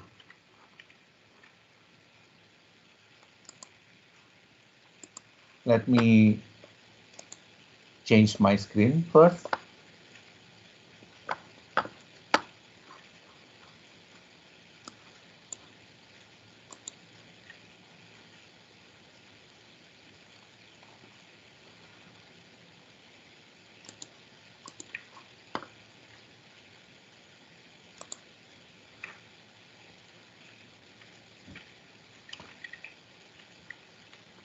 Can you see my screen?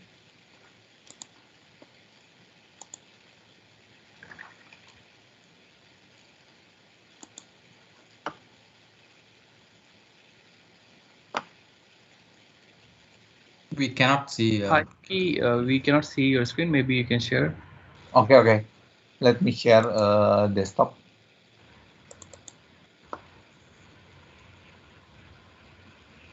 Can you see it now? Yeah, we can. Okay. So I try to use Excel to doing the analysis. So this is Excel. I create new Excel file, and then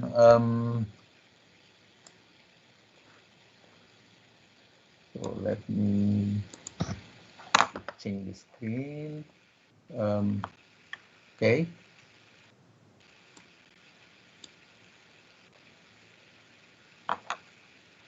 And then I got the data. So the scenario is we have data for we have data for Olympics, and we store the data in the Microsoft Access database. So that's the scenario, and then we open the data, get the data from Microsoft Access database.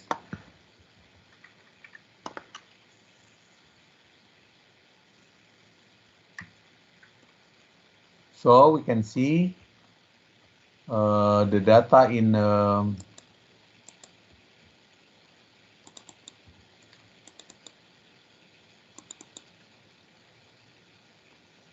Olympics medal Microsoft Access data. You can import it.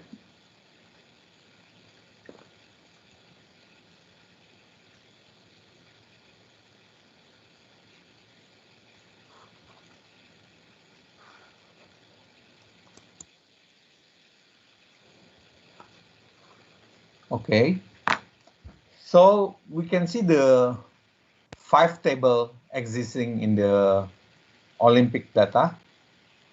We select all the table.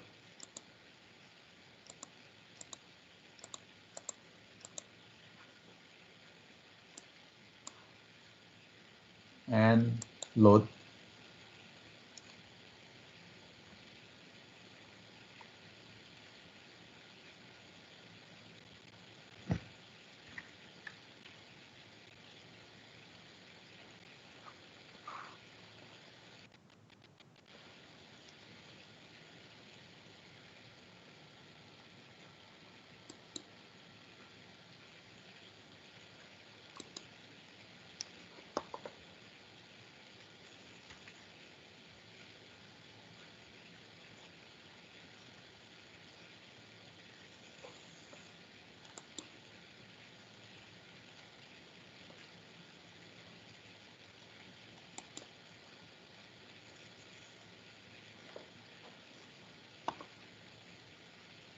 So the loading still in progress.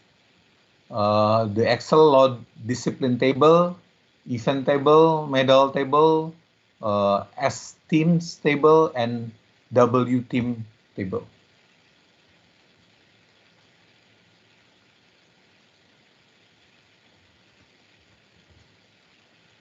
So that means all the information with regard with we store in the many kind of source. We can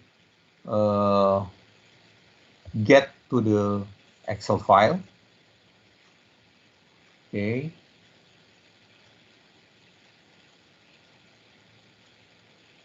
Okay. That's it. So we have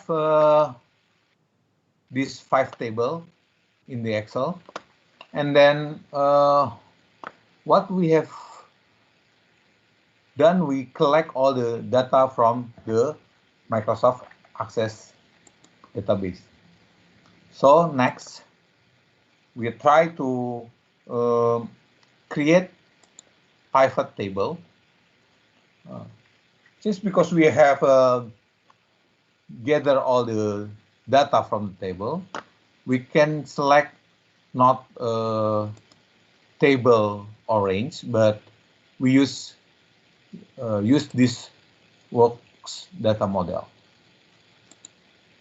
Okay.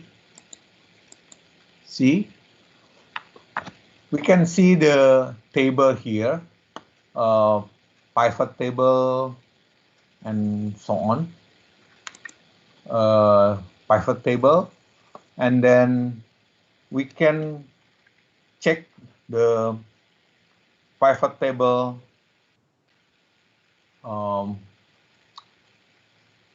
model, and then we select the NOC country.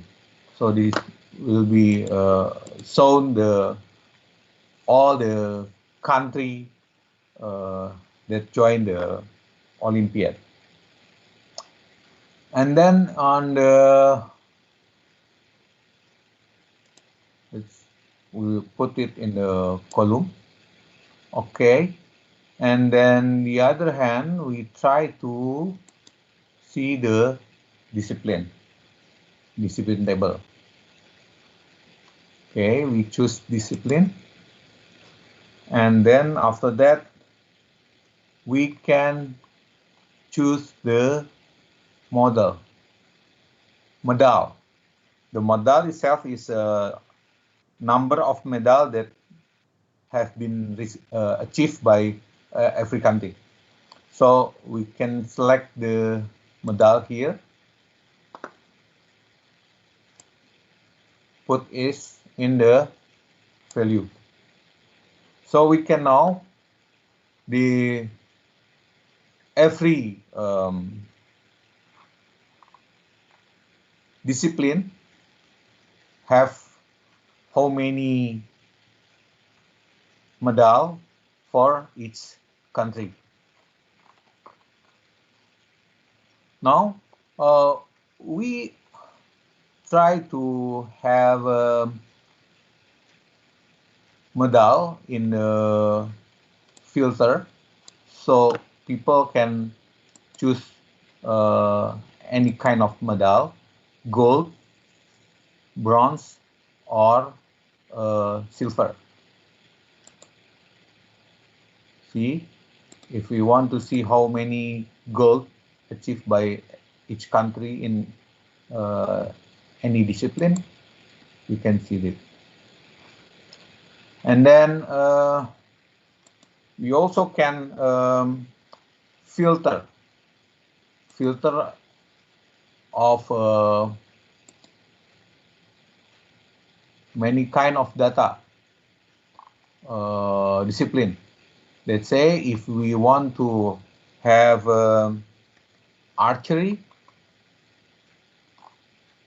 selected,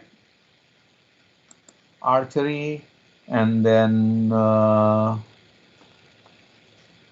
diving, and then fencing,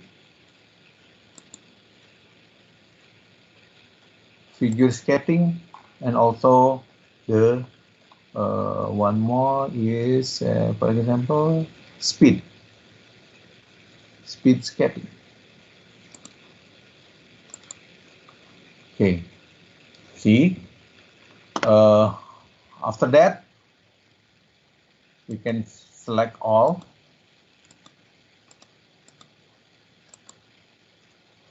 and then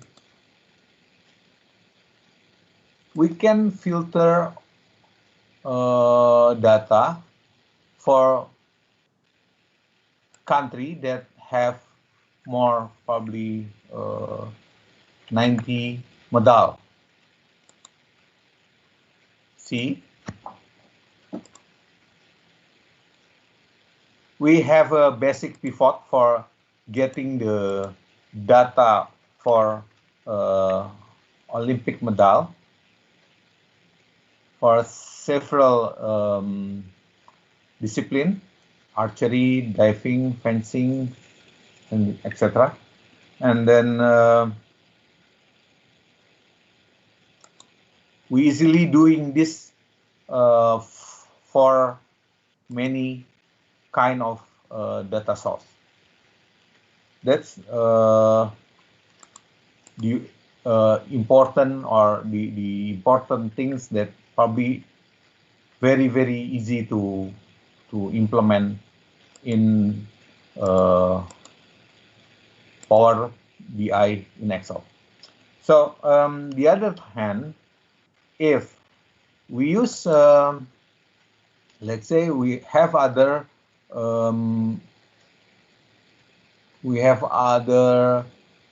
data, for example.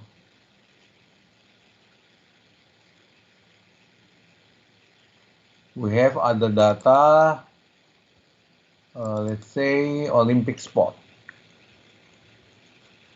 So Olympic sport is not come from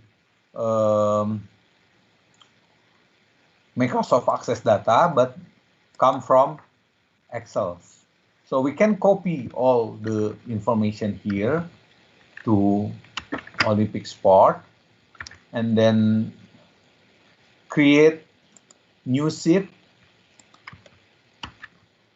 and then we can format it to a table, and we can name the table sport.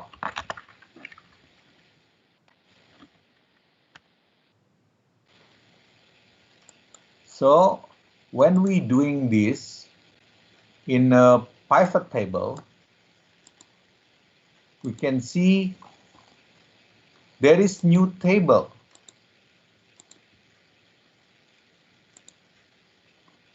called sport. So the new source or the new data here, we can create a relation between table. You can create, and then the discipline, use column as a foreign key sport ID. We'll get the data from sport. Okay. So here we can see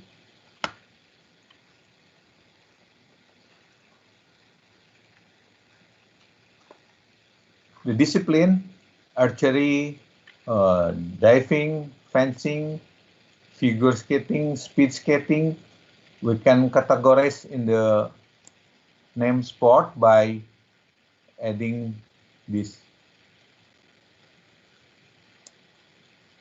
Okay, so figure skating and speed skating is a group of member of the skating sport. So how about we can add more data, for example. If data is come from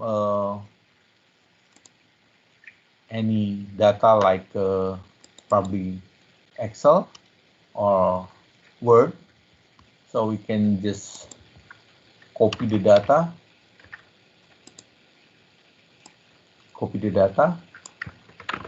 and then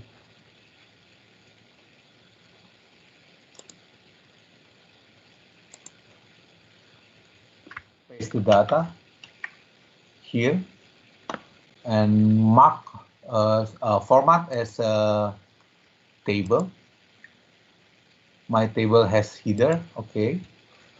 So in the pivot table, we also have, okay, I forgot to give a name. Let's say the name is host. So in here, we got new table. Host with all the column that already exist. Country, NYC, etc. So that's the simple of doing data analysis by using Excel. So that's my first demo, I think.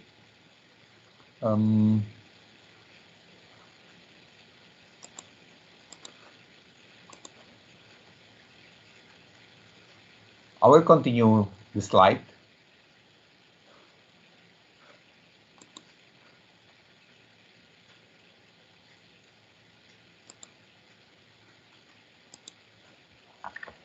So we already saw how easy we use Excel to analyze the data.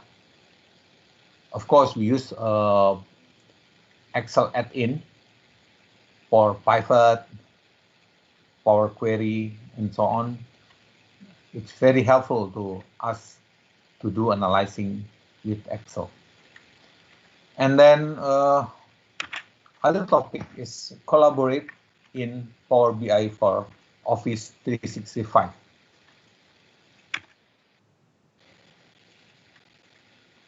Okay, so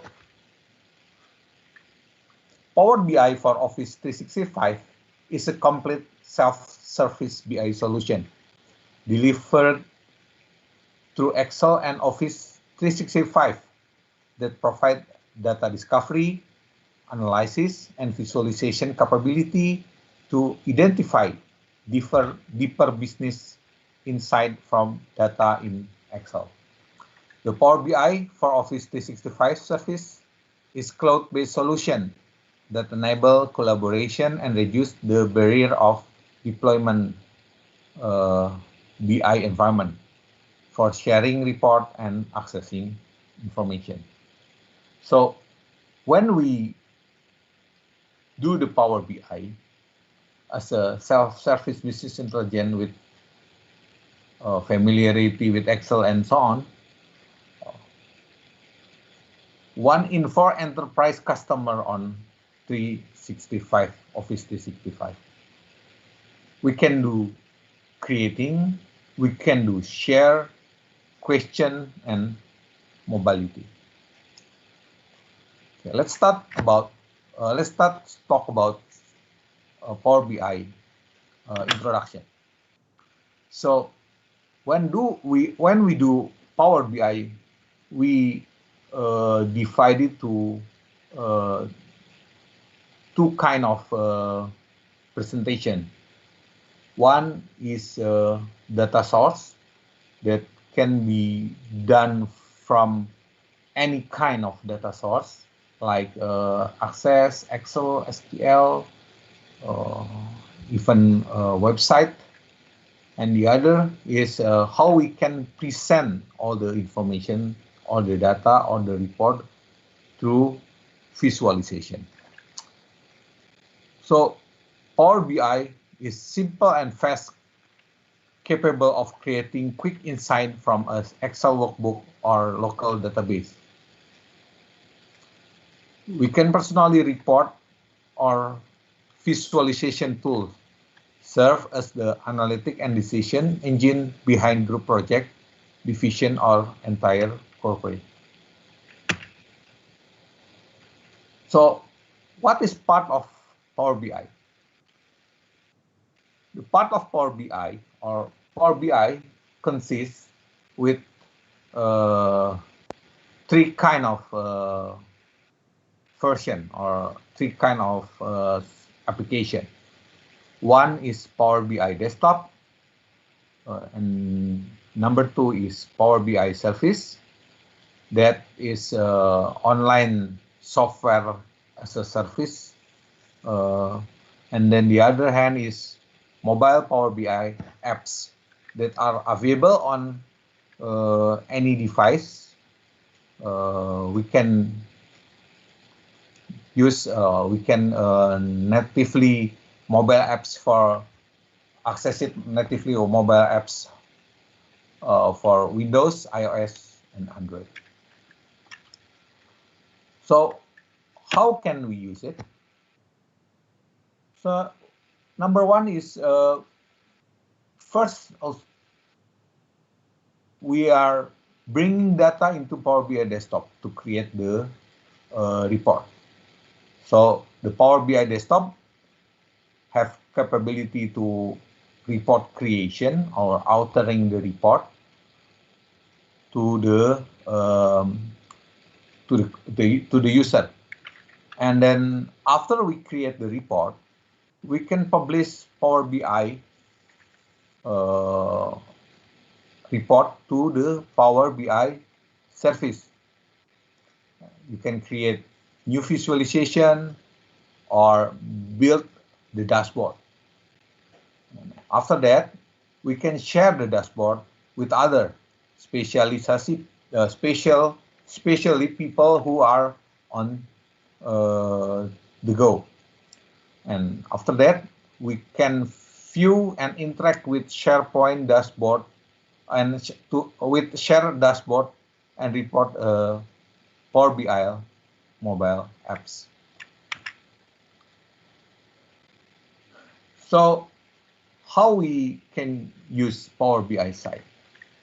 We can use Power BI site to share, to collaborate with Power BI and also with Office 365 user.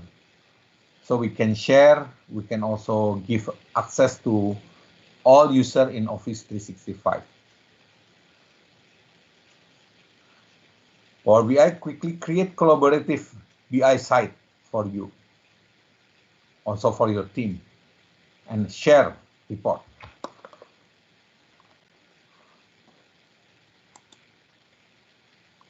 How about share the query? So once published to the Power BI user,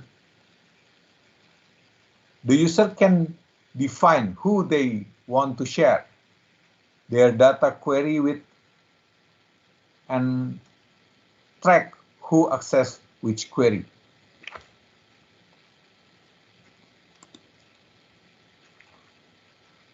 Okay, so after we can share the query, we can also share, or we can also keep report up to date with scheduled data refresh. Not only report have been created once, but probably can refresh scheduled. We can schedule the data refresh for your report. Connect to cloud-based report to on-premise data. The data management gateway is installed and configured by IT on-premise and enable report to connect through the firewall back to their underlying data source.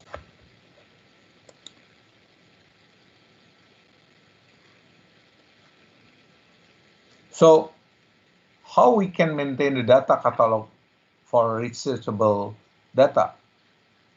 We can research or search for public data, corporate data, and share query using data catalog feature in Power BI, which reserve as search engine for data. So stay connected with mobile access to report. Mobile access to report in Office 365 is provided through two mechanisms. First, Excel and Power View report. So we can render it with HTML5 and also it compatible to any browser or any device.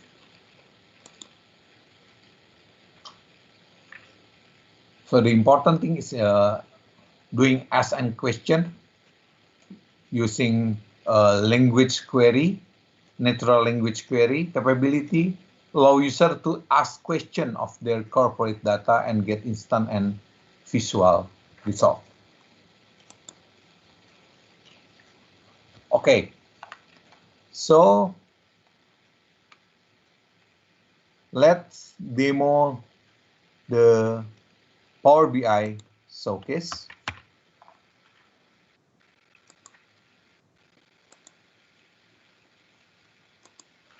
If you have any question, feel free to ask.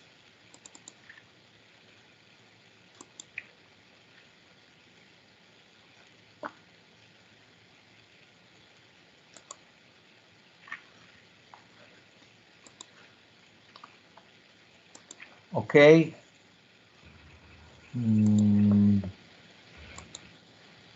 I open Power BI application.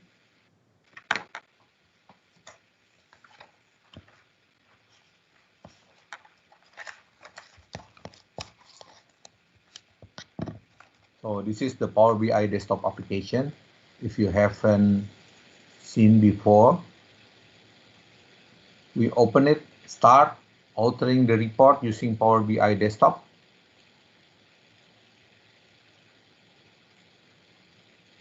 And then, okay, yes, this is Power BI desktop. Okay, so this is the Power BI desktop. We can see all the information here, like data, get the data, or Excel, and so on. And then query, insert, and share. So, for example, in this demo, I'll try to get financial data from Excel. So I open the Excel data as data source.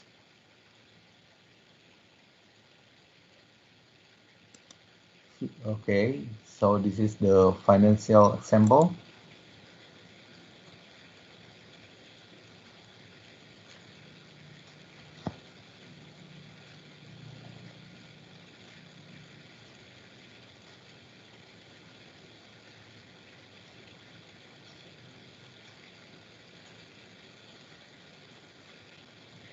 Okay, so I can choose a financial sheet.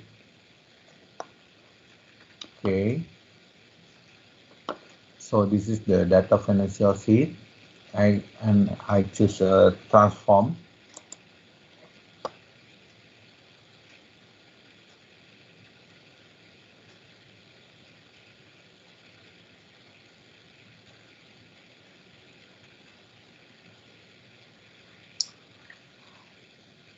Okay, so this is the financial sheet that I get from the Excel file. So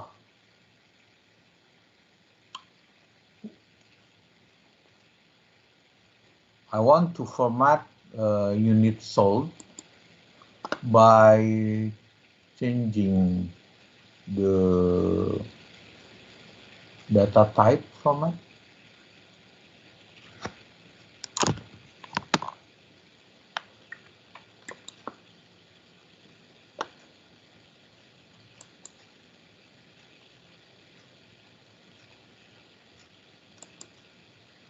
Set to whole number. Okay.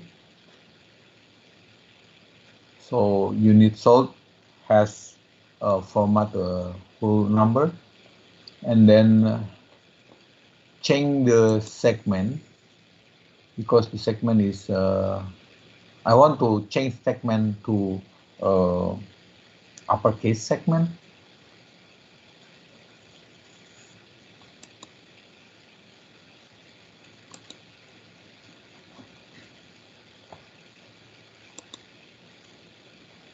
This format uppercase. So see, we have changed all the segment value to uppercase, and then we change the field name for month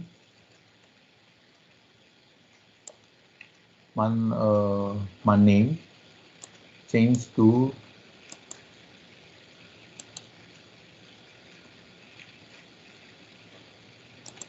month.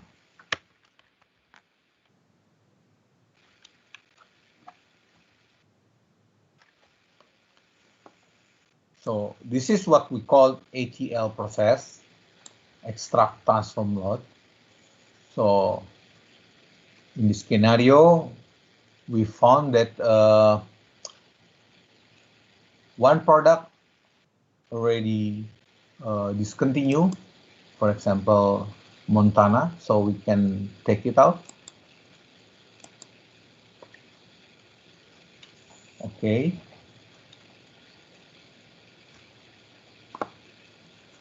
It's okay. So we can see in apply step, what we have done to the data. For example, sorting, navigation, change type, uppercase text, rename column, filter row. We can track all the change that have made to the data. So go to home and close and apply.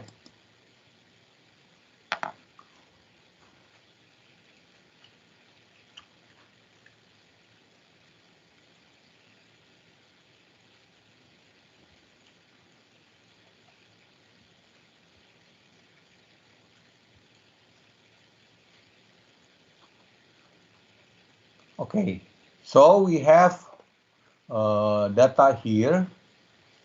We identify that sigma symbol in the field list. Power BI has detect the chosen field are numeric, so indicate the field is a number, sigma. And the other hand is a calendar here. Okay, so let's see, we go to the data, or yeah, data view, and then let's try how we create a date table. So we create new table, and then let's see if we have a name calendar, for example. Calendar. We want to have a calendar table with date from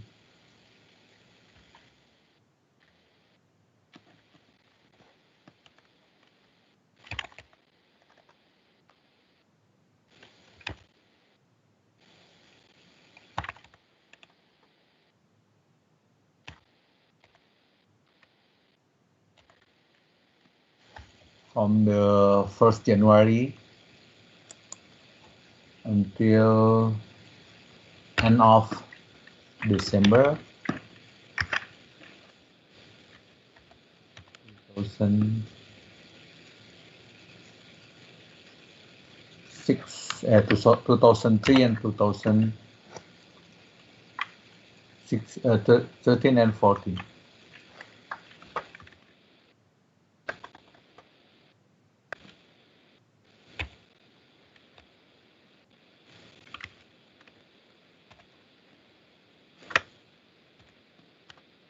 Okay, so we click and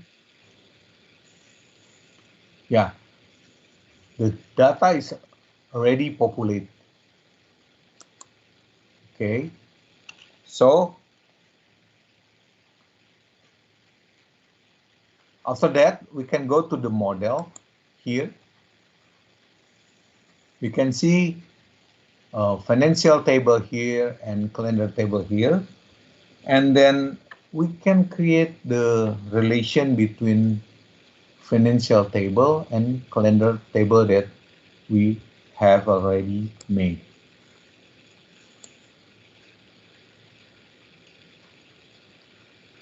Okay.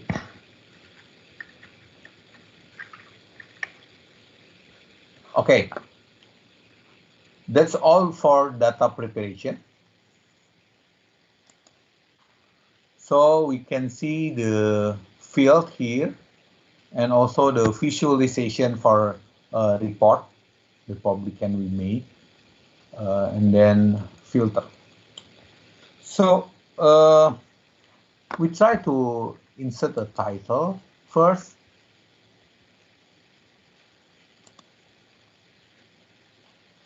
Let's say we say equity.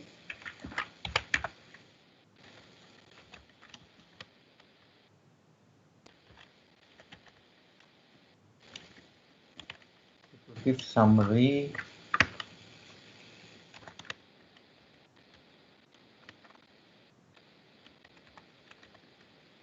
Summary finance report.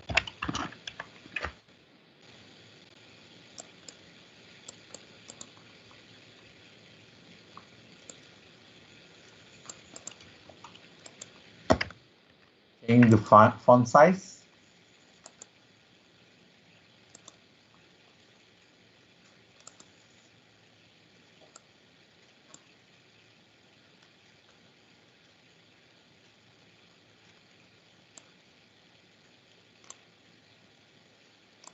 Okay, so we start to create the report, and then just drag the profit. Click the profit here, and then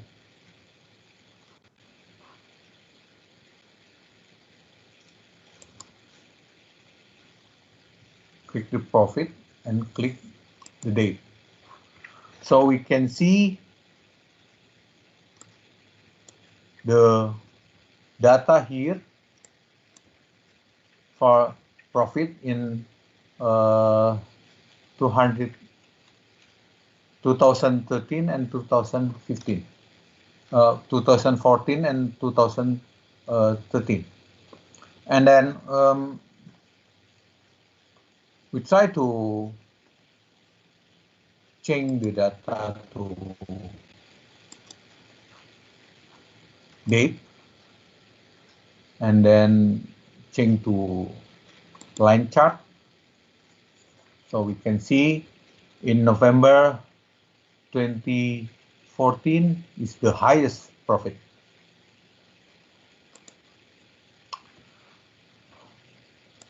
So let's try using the country. Country is using the map here.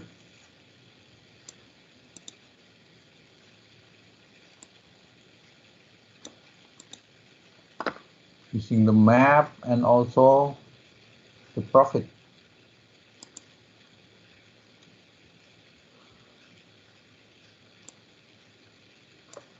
So we can see the number of every country in here, the number of profit of every country in here. And the other hand, we try to get a profit.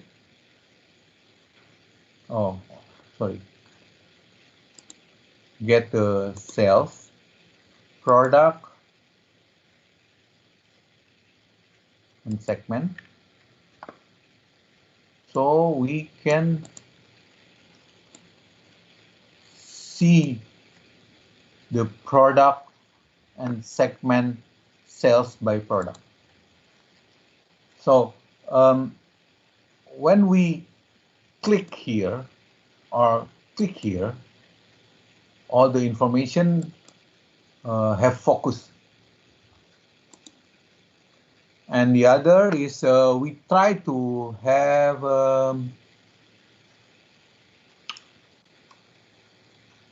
filter here. Yeah, filter.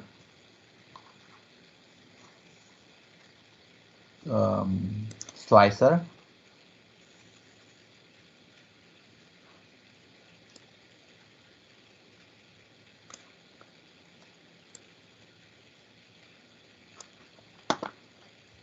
So if we want to get the data from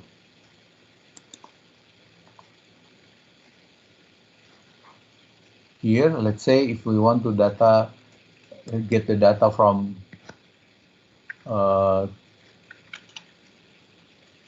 2030, we got it, or 2050,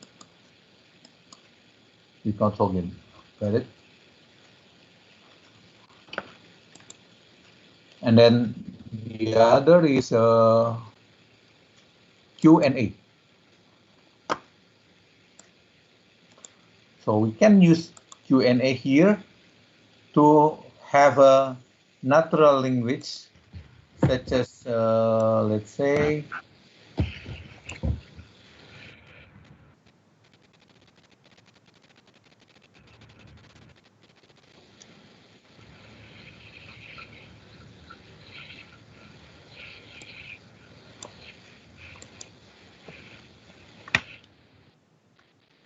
Hi, Ki, sorry to interrupt. Yeah. There's 5 minutes remaining. Okay. For the question.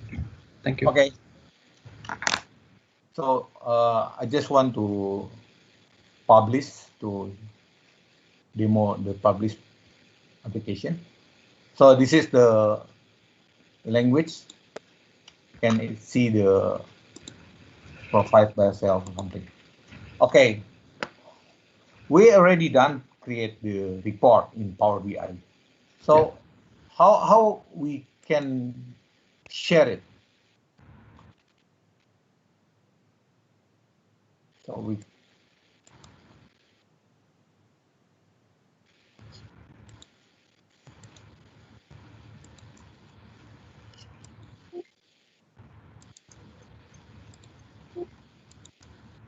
and then,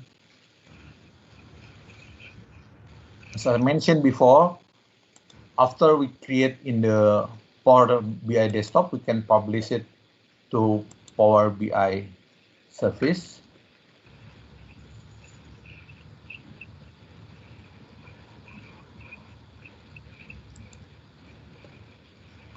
Here, data platform APAC.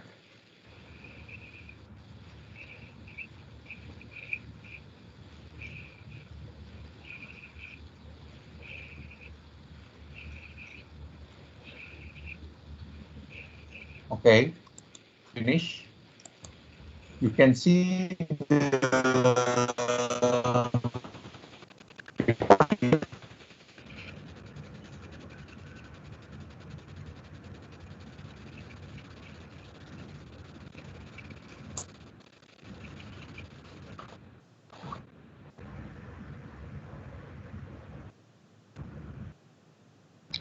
Vicky, your voice is breaking. I think it's hang.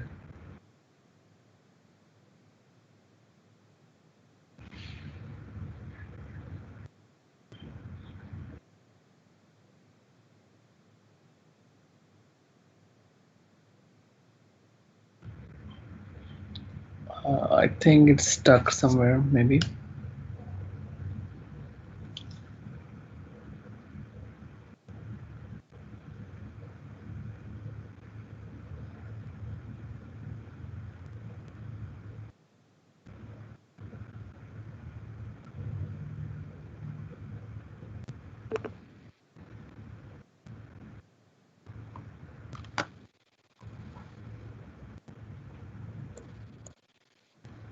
Yeah, we can see. No.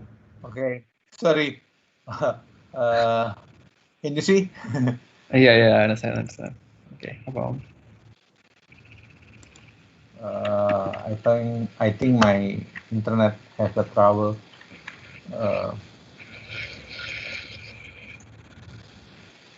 Okay, just quick. So this is Power BI application, Power BI service. We have published it to the Power BI service.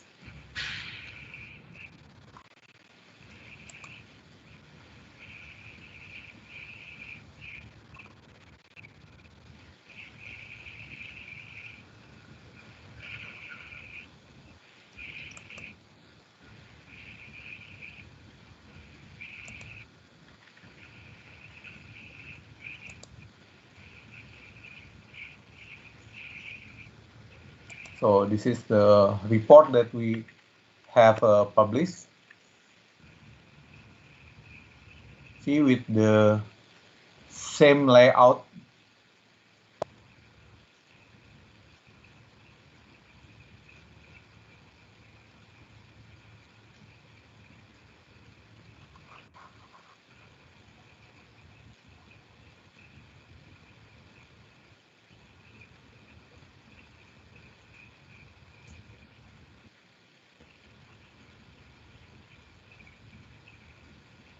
Okay, just a minute.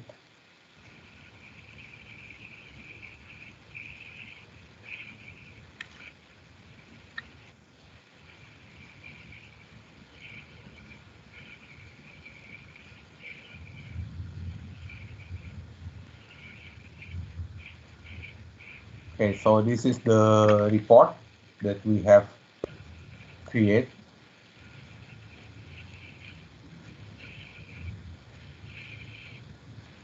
Okay, so the last scenario is how we can share the report. We can share the report using email like this.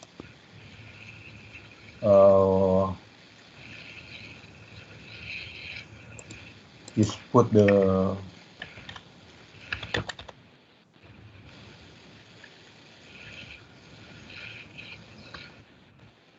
email here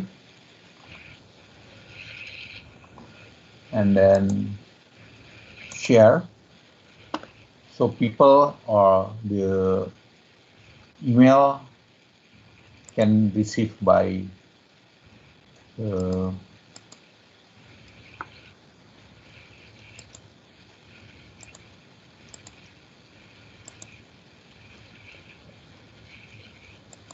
see.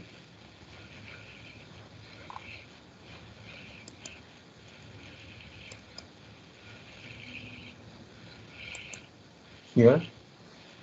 So Kiki Noviandi share this Power BI report with you.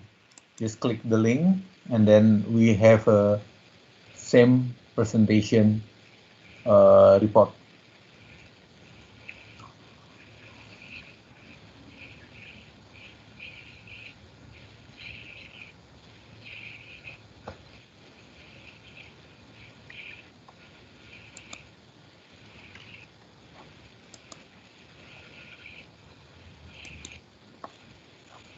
Okay.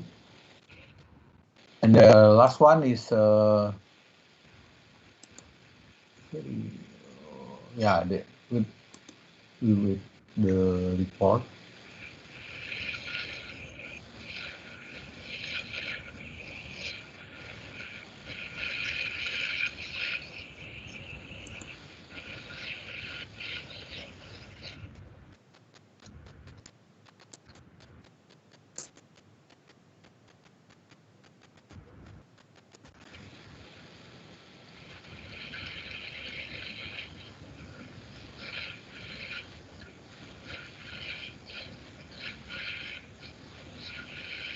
So this is the report that I create from my email. We can also put the report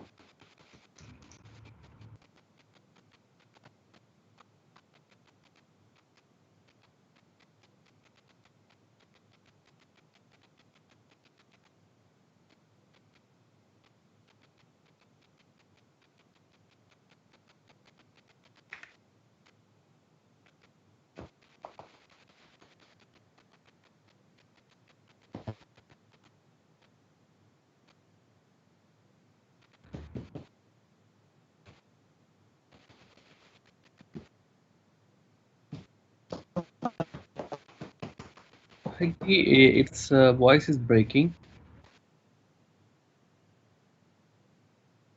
I think it's might be due to bad connectivity.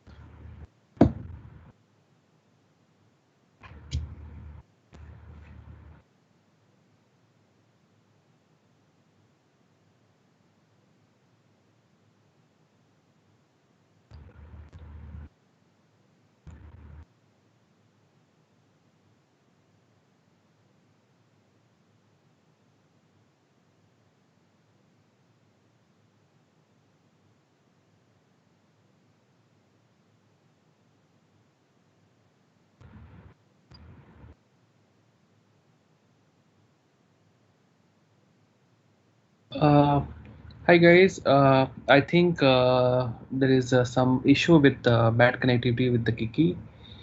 No problem. Anyhow, we have our next speaker lined up, Anil.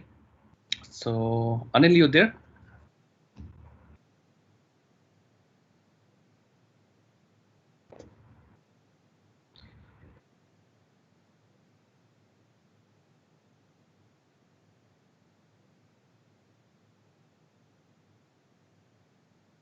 Hello. Yes. Yeah. Okay. Thanks, Anil. So let me just quickly share. So you can just let me share my screen. 2 minutes. So our next speaker is Anil. So please help to provide a feedback for the previous session, for the Kiki session, basic overview of Power BI. So you can scan the QR code or you can just type the bit.ly link. Okay. So Anil is a Microsoft Data Platform MVP from Nepal, and he have more than 9 years experience in development and implementation of uh, implementation of healthcare data analytics and services. He is also a well-known speaker and organizer for the Nepal Power BI group, and he have written a lot of articles on the Power BI, and is a very active member of Power BI in a SQL group. And yeah, so over to you, Anil. So maybe you can share your screen and can start. Okay. Thanks, Thank Asif. Yeah, I will share my screen.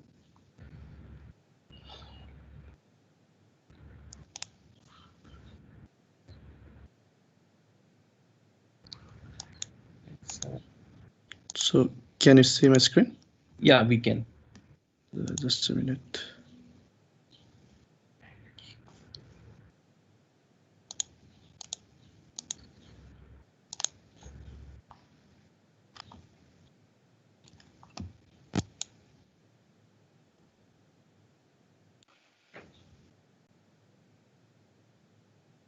Hello, sorry, I lost my network. Hi, Kiki. Yeah, I think Anil is sharing his screen. Uh, 1 minute. Hi, guys. If you have any questions from Kiki, so you may ask, or you can ping on. And Anil, can you share your screen?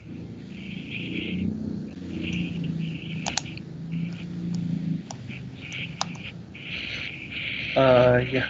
Thanks, Anil.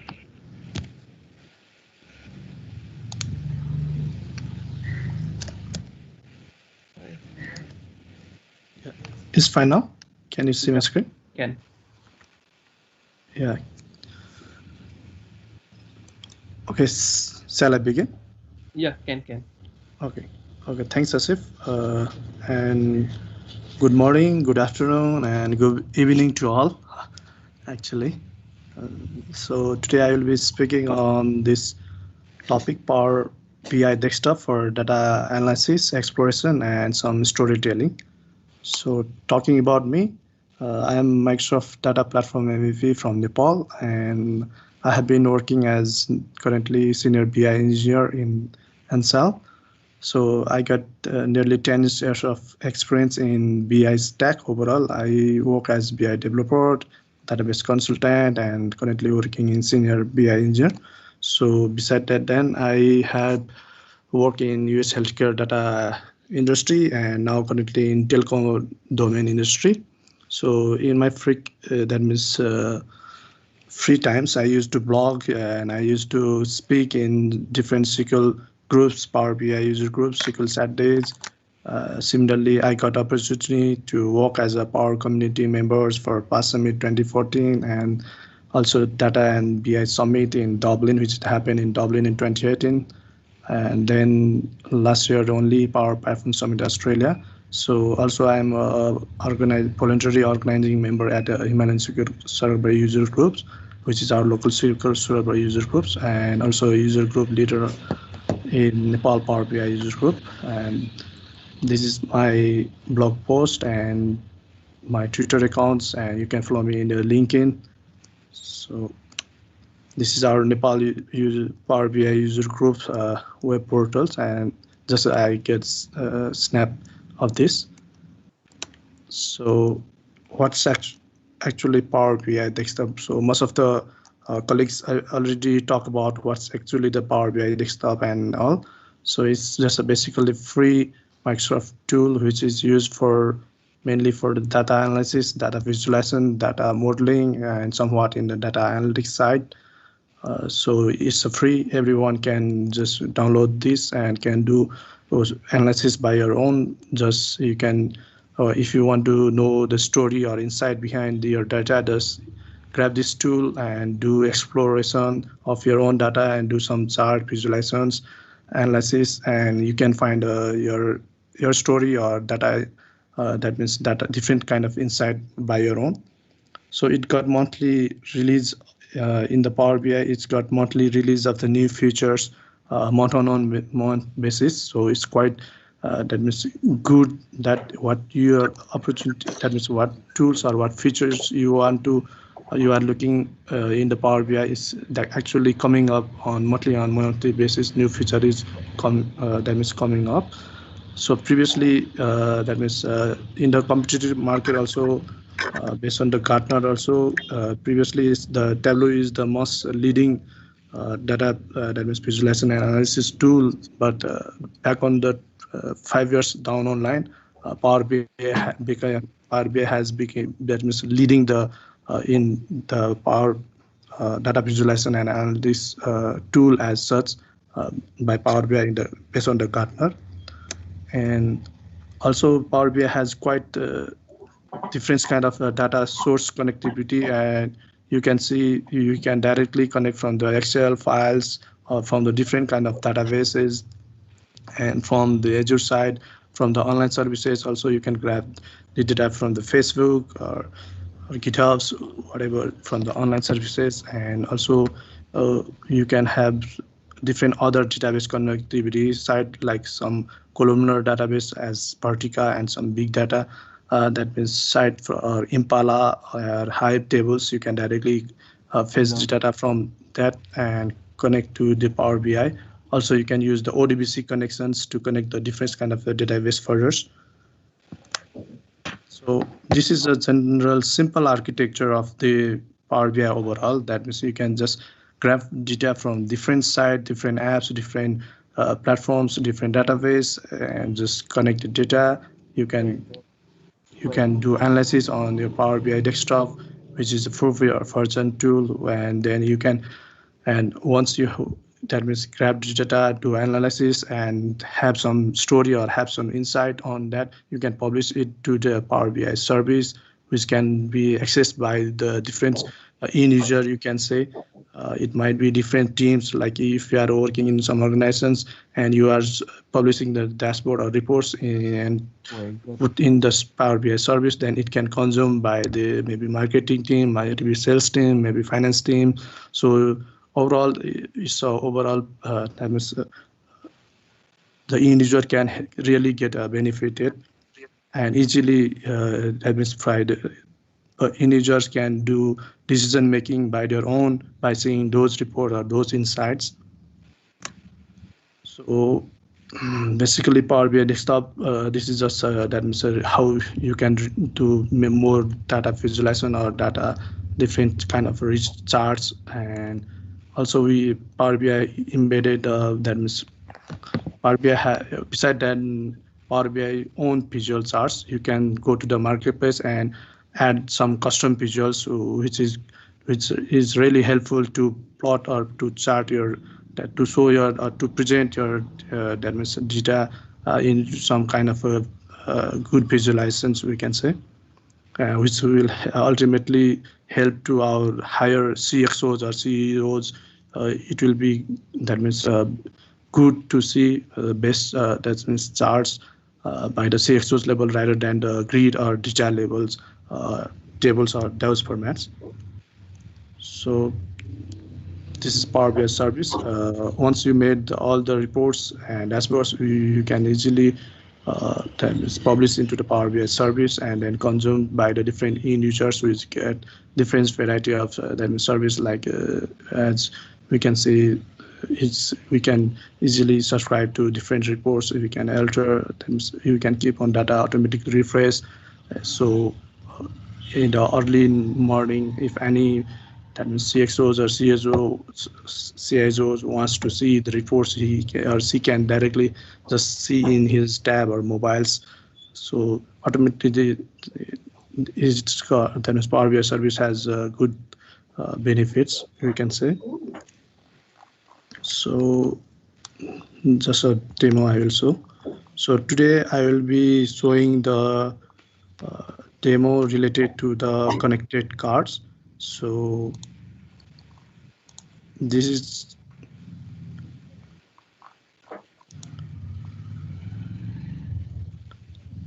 just a minute. I'll stop screening and then show again.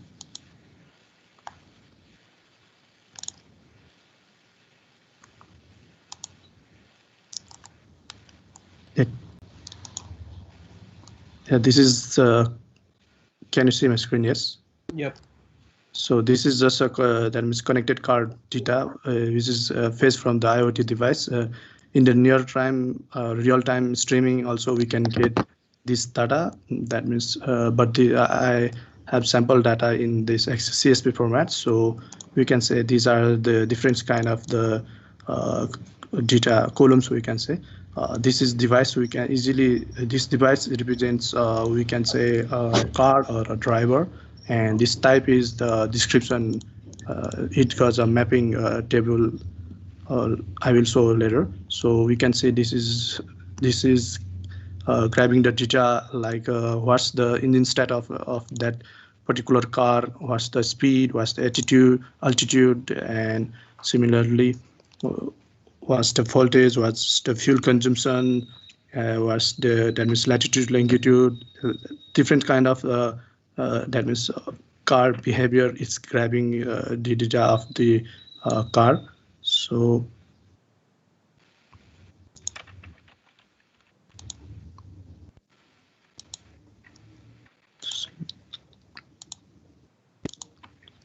this is the mapping table. We can say here you can see this is the type. So what's exactly this integer, this value one that means the integers numbers represents, like we can see in this mapping table. Actually, this represents the different kind of the activities or behavior of the car. What you can say is that means acceleration alert, overspeed alarm, collision alarms, harsh braking. That means these are the different dimensions, we can say, descriptions of the car's data. So we'll gonna analyze this data, and then let's see what's the story behind this data by using the Power BI desktop. So I will just, so this is free Power BI desktop tool. So we can just, suppose you see it, just you can do the get data and from the CSV. So this is the particular data what we are dealing just previously, IoT data and mapping data. So you can just open.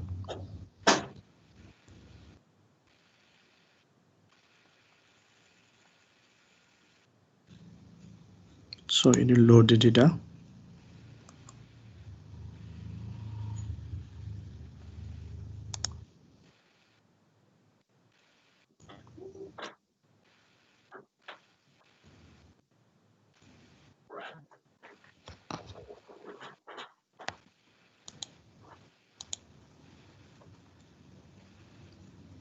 So data is just loading.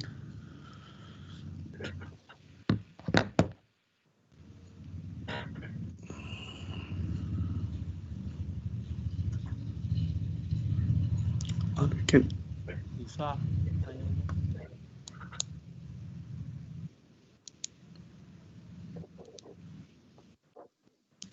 So we can see this data is already, I have already loaded this data also. You can just by edit query, you can see.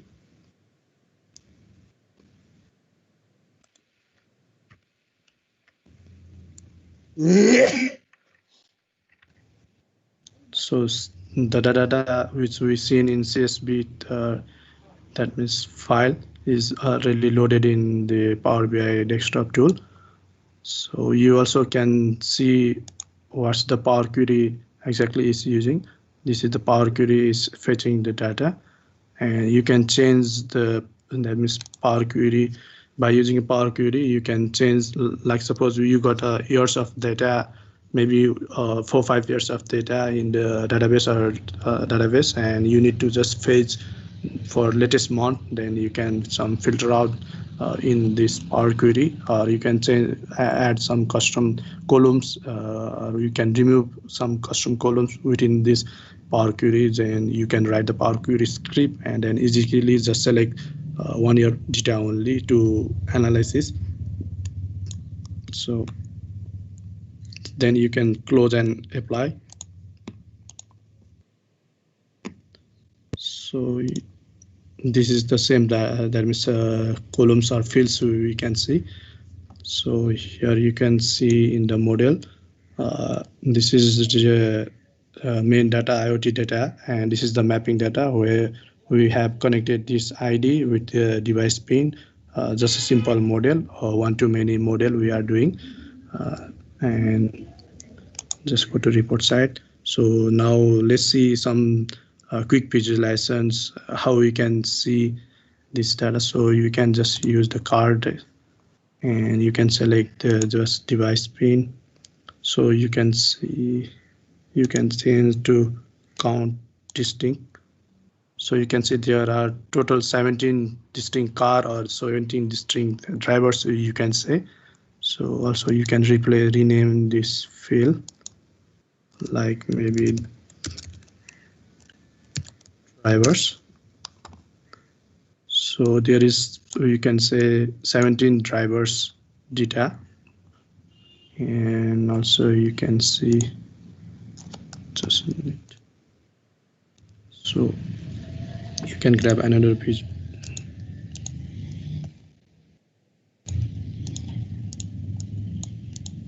You can grab another visual and you can see what's the description and just count you can do. So you can see these are the different activities overall. So there is nearly 22 lakhs something that was activities overall by this 17 cars or 17 drivers, like how many got collisions and overspeed, these kind of things. So similarly, you can just grab a map and you can plot device and you can just do latitude and longitude. So you can don't summarize in the latitude and longitude field. So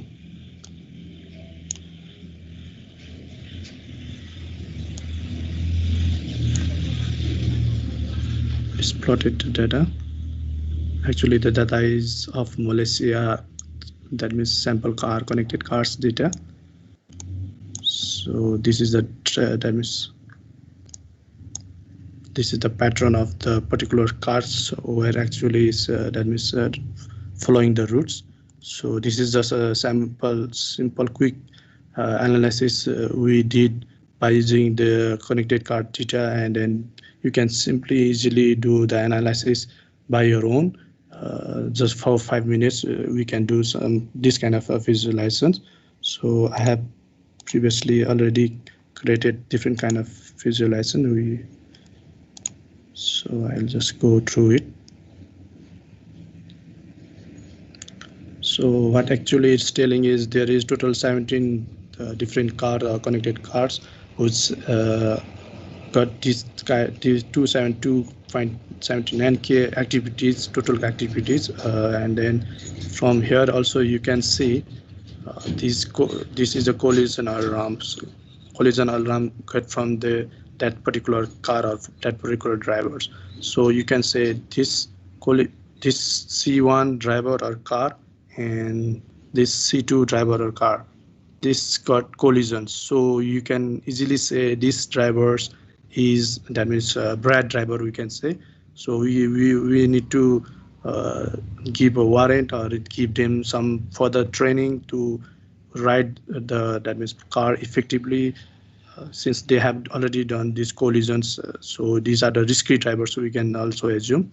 And similarly, you can see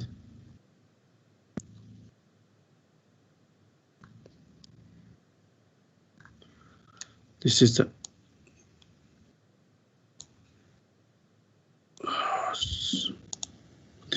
that means particular car driving routes is showing.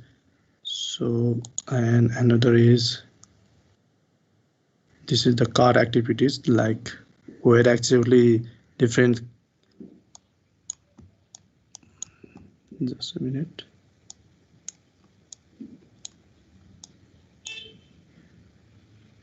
So these are the different activities of that means cars plotting in the that means map we are plotting. So these are the description of the colors. We can see what actually is represents. So this color represents parking point data, you can easily see. And similarly, you can see different kind of that means colors and different kinds of activity around the that means map. So quickly I have write in the that means word what exactly we can see the different story behind this data I have gathered and what might be the use case we can develop based on this data. So first of all, we can see this by looking after this data, we can see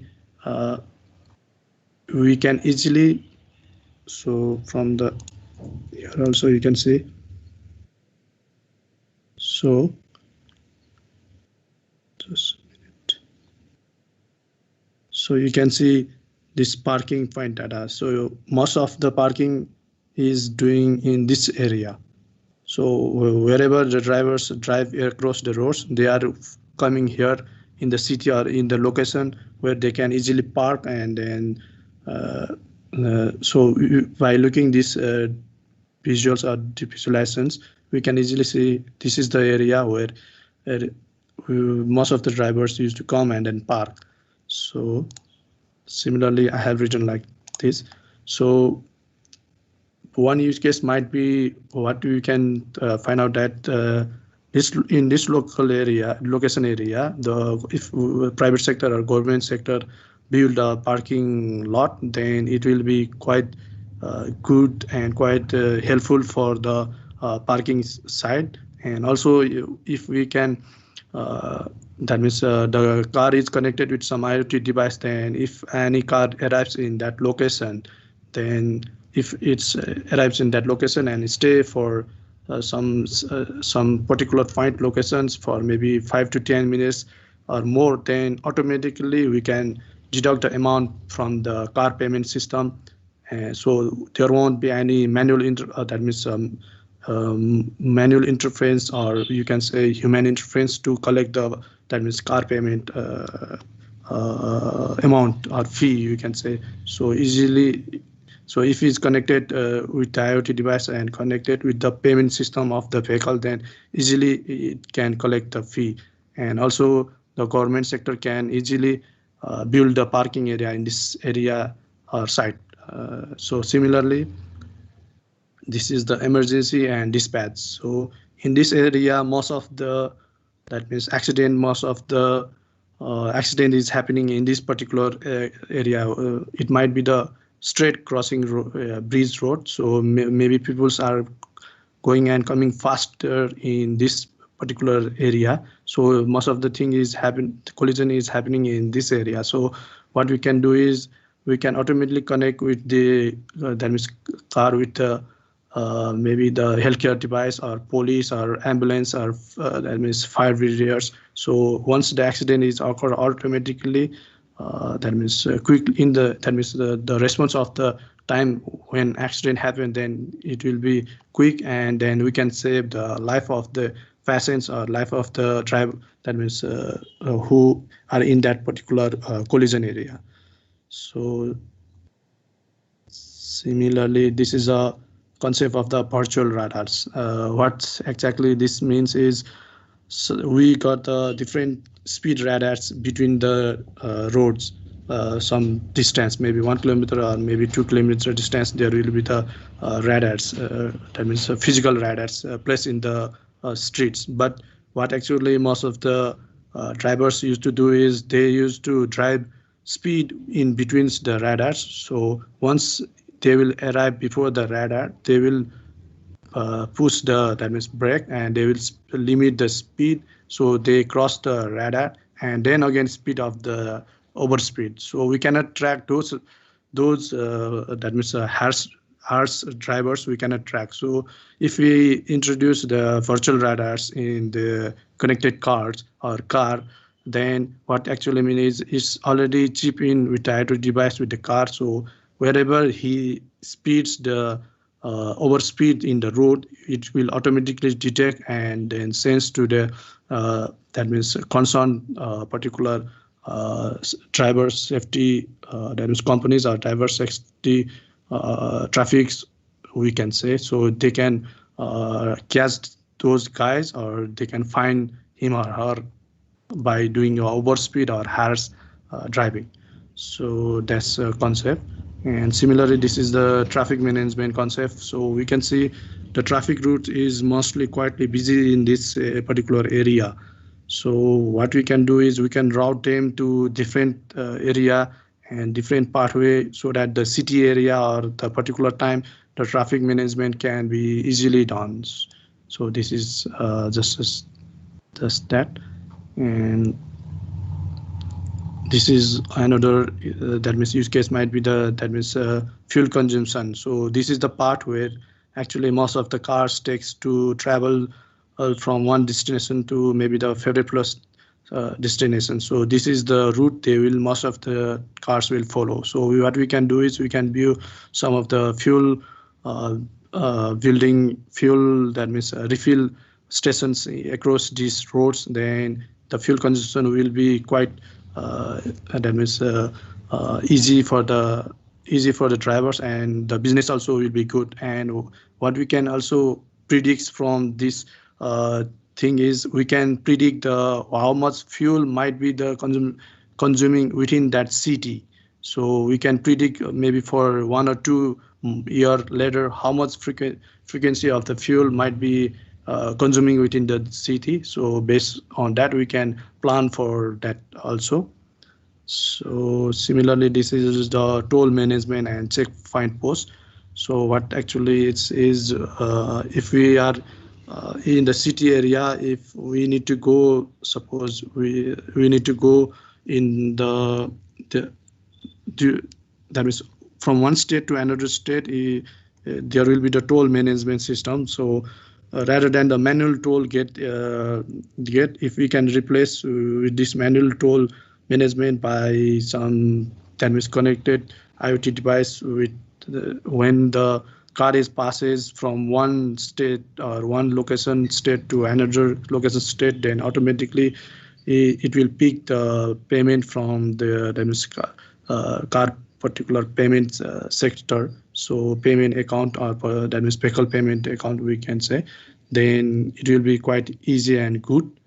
So these are some of the that means analysis we have done, and then these are the use cases we can find out from this particular data. So just by looking this data only, we can see this kind of story behind this data. Then it's quite good tool. We can say Power BI has great capabilities here. Also, I just want to. Then after that, we can just publish this. That means different kind of dashboard or different kind of analysis in the Power BI service, and then you can easily share this Power BI, that means dashboards or report to your end users, and they can consume this insight and make a decision whatever they needs to do. So similarly, what I have also done is I have done in the Python also. I have predicted based on this behavior, like based on this kind of behavior, which drivers or which driver might be the risky driver. So actually I have using some Python code here, and while testing it gets nearly great accuracy. So actual is this is C17 is predicted C13, but what we can say is it's quite predicting correct data. That means which driver might be the risky driver, like who did a collision, who did brake, harassing, those kind of driver we can easily predict in the near future he will that means might be collide the car, or he might be risk the or some car insurance company. If we are hiring the cars and then lending to the service, then they can easily predict which driver might be the risky driver for them to put in the service. Like this we can easily predict. And similarly, I have also check done with the Azure ML Studio also. Same thing I have done what in Python. So this much for the demo part.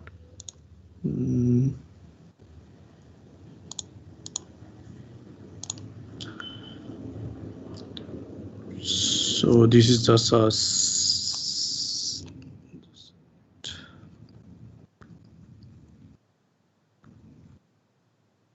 so demo. That's all for my demo, and this is just a demo mockup snap. What we have just I have just presented, and this is demo. So is there any question? Hello, Asif? No, not yet. Okay. Yeah. Okay, thanks. So if anyone that means any new person who wants to try for the Power BI and do analysis, storytelling, exploration, data analysis, then this is just a quick some tips I have collected. So how you can do is different kind of training resources you can easily available in the internet. So there is a dashboard in a day course which you can easily do and then check this out for the quick easily making of the dashboard or visuals.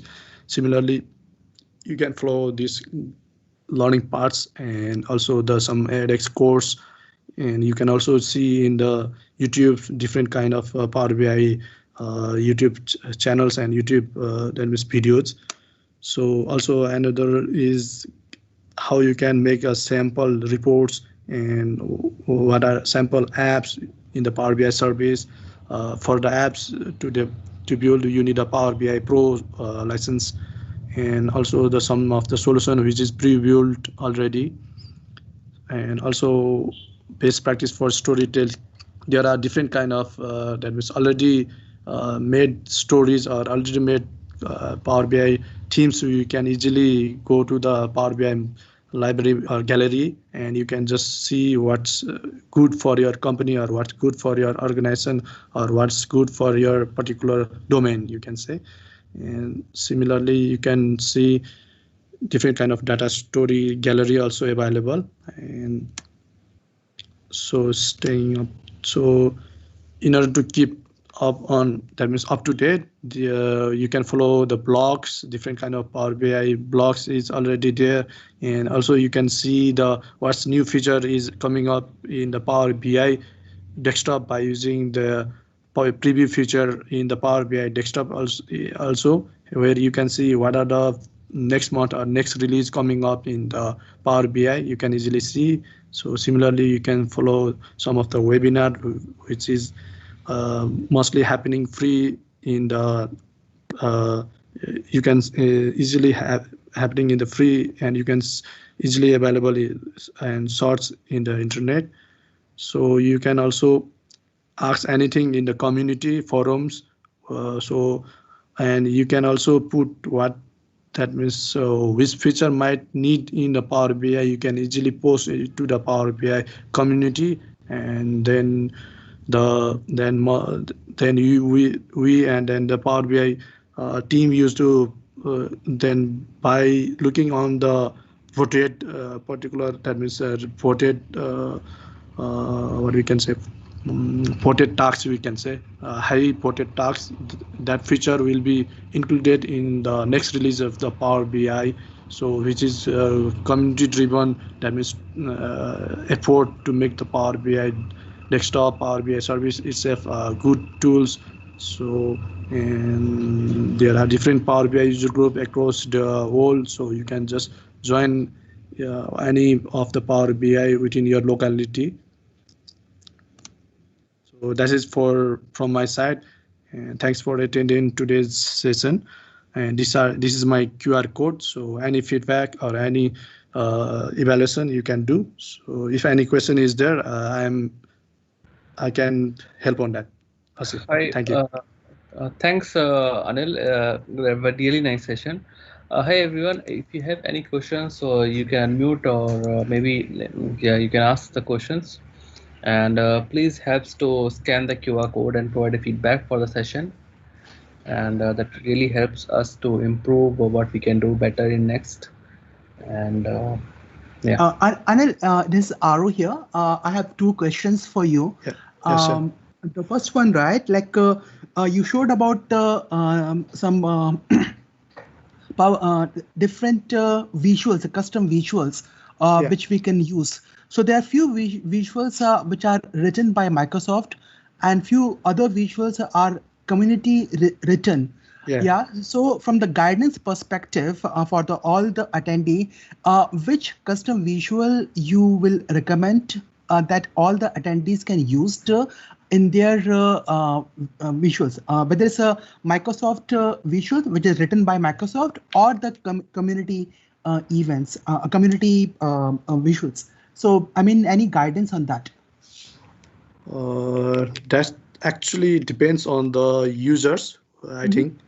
Rather than me telling which visuals to use, I think it's good to explore the visuals, custom visual in the market, and then see which visuals might be the good for that particular data Scenario. for analysis, I think. Sure. Got you. So Microsoft, that means whatever in the market, they need to also approve from the Microsoft itself. I think we cannot easily embed it in the Power BI desktop also, no? Yeah. As far as I know, that means whatever visuals we can easily grab in the Power BI desktop, whatever it available in the market. That means from the Power BI desktop tool itself, you can go to the market and custom visual market. So those custom only you can grab, or you can pull into the Power BI desktop and then do analysis. Sure. Thanks for that input. My second question is about the external sharing. So we have a lot of people who have clarification that Power BI in the organization, they can use it, whether it's a free Power BI free desktop or the Pro. But what about the external users? For example, I have a company and I want to share one of the report to my external client. So whether he can just view or he can also able to modify the report which I am also updating. Is how this scenario can work? So if you got a Power BI, that means service, then you can easily share him some web link. Like, okay. Yeah, I will just show. Sure. So just a minute.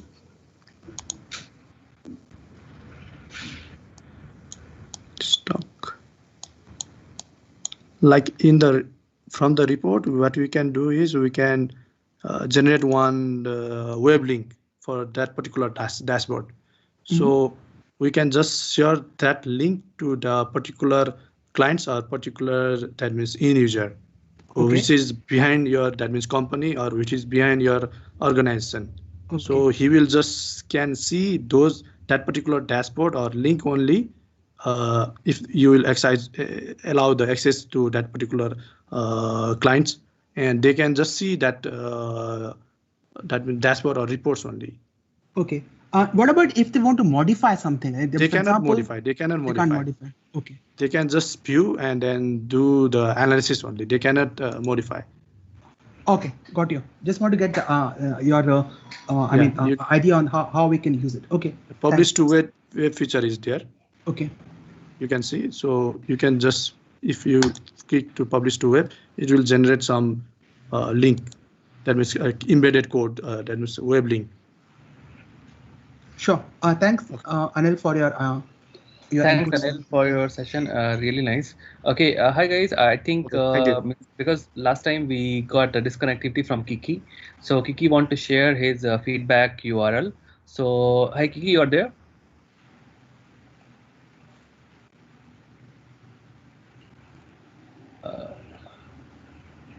Okay. So maybe let me share my screen.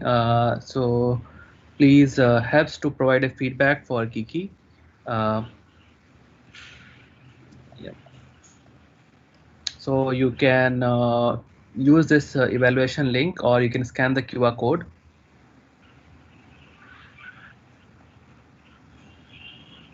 And you can also provide a feedback for Anil by scanning the QR code.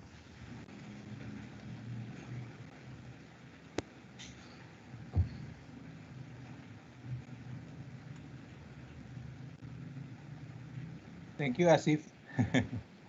No problem, no problem. Yeah, I was. Yeah, so because I have a problem with my network, actually the presentation is almost finished. Yeah. The internet has a problem. Thank you, Vicky. Thanks a lot for your time, and yeah, it's really nice session. All right. No problem.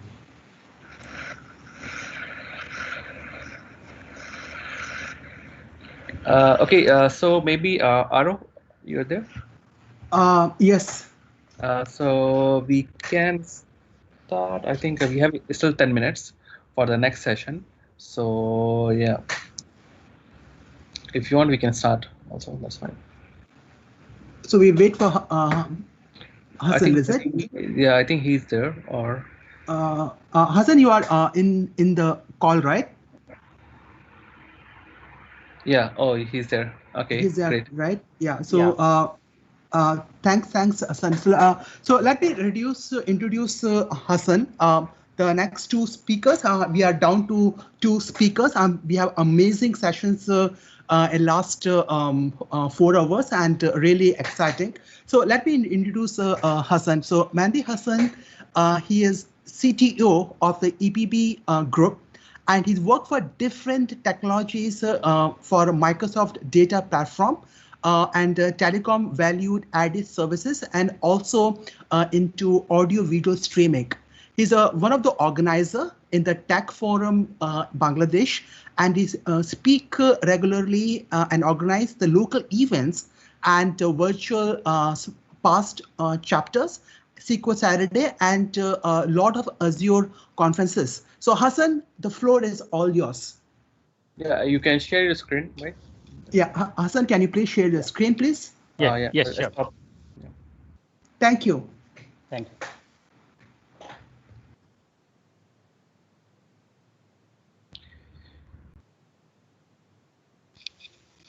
Can you see my screen?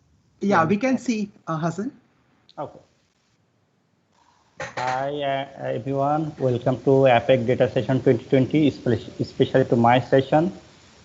This is Mehdi Hassan. I'm from Bangladesh basically. Today I'm going to take a talk. My session is getting started with SQL ML services with Python. Something about me. As Oro already introduced me, I'm working in EB Solutions Limited, and I'm working as a CTO there. And in my free time, basically, I used to speak in our local community tech forum and in different SQL Saturday group and some Azure and some others international community. So let's jump to my session. Okay. Today, I am going to cover what is ML services, why ML service is required, how it works, its benefit, and then we'll check the history, and we'll check the installation, and then run Hello World, and then we'll look into the internal architecture modeling. We'll do the modeling, deploy the model, consume, and check the reporting, how to monitor and reporting and resource governance. And finally, we'll check the security and how to ensure the security. And that's all basically I will going to cover today. Let's start.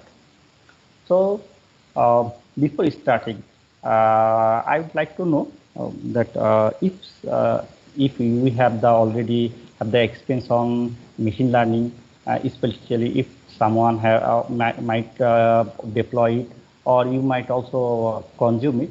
So whatever your answer or whatever you do, we can basically share our experience together on machine learning services. So before starting, we would like to explore what machine learning is. As per Wiki, machine learning is a subset of artificial intelligence in the field of computer science that often uses the statistical techniques to give computers the ability to learn. Here, learning means the improving its performance on a specific task without mainly depending on the data, without explicit programming. So what I am going to tell you that machine learning heavily depends on the statistical techniques and data. Basically, the main fuel is data. Based on the data and statistical technique, we try to predict the future, or we want to predict something which is not seen in regular eyes. So And for that, we don't need to explicitly program. So what can we do? We, based on the data and tuning our model, we can get the better performance. So why machine learning is required? Well, some problems are very unique and they can't be solved using our traditional algorithms or procedural programming. We can say that this is very difficult to write an application which can do the facial recognition or object recognition from images using our traditional, let's say, C# or Python, C# or Python, even the PHP. It's very much difficult. So, and there are some other problems like recommendation. Whenever we are using our Google or Facebook or Amazon, we can we always bear some recommendation for some. Let's say in YouTube, we'll get some recommendation for your videos, or in YouTube, we'll recommend. In Amazon, you will recommend for the products. And sentiment analysis is another candidate for the machine learning, since today's business basically always want to know how their product is working virtually, especially how customers are talking about their products or services in Facebook, Twitter, or in other social media. And obviously, the autonomous car, you can say the driverless car is a candidate for the machine learning.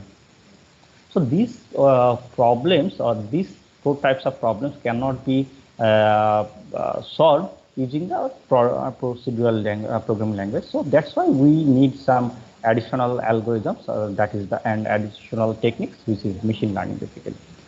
So so far we explored what is machine learning. Now we will see what is machine learning in SQL Server context. Well, machine learning in SQL Server means that it is a feature of SQL Server that gives the ability to run the external scripts. External script means Python or R, even Java, with the relational database. So, mainly it also allows the open source packages, or some Microsoft proprietary packages like Py and others for the predictive analysis and predictive analysis basically. So everything what we talked so far, that is running the external scripts like Python or R or any other open source projects, all runs within the SQL Server environment. So that's the key point. So if we think how it works within the SQL Server context, we can say that SQL Server, we usually keep the data in SQL servers. So based on the data, we can analyze the data and develop train up the model and develop the model. Then we can store the models, train models in the SQL Server tables. And whenever an application calls for needs some prediction, or we can say the score, it loads the corresponding stored procedure, which loads the model from the database and goes back to the score to the application. And application might write this new data in the data tables. So we can say that this is a repeated process where application uses the data, saves the data in the data tables, which is then used for training up the models. And based on this model, application again tries to predict some events. So what can we do using our SQL Server ML services? Well, we can do the classification algorithm. Classification means we can classify the input data based on some criteria.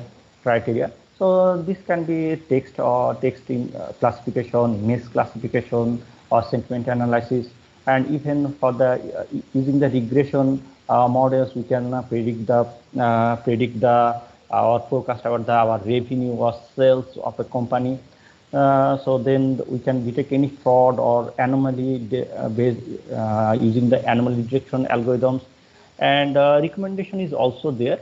So we can recommend the relevant suggestion to the user so that the user uses our, which basically increase the stickiness of the user. So this slide tells us that why ML services required for the data developers, DBA, and data analyst or scientist. So for the database developers are already, we know that they are heavily doing their SQL expertise and using and do some tabular data analysis. But if they know, in addition, if they know the Python or R and familiar with some predictive analysis, then they can give some more output. So basically, this is required in today's corporate world. So today's corporate worlds always need the data analysis. So if and data developers know the Python or R and predictive analysis, so they can deliver more to the organization. For the DBA, Python or R knowledge is optional for them since they don't do the data analysis. But which is required for them is they need to monitor and govern the resources and allocate the resources properly to the external scripts. And so that SQL Server is always in can provide its best performance. So data analyst usually they are already familiar with the Python or R, and they are already know predictive analysis. So they can easily work in the SQL Server environment. And data scientists, definitely they already are a master of Python or R and some predictive analysis. So that's the requirement to the developers or DBA of ML services. So what is the benefits of SQL ML services? Well, if we can, before going to the benefits, let's say how a typical data science process works. Actually, the typical data science science process involves the data movement outside of database. How it works? Let's say whenever a data professionals need some data, they usually ask for the data DevOps or database DBA, and who then faces the data from the database, do some ETL process, and return to the data professionals. And then data professionals analyze the data, do some train up modeling, and build a model. And finally, they again gives it to the DevOps or data DBA, and they deploy it in the database. So here, the main challenge, what I am saying that here data is moving outside of the database, and it goes to different hands and completely outside of database basically. So key benefits of SQL ML services is the data is stored in the SQL Server environment. So what's happened that whenever data professionals, we can say the data analyst or scientist do some need to develop some models, they can do they can extract the data from the query the database, do some analysis, modeling, experiments, and again when it's time to deploy, they can easily deploy it within the SQL Server. So what's happened that everything is so data is not moving outside of database. So another key benefit is that everything is running inside the database. So the SQL Server, so the Python or the external script, right, like Python or R, all the scripts are running within the SQL Server environment. And we know that open source world is very much vibrant. So lots of innovation is there every day. So we can use this innovation directly with SQL Server, and so we can add the intelligence with our SQL Server data. So we can use the open source project like PyTorch, TensorFlow, Scikit-learn, everything with SQL Server. So if we check the brief history, we can see that In 2015, Microsoft acquires Revolution Analytics as a company, and it renamed it to R Server to ML Server.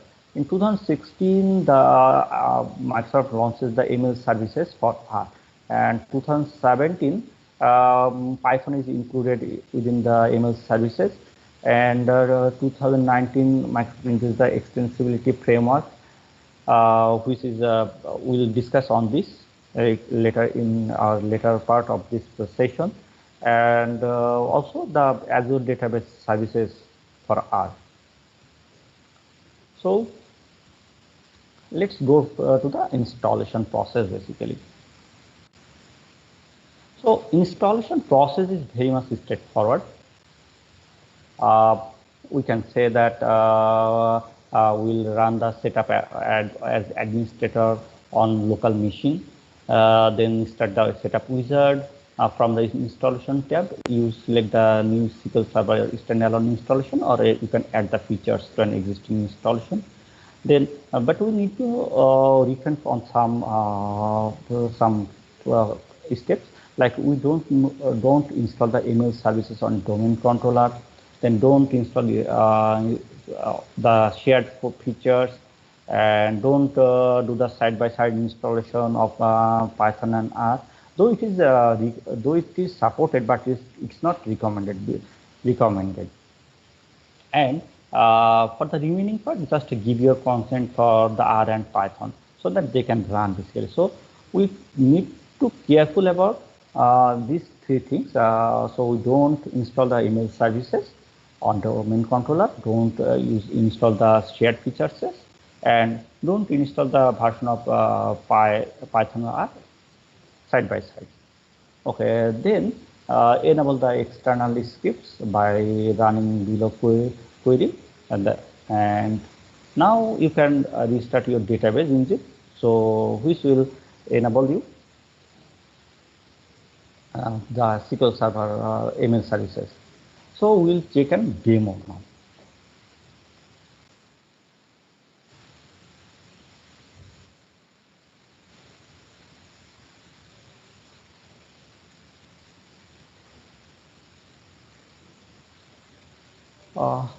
Just a minute, I am sharing my screen. Give a moment.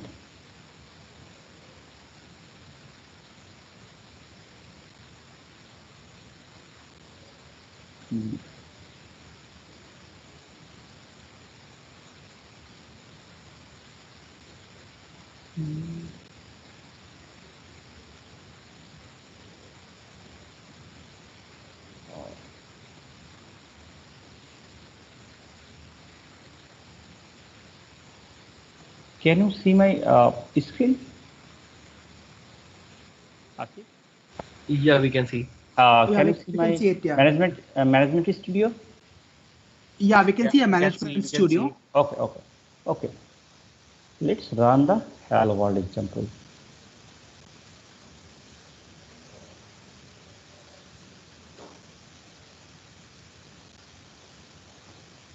So it takes a little bit time. Let me have some drink.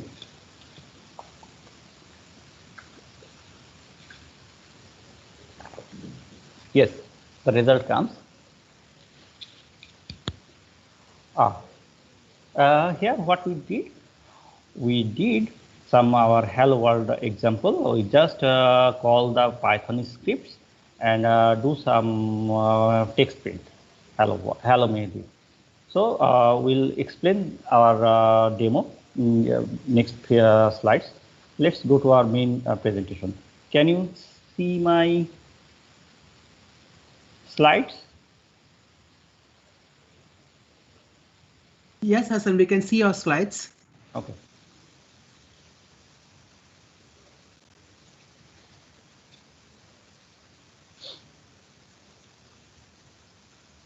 So now we'll explore the internal architecture of SQL ML services.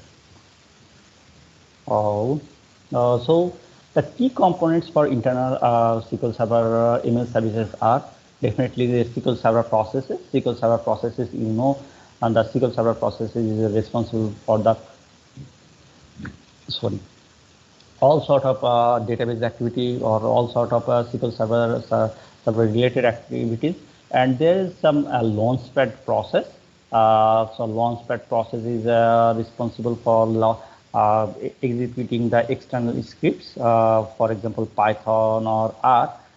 So it launch whenever SQL Server needs, it requires the launchpad to launch the appropriate launcher for executing the external scripts. So then there is some BXL server, which stands for Binary Exchange Server.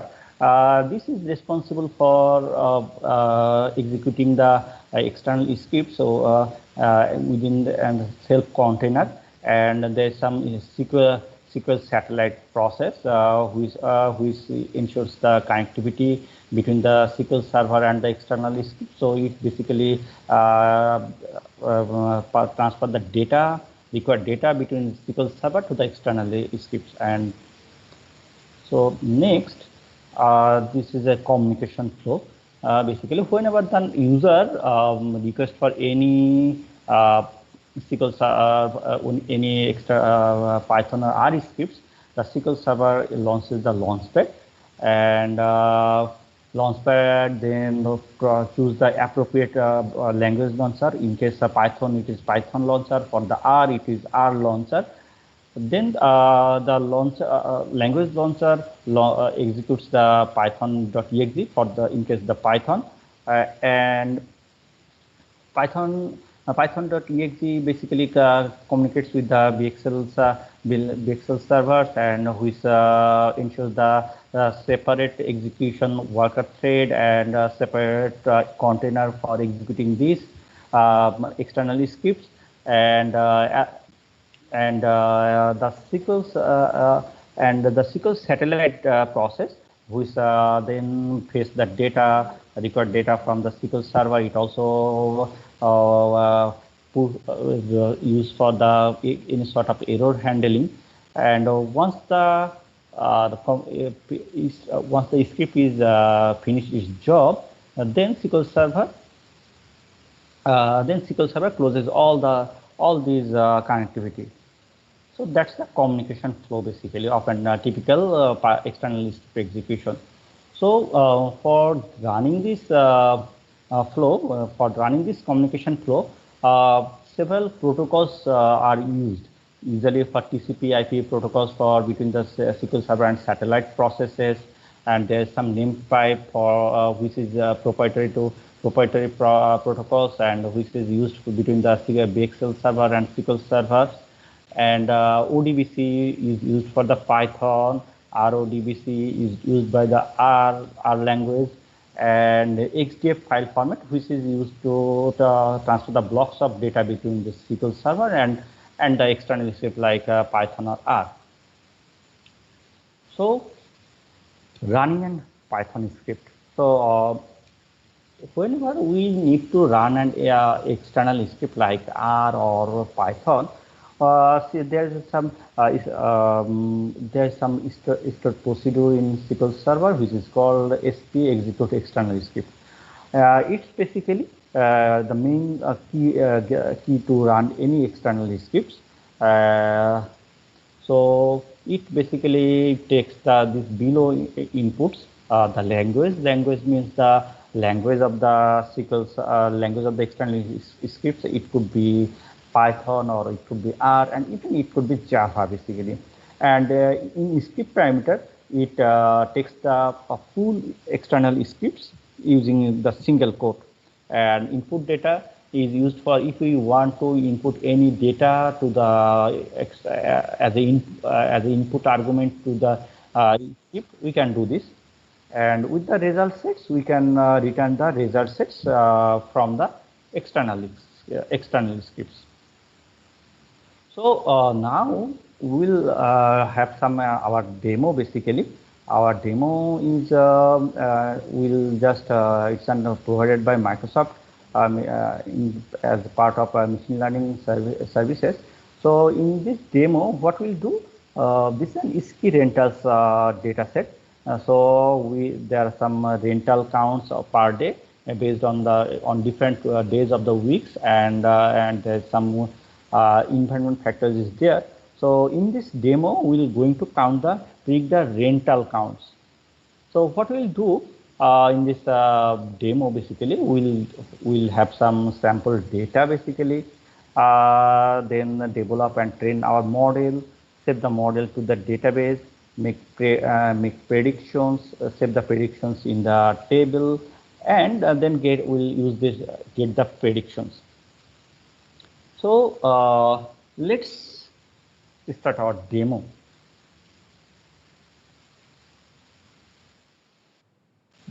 Are you able to see my management studio? Yes, Hassan, we can see it. Oh, okay, that's great. Okay.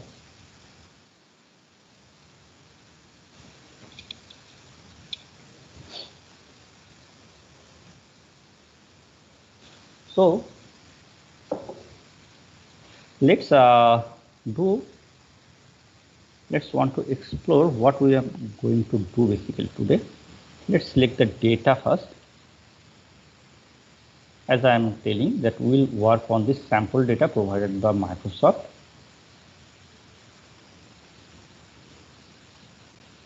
Yes, there are some year-wise data. You can see that this is the year, the month of the year, then day of the month, then some rental counts of that day, and it's the weekday. Is it an holiday? If there is snow, if there is some, you can see remaining this data, and there's some data from 2013, 14, and 15.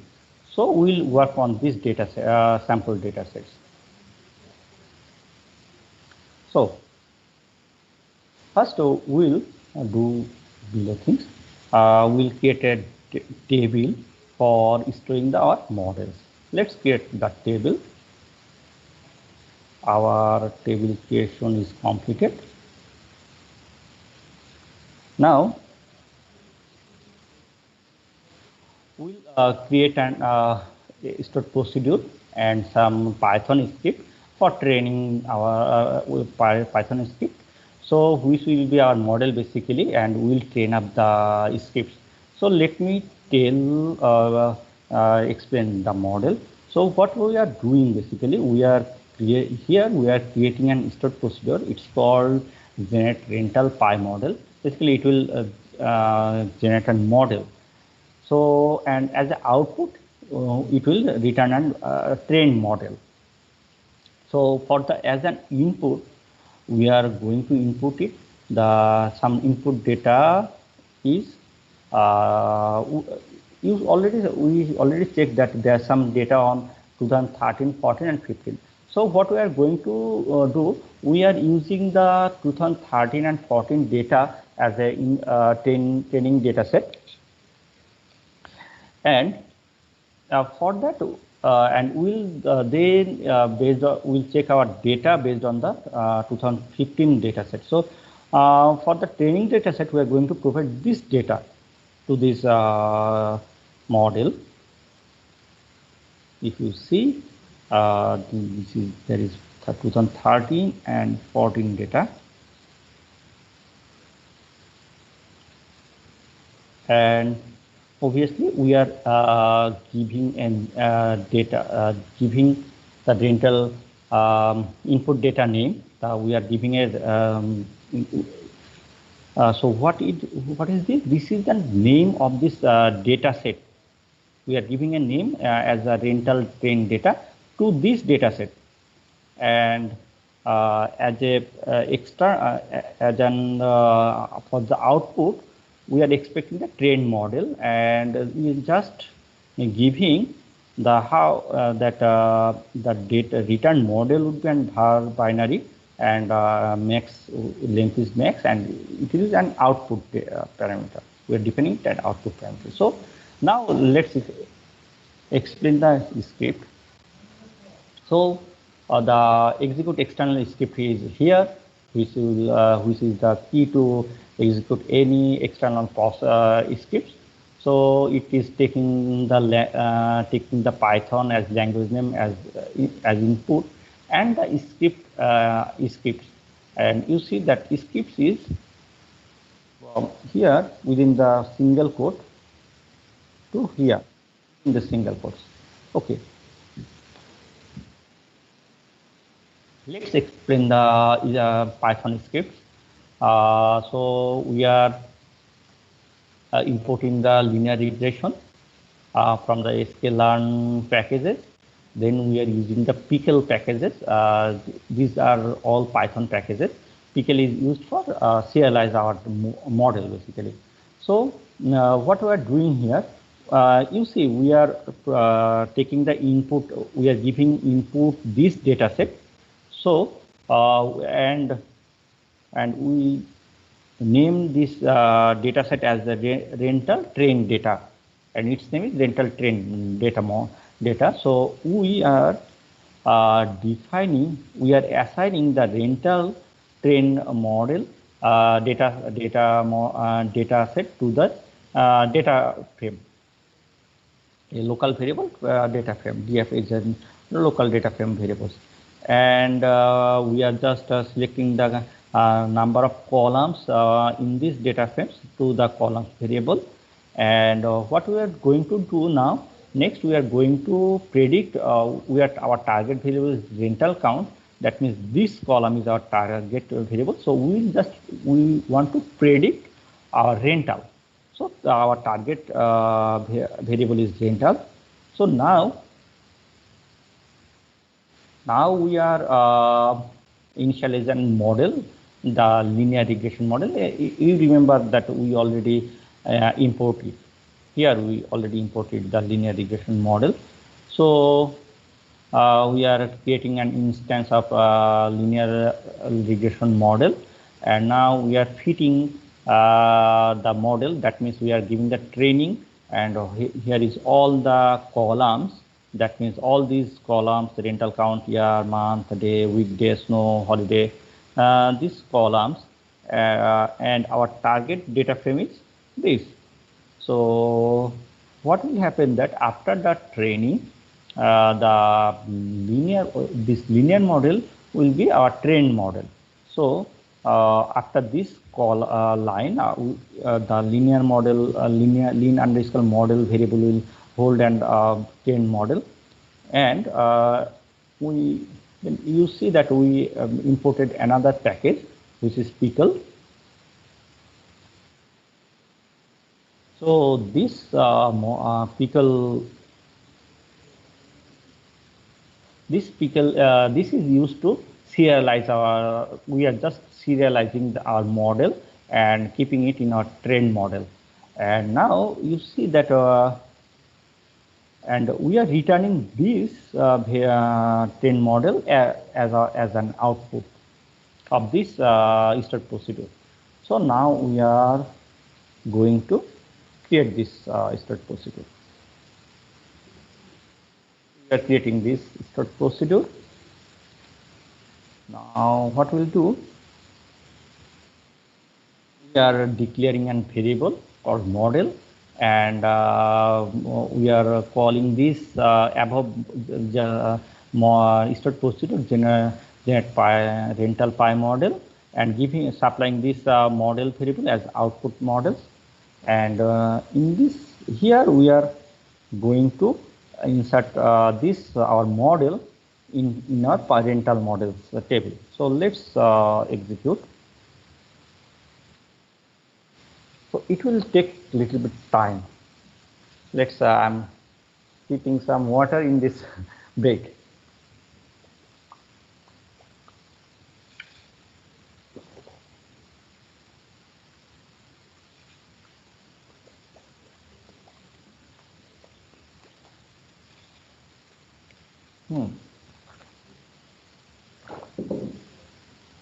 All right.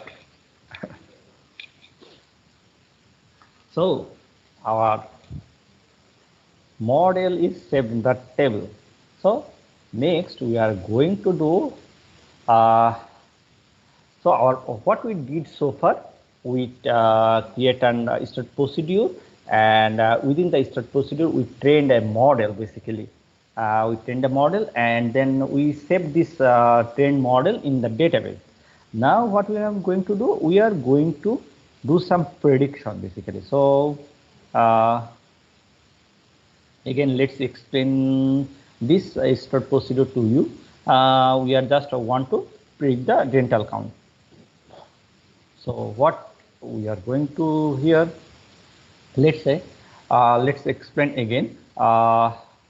You saw earlier that we use the 2013 and 2014 data set as info as our trained data set. So now what we'll do, we'll predict our data with and we can verify basically. We'll test our model based on 2015 data set. So this is our 2015 data set. You see the same data set basically. We just split that data set in some trained data set and some tester data set. So we are naming this data set as a name rental score data.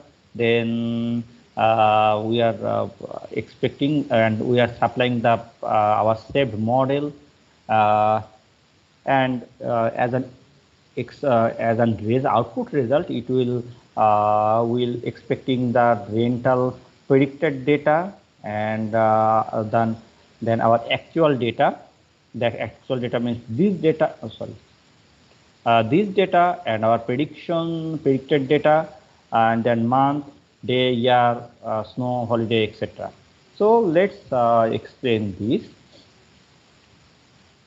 So we are just importing some packages, the Python packages. I'm not going to explain anymore. You see that it is in Python scripts, and you see that we already supplied our supplied a model, basically our model to this stored procedure. So we are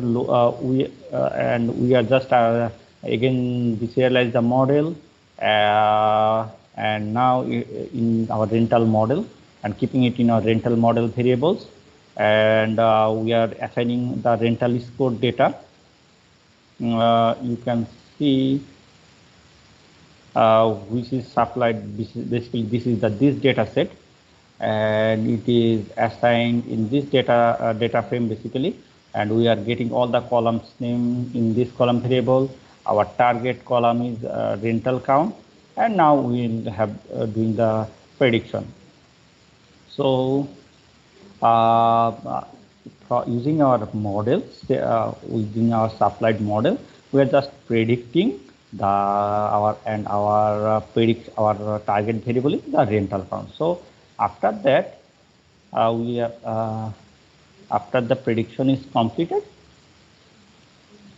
we are using from the pandas data set. We are having the data set prediction underscore df, and for the output data, so we are just now preparing the output data set using the pandas packages. It is in Python packages. You see the prediction predicted data, then rental count, month, day, which we supplied in these columns basically. So finally we are setting the output data set, and this will be our output. So let's execute this stored procedure.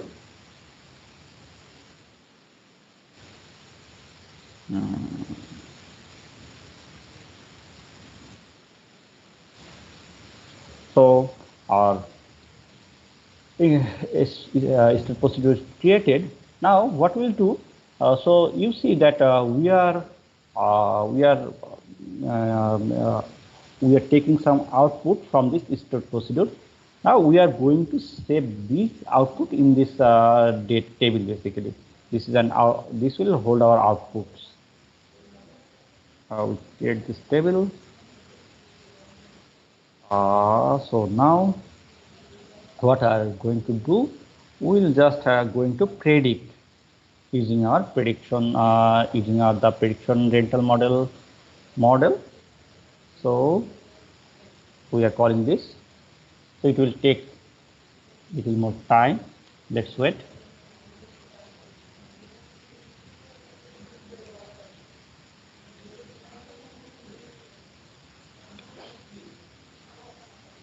So I'm sipping some water.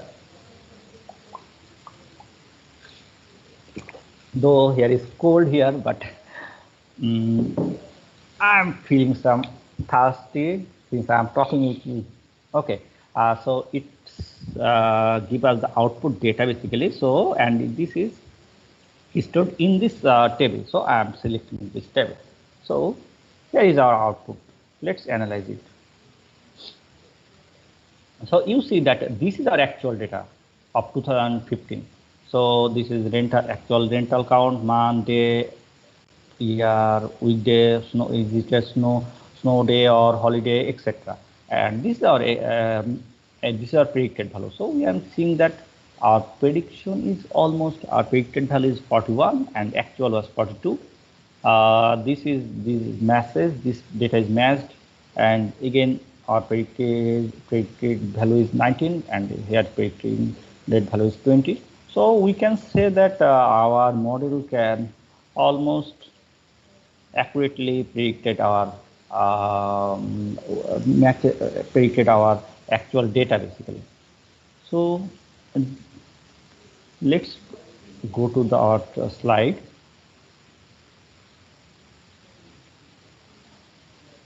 So we already finished our demo basically. Now we running the external script needs some monitoring also. So how do we monitor it? I'm just going to show you. So using the SQL Management Studio, we can monitor the report basically. So how things are going on inside the SQL server. So we can monitor the execution of external scripts. We can monitor it, resource utilization, then finding any problems or any performance tuning. So here is some sample report.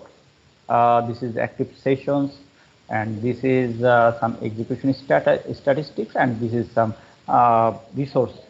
So I am going to, let's try to have a demo on this.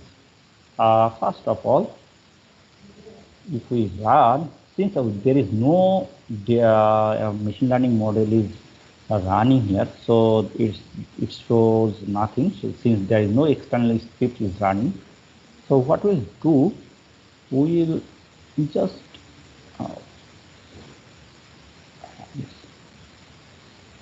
running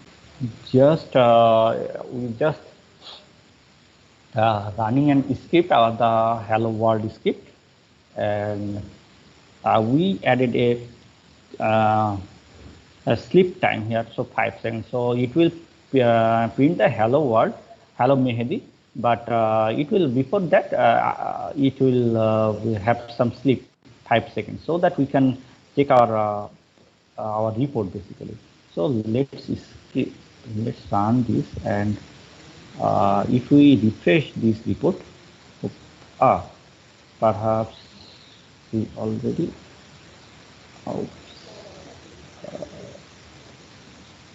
there's some error basically. Oh, I think it will now. You know, Python is an indented oriented. Oh, it's wait. So let's make it little bit bigger value. So 10 seconds, it will wait for 10 seconds. If we now executing this, and if we refresh this, hopefully you can see, yes, we can see that, and the Python script is running database on database tutorial database. We are using the default login name, and user and the total elapsed times, etc. It's showing. So, oh sorry, and we'll check some other reports also. Active session, the execution statistics. If we refresh it, let's refresh it. So it shows that total execution times, total execution errors, and total execution 83. So you can and some Python and R executions, how much Python and how much R was executed in this server. So what we will going to do, since it shows the total execution 83, so what we are going to do is we just, oh sorry, not this one, I want to show you this, going to this, and we just let's say it will wait for 2 seconds. I'm just editing this script, and if we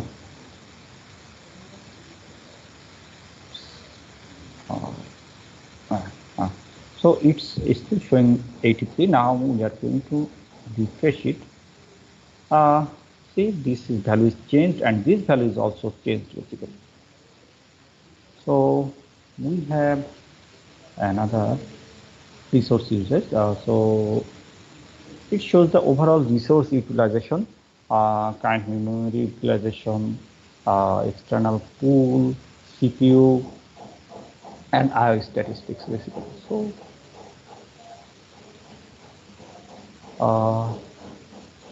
let's start our present. So this is our reports basically. So you know that machine learning services are always resource hungry. So it's resource extensive, extensively use the resources. So usually 20% of host of memory and local memory are utilized, they are allocated for the external scripts. So the DBA can optimize this by enabling the resource governance. He can tune the resource by get external resource pool to create and configure the resource pool, and then assign some the training or the then using this resource group, then he can do some the mapping. So this group will be used for the training purpose only, and this will be for the production purpose. And create a classifier to intercept the calls for external processing and execute the queries and procedures using the objects. So in this way, a DBA can tune the resources. So next is security basically. So you know, the security is a crucial part. So you can say that SQL Server is a very crucial. SQL Server is a very crucial node for any organization.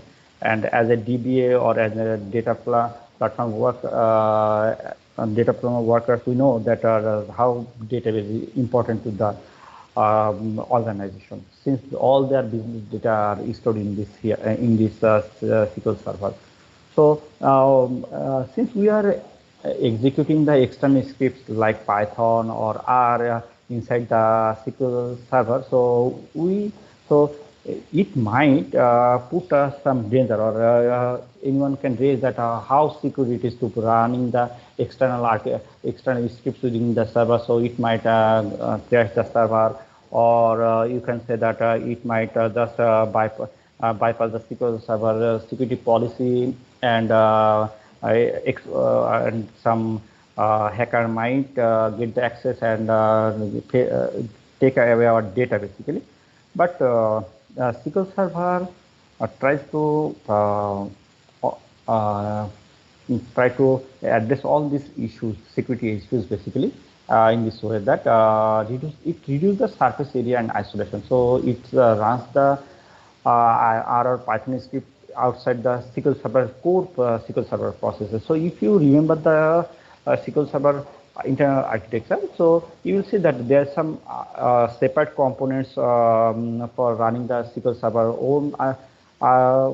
own processes, and some separate processes for the external scripts, running the external scripts. So thus it isolated the core SQL Server processes functionalities and the external script functionalities. And for executing any external scripts, you need to enable the external scripts explicitly. So then script execution requires explicit permission. That means for a non-admin user, so if the SP execute external scripts must be called explicitly. So, and one thing is that the login associated with the external script execution, the privilege he has this account, he only get the privilege from this external script also. What I am meaning to say that if we execute external scripts for an user, which only can have the permission to select operation on some particular table, and if we run the external scripts using this user, then we'll only get that permission only. So other than any accessing other object will just give us error. And another thing is that R and Python process have some limited privileges. That means that R or Python process run isolatedly, so under the app container. So if you remember the our internal architecture, the Bake-Sellers processes which isolate every external scripts in separate containers. So one container has no idea of another container. So thus they just secured everything. And different users with different app containers. So as I'm saying that, so one user, one external script can't communicate with another external script, and so there is no communication way. And most importantly, we can Windows firewall rules to block the outbound data. That means that if any external script wants to take our data away from the SQL server, we can block it in the firewall, so that this so we can aware that this data is going outside from our SQL server. So that's all about my presentation and my session basically. So if you have any question, you can raise basically. And thank you everybody. Here is our feedback. You can rate me from this scanning this QR code, or from this bit.ly link, or from this link also. So Asti or Oro, can you hear me? Yes, we can hear. Thanks a lot, Hassan. I just want to understand any questions from the audience if they want to highlight, because I have one question for Hassan. Yeah. One thing, right? I mean, just like I shared for the learning the machine learning part from Azure, right?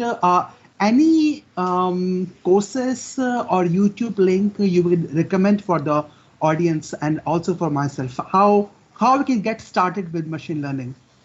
Well, there are lots of courses on machine learning, but there are some limited videos on YouTube or courses on SQL ML services basically. So I have some link here. So our Dinesh, our another speaker basically, he has some videos, and I have that I have also in reference part. You will see some link basically. Sure. So you can get the Dinesh channel and some here and some other resources. Basically, I already put in the reference. Okay, sure. Yeah, thanks, sir. Sure. Yeah, so I mean, really useful for us. Yeah. So, guys, if you have any other questions, it's a last, second last speaker. You can just speak or raise your hands so that Hassan can actually address your question if you have. Anyone? Okay, I think like it's people are a bit shy now, but it's okay.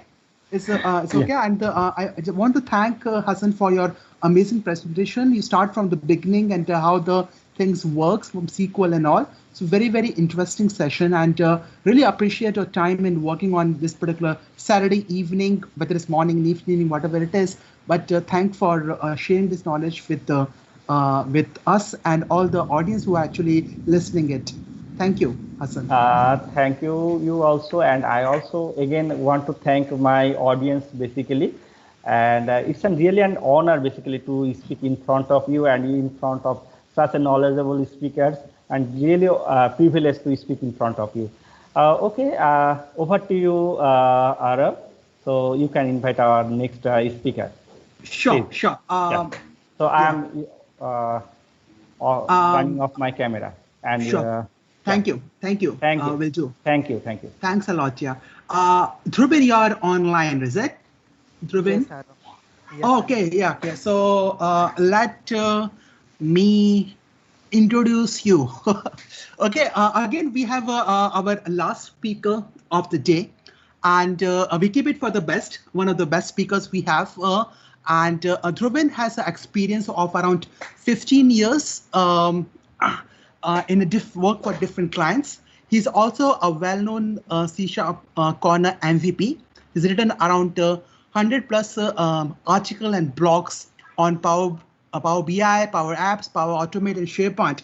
And I will still really highly recommend to visit his YouTube channel. He has around 6,000 subscribers, and what his videos are really, really good. I actually have subscribed because I've learned a lot of things from him.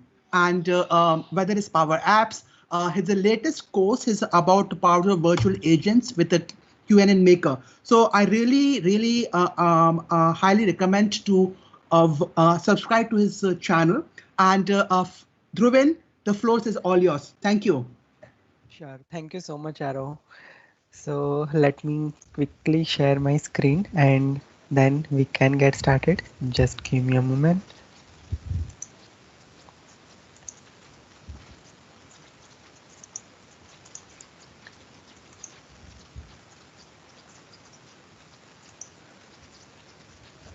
So let me know once you are able to see my screen. Yes, Dhrubin, we can see your screen. All right. Thank you so much, Arrow. All right. So first of all, I welcome you all for attending this session. So in today's session, we are going to talk about how we can explore Power BI in Microsoft Teams. And we will be talking about some of the newly rolled out feature in Power BI, which is smart narrative visualization and anomaly detection. So that is the overall thing that we are going to discuss about in next 45 minutes.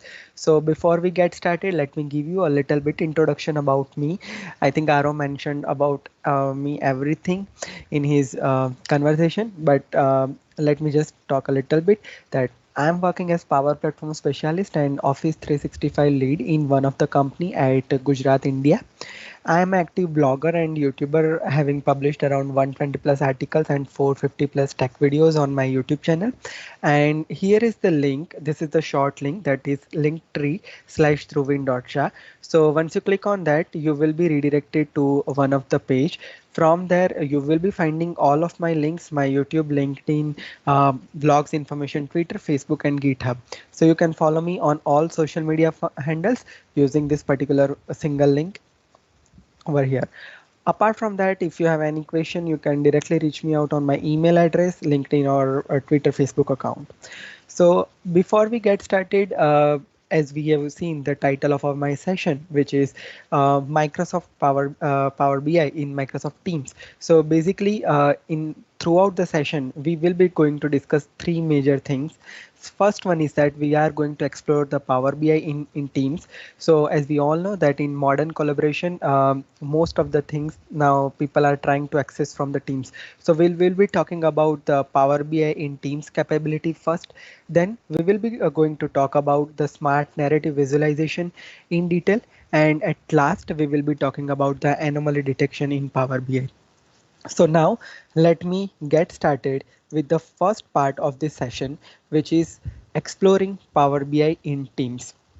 So now let me just directly talk about the first half of the agenda, that is exploring Power BI in Teams. So first of all, what we are going to do is we are going to add our Power BI application in Microsoft Teams first, and then we will be talking about some of the capabilities like searching the reports in Teams, or let's say if we want to share any reports or any specific visualization in the Teams channel or chat, how can we do that? And at last, we are going to add Power BI reports as a tab into Microsoft Teams, and we will be talking about the licensing as well as how we can simply pin the Power BI app inside the Teams. So now let me move directly to the practical part of this session. So here I have opened my Teams account on my screen. Now, as you can see that at this moment I have opened Power BI in Teams. This is one of the team and it is the general channel of that particular team. Now, the very first step is that we need to add this Power BI application inside our Teams. So this announcement is something that has been happened in Ignite 2020, and after that this feature is available. Now, in order to add Power BI to our Microsoft Teams, first of all, we need to go to the left navigation over here, and we just need to click on ellipsis icon over here, and we just simply need to search for Power BI. So basically, this will. Sorry, Driven. Sorry. Are you sharing the screen? I can't see the screen, please. Yeah, I am sharing the screen. Let me reshare. Reshare. I mean, I don't know whether other people. Can you reshare it again? Yes, we can see it now. Thank you. Sorry about that trouble. No worries. Thanks for that. All right, so let me just show the step. Maybe we are not able to see my screen. So basically here we have the Teams left navigation, and first of all we are going to add our Power BI application from the left navigation of the Teams. So basically we are clicking on the ellipsis here, and we will be searching for Power BI. So that will open this pop-up for us, and now we just simply need to click on add. So basically it is the first step in order to get started with Power BI in Teams. So basically we need to add our Power BI application within the Teams. Now this application has been added here, and now let me just pin that application so we will not lose it from the left navigation, and we will be always have that handy. So I'm just pin the app by pressing pin, so it has placed properly here. Now let me talk about the overall team integration within the Teams. So how the experience is going to look like. So basically here I have opened the Power BI service account. So basically in Power BI service we have this type of UI available where we have home screen and this type of left navigation, and from here we can access our different workspaces and all. So similar experience we do have in the Teams when we are integrating our Power BI in our Teams application. So here we have the similar home, similar left navigation experience. From here we can check for our different workspaces, reports, dashboard, dataset, everything. Now let's say for an example, here I want to search few things about my report or my workspace. Then how can I search that? Because it's the global navigation search for Microsoft Teams. So do I need to lose the Teams context? So the answer is no. Actually, we can search everything within this particular search bar. Now let me show you how we can search within the Microsoft Teams for any Power BI reports or any Power BI dashboards. So basically in order to search, first of all we need to write @Power BI. So this is the first keyword that we need to type here, @Power BI. So once here in suggestion it is provided. Now let's say if you are login or sign in for the first time, basically at that time we need to provide our credential. We need to provide our Microsoft 365 account. Now once we click that, it will be search here option available. Now here you can search for any report that you wanted to search. So let's say I just wanted to search for attendance report. So I'm just typing attendance, and based on that it will provide me different suggestions here. So let's say here I have one of the report that I prepared. So basically that report is being searched here. Now let's say I just wanted to open that report. So I'm just clicking on open over here, and that will open the Power BI report in the same Teams context over here. Also, before I click here, let me talk about some other options as well. So here we have open option, subscribe option. Subscription is something like if you want to configure the subscription for our Power BI report. And here is the copy link option. So that will copy the similar type of card. And if we want to send anyone to a personal chat, or let's say in the Teams channel, we can easily send that. Now I'm just simply clicking on open. So you can see that that particular report is going to be opened into my Teams environment itself. Basically, it didn't redirect me to any other tab or anything else. So everything is available within the Teams. So this is one of the cool feature. Now here we also talked about this subscribe option. So once we click on subscribe, so basically this will open the same thing by opening the subscription option. So basically on the left hand side, on the right hand side, it will open the subscribe option for us. So let's see how that will going to be look like. So let it to be loaded, and let's see. All right, so here you can see that this pane is going to be open, and here we just need to provide our subscription, and we just need to save and close. That's all. So this is really easy and very handy option. Now let's say Dhruvin, sorry Dhruvin, this ad subscription is a part of your own tenant, or we have to buy another subscription for this Power BI? Is it a bit different? Is it? No, Arrow.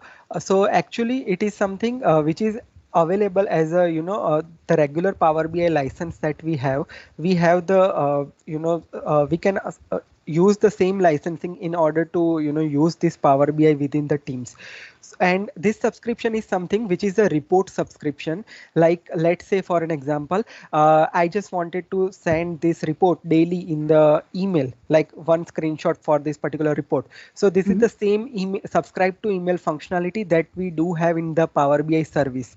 So with the Pro license as well, this will work. No additional licensing is required over here. So which means we can use the same subscription irrespective whether it's Power BI desktop free edition or pro edition. Is it work for both scenarios? Is it? Yeah, yes, Arrow. It will work for both scenario. Yeah, thank you. Yep. All right.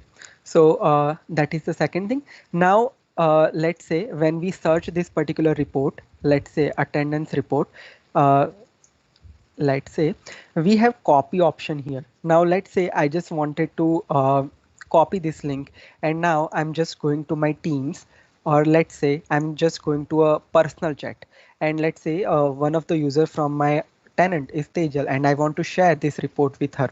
So I'm just pasting that copied link, and you can see that this type of card is already been appear. So this is how I can just write few information that review this report, and just click send. So this is how we can easily send the report across the Teams individual chat, or let's say if you want to share the similar thing into Teams channel, we can do the same thing. And when the user came here and just click open, the report will be open inside the Teams itself. So this is the search thing in Microsoft Teams. Now let me talk about some more interesting feature here. So I'm again going to my Power BI home screen, and now let's open any of the reports. So yes, this report is being opened here. Now here we have two options. One is chat in Teams on the top side, we can see. So basically this is the feature which is generally used. It is similar like a sharing behavior. So let's say for an example, if I'm, let me just close that out. Sorry. Let me just go home again, and let me just open any report. And let me just open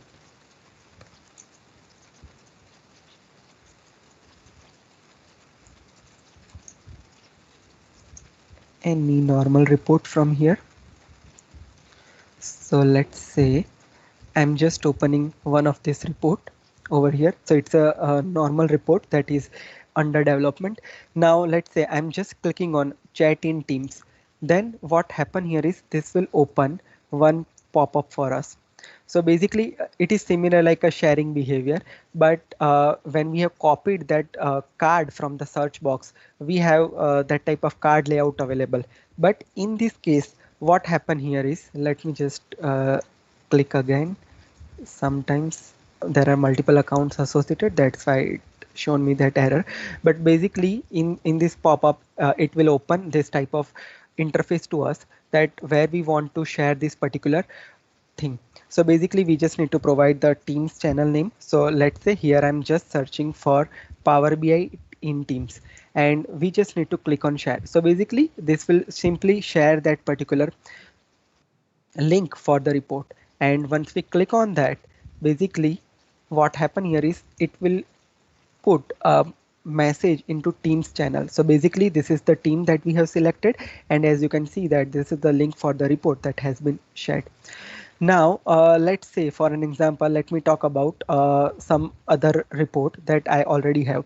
So let me open up any report from my Teams channel, and now I'm showing you that, let's say if we want to comment anything about any specific visualization, then how can we do that?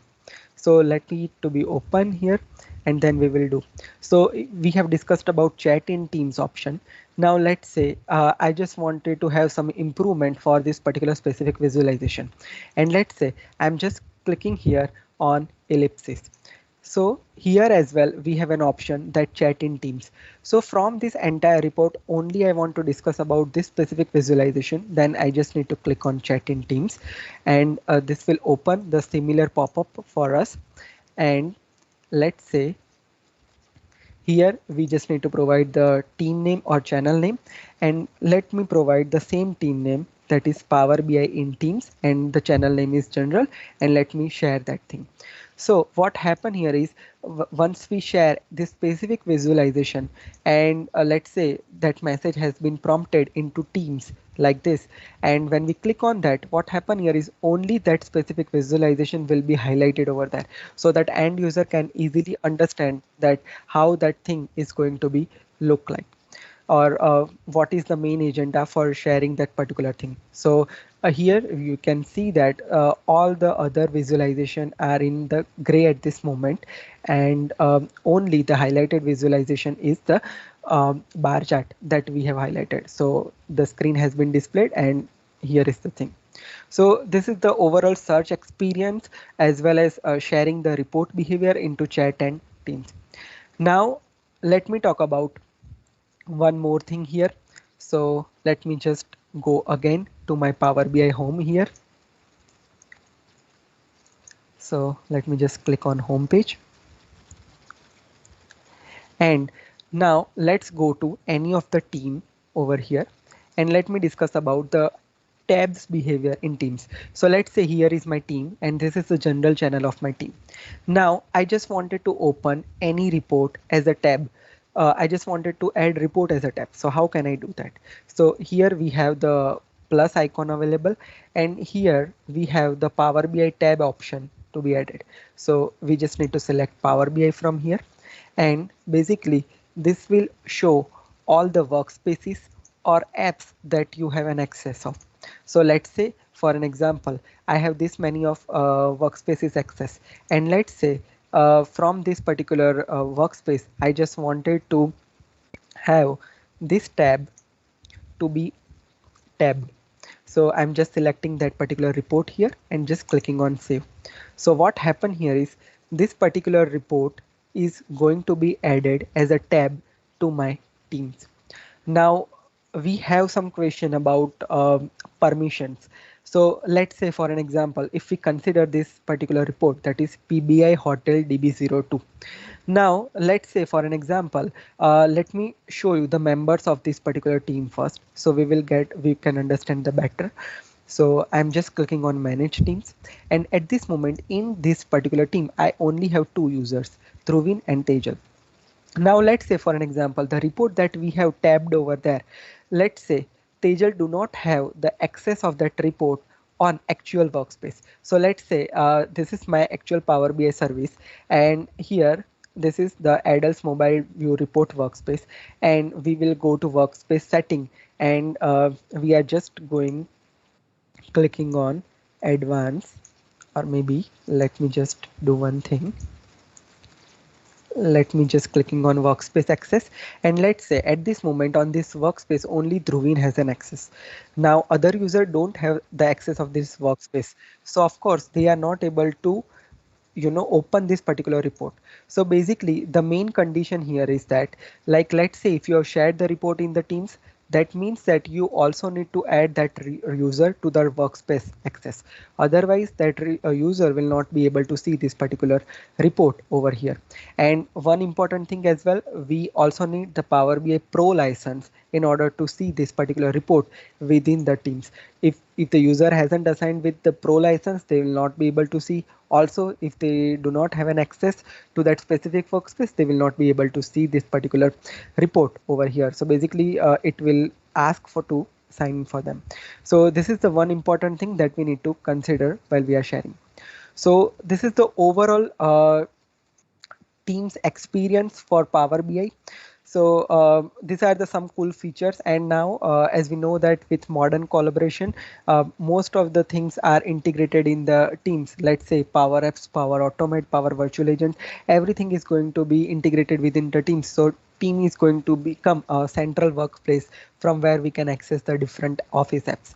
So Power BI is also the one of them, and this is how we can. These are the major highlighted feature that I have discussed. Otherwise, rest of the thing you can use same as it is. So this is the first portion of the session that we have discussed. Now let me talk about. Let me just reshare my PowerPoint slide, and let's get started with the second portion, which is smart narrative visualization in Power BI. So let me talk about some theoretical portion, and then we'll go with a step-by-step demo for smart narrative visualization. So the first thing arise in your mind that what is smart narrative and how it is useful to our business. So basically, smart narrative visualization is something which helps us to quickly summarize visual and reports by providing the relevant out-of-the-box insights that are customizable. Now let's consider an example that you have developed one of the report, and now you are going to represent the same report to your client. So what we are basically doing is we are taking some screenshot from our report and just prepare one PPT and just display the things that we want to represent. Like, let's say what is the highest sales data, like from this particular graph, which one has the highest sales amount, which one has the lowest sale, and monthly sale if you want to represent. So this is something that we are building with the help of PowerPoint presentation and all, but with the help of smart narrative this work become very easy. So now we have the dynamic and always fresh insights for our data to be available. So I'm going to explain more thing when I'm going to represent my Power BI slide. So we will be getting better idea that what is the actual use of it. So here for specifically for smart narrative, I'm going to represent two demos. One is something, let me quickly show you that what we are going to build here. So let's say for an example, this is one of the sample Power BI file for COVID-19. So it is representing the active, confirmed and death by different state of India. And now let's say I want to represent this report to the end client, but for that I just wanted to make some narration that which particular state has highest confirmed cases, or which one has highest death, in which state we have, and which state has the lowest cases, or which one has the extreme cases. And let's say I want to represent the case summary, like in April, May, June, July, how many cases has been confirmed throughout the state. So let's say if we are going with any PowerPoint presentation approach, then what we need to do here is like, let's say for an example, I'm just taking some screenshot by filtering and dicing the data, and then we'll paste that on one of the PPT slide and represent to the end person. But now here everything is dynamic. Like, let's say for an example, here simply I'm selecting any specific states from here, it will automatically filter my data based on those conditions. So this is the one thing that we are going to build in this demo. And second thing is that we are going to use this particular smart narrative visualization as a tooltip. So most of the time what happen here is our client is always suggesting us to make the customizable tooltip. So they need some better UI and some better information to be shown to the end user. So we can use the smart narrative visualization in order to build this type of beautiful tooltip for our reports. So these are the two main use cases that I'm going to represent here. So let's get started with smart narrative visualization. What are the steps in order to prepare this thing, and we'll check each detailing in detail over here. So basically I just duplicated this page at this moment, and at this moment I do not add any smart narrative visualization over here, so we are going to build it from scratch here. But before that, make sure that your Power BI desktop has the latest version of November 2020, as well as you should enable preview features. So just go to File, go to the Options and Settings, and click on Options. From here we will be finding preview features available, so we just need to enable. Just go to the preview features over here, and from here we just need to enable the smart narrative visualization over here, as well as the anomaly detection. That is the next part of the session, so we just need to enable both the feature from here. Now the very first step is that let's add that visualization over here.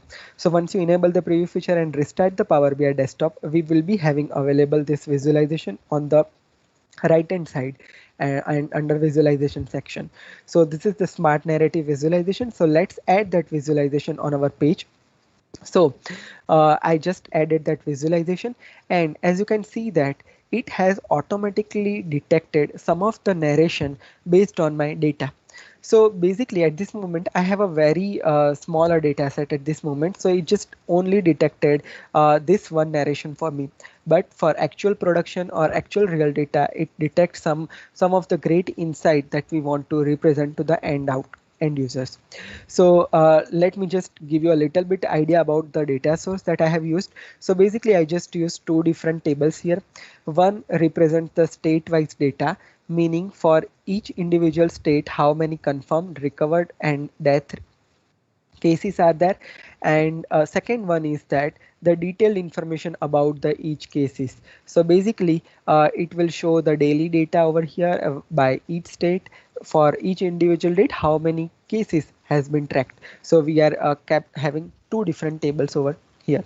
Now we want to create the similar representation over here, that which are the highest cases, death cases, lowest and extreme cases. So now let me talk about that, how we can create that thing. So let me just remove this portion from here first, and we are going to prepare each custom thing over here. So now let me just first provide a label that highest confirmed cases. So I'm just writing here like this. Now how can I find the highest confirmed cases? So for that we just need to click on value section from here, and now from here we just simply need to ask the question. So it also supports the natural language. So this is similar type of Q&A visualization that we are already using in Power BI. So let me just ask a question, that which state. So basically state information is coming from this state-wise table. So this is the table name. So which state-wise data state has highest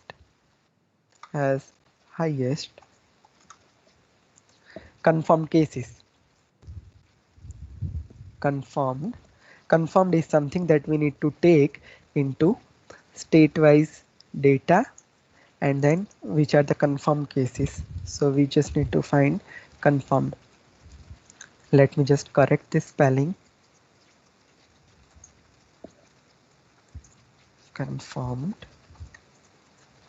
All right, it has populated automatically here, and now it is showing me the result as well, that is Maharashtra. And now we can just name our question over here properly, like highest confirmed cases. And now I'm just clicking on save. So this will provide me this information over here. Now similar way, let's say I just wanted to represent highest death in the state. So I'm just adding this label. And now let's add one question here. So let me just ask one of the natural language question, that which state wise data has highest depth. So let's add a question like this: which state wise data state has highest depth? And now let's, here as well the result is Maharashtra, because as per the graph as well, here the highest death rate is there. And now let's just click on save. Now similar way, let's search for the lowest cases, and from here let's just search for which state wise data state has lowest confirmed cases. So here we have an answer, Lakshadweep, and let's add that. Now let's say for an example, in Q&A maker, sometime what happen here is we have a facility to define some terms which are not a part of our actual data. So let's say here I want to find out the extreme cases, right? So how can I define the extreme cases? If the cases are greater than or equal to 1,50,000, then we need to consider them as a extreme cases. Now I just wanted to search anything like extreme cases by state. I'm searching a term like that. Then what happen here is it will not find out that information, because this particular model don't know that what are the extreme case. So now let me search anything here over here, and it will show the red line. So actually you in actual scenario you need to search for extreme case and you will be finding red line, but at this moment I already defined that term, so I'm just showing you the procedure that how to do that. So once if you search extreme case and if appears red line, you just need to click on that red line, and now here there is an option to define that particular term. So let's open that thing. So it will open this Q&A setup for us where we need to teach our Q&A. So basically here is the term that we have searched, and here we need to define the term that, you know, if this is the extreme case, then what do we mean by that? If the cases are greater than or equal to 1,50,000, then we need to consider that. So I already defined that. Let me show you that. Once you define that, that will appear in the manage term section, and I just have this condition: state wise data is extreme case if confirmed case is greater than or equal to 1.5 x. So this is how you can define your term as well. So this is the same thing like Q&A that we are building for our regular Q&A visualization. Nothing advanced in that. So we just need to do that. Right now here we already have that thing, so let's just add that defined term. So extreme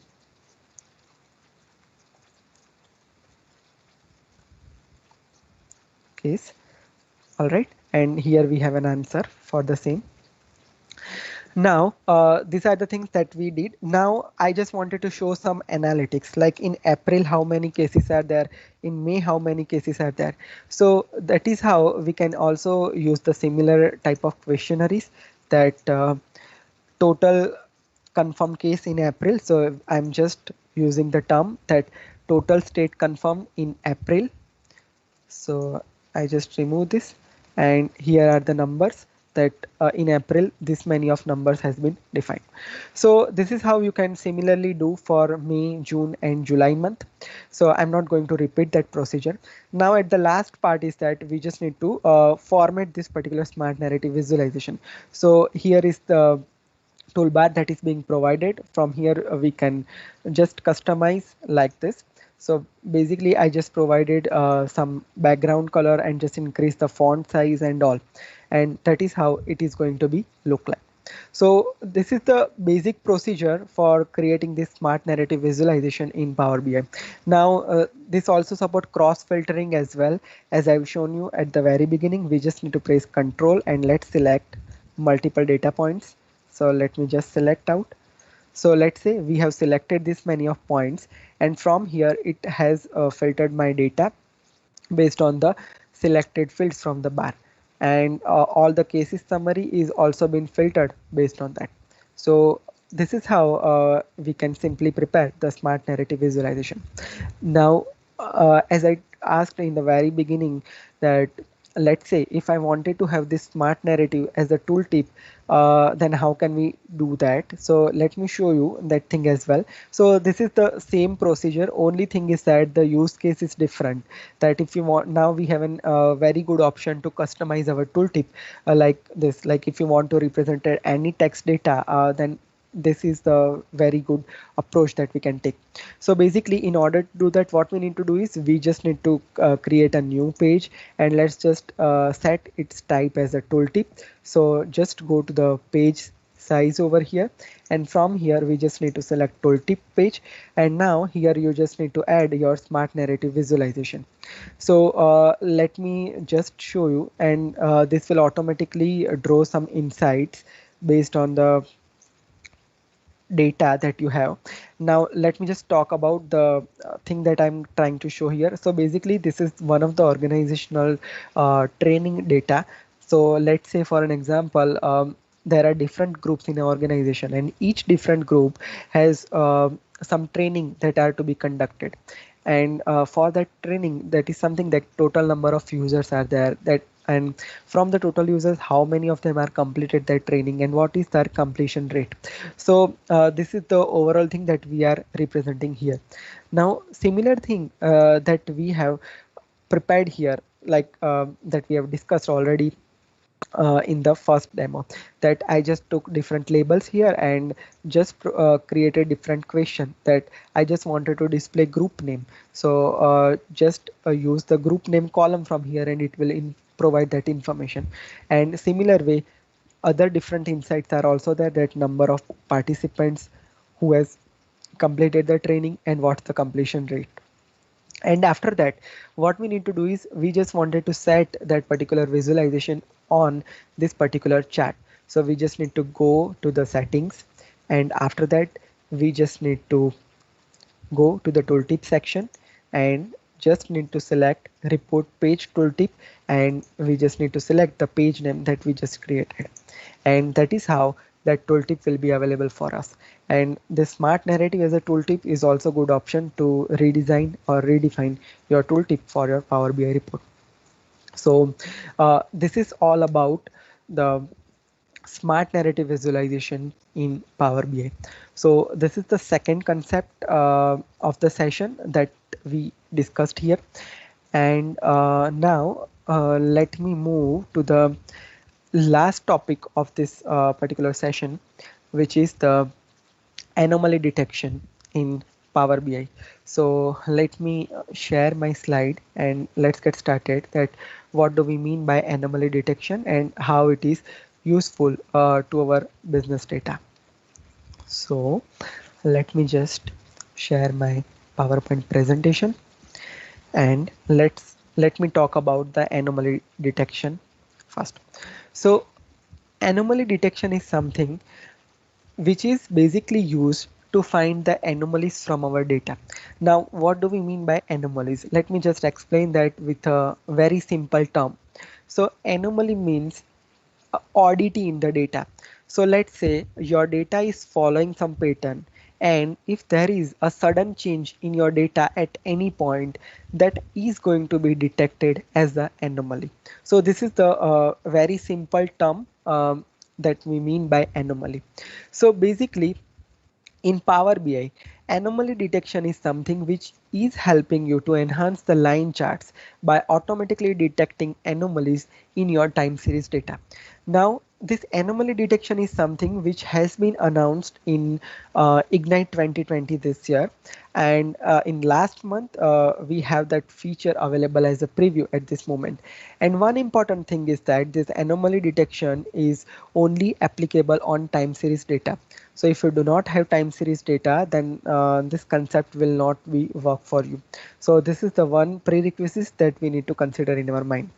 Now, what anomaly detection will do is it will find the oddity from our regular pattern of data, and that will help us to find out the root cause analysis that like let's say for an example we have sales data throughout the year and now there is a sudden profit high or sudden profit is less, that we just wanted to identify those points and it will provide us that why that particular sudden change is going to be happen, which are the factor that are going to be affected.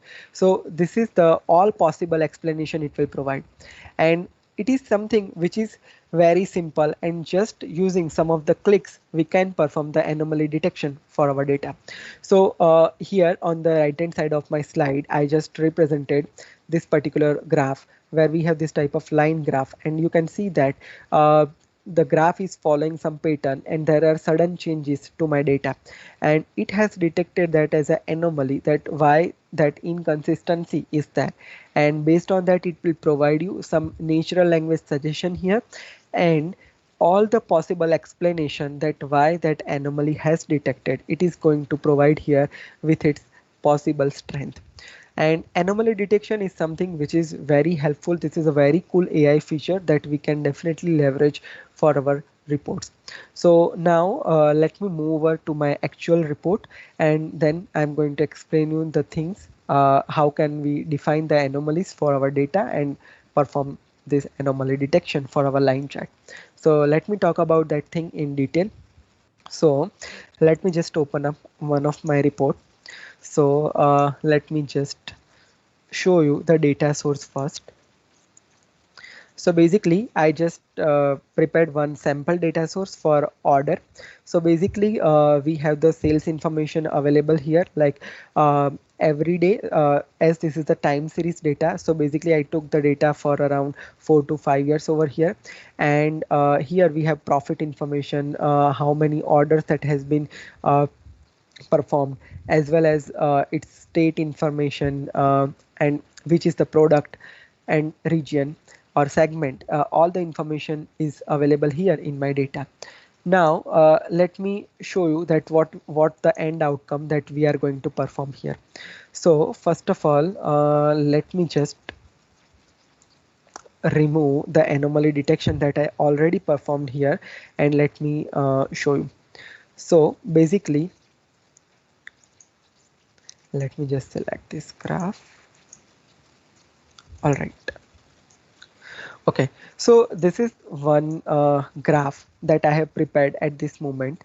So let me just take up the new page and let me just draw one simple line chart here.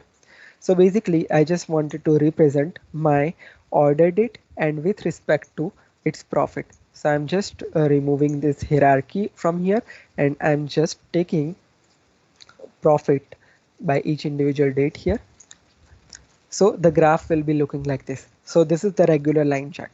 Now as you can see that at this moment intentionally I have taken this database to just define the anomalies, but you can perform that on any of the data source that you have, and that will give you the actual outcome. But just for our understanding purpose I have taken a database which has the more anomalies in the data. So let's say for an example here you can see that the regular pattern of graph is like this, but at some point, let's say we consider this point on October 3, 2016, the profit has suddenly increased. So this is the sudden change in our data. Basically what happened here is here we can see that a profit amount that is less some of the time, and let's consider this point, there is a sudden fall in the profit.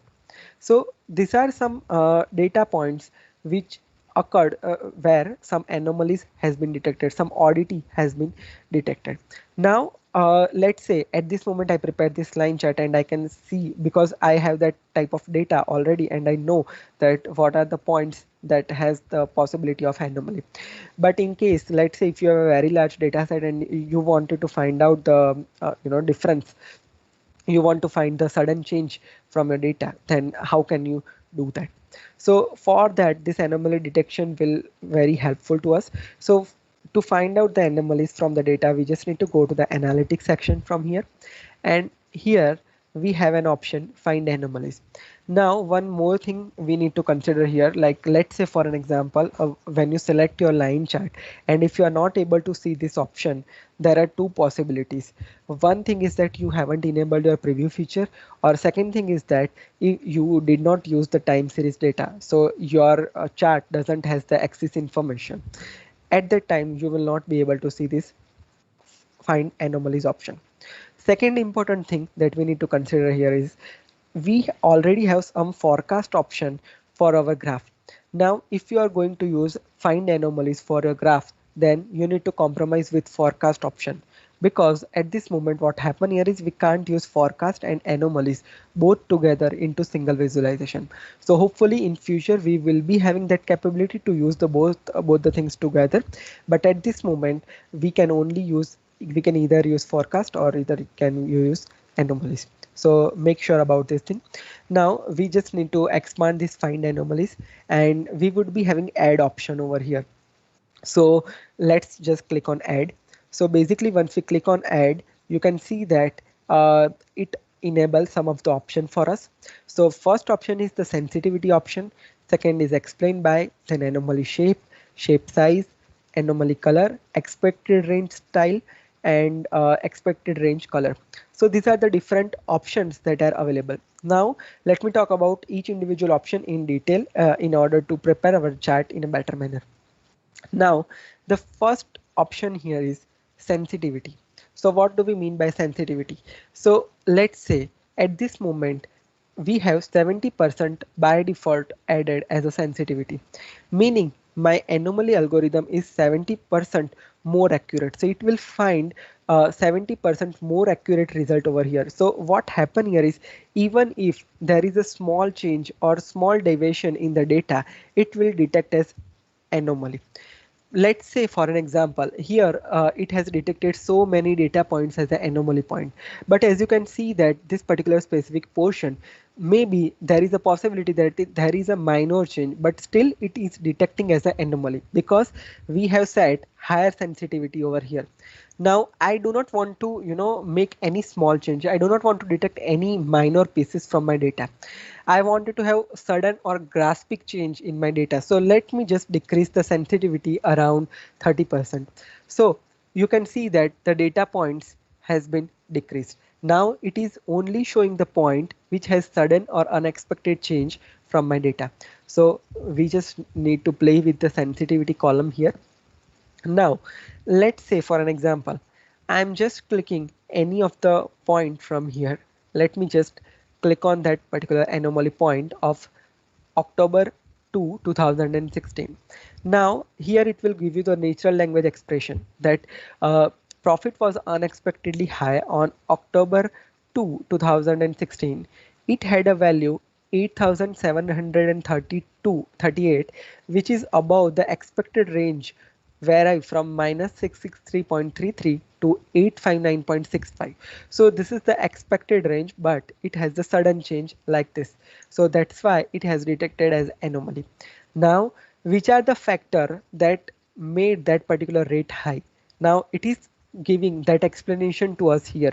So let's say here it is saying that region is central, that is the possibility of 51%. Now let's expand that and it will show us the graph that profit for region central was unusually high, which may have lifted the profit total.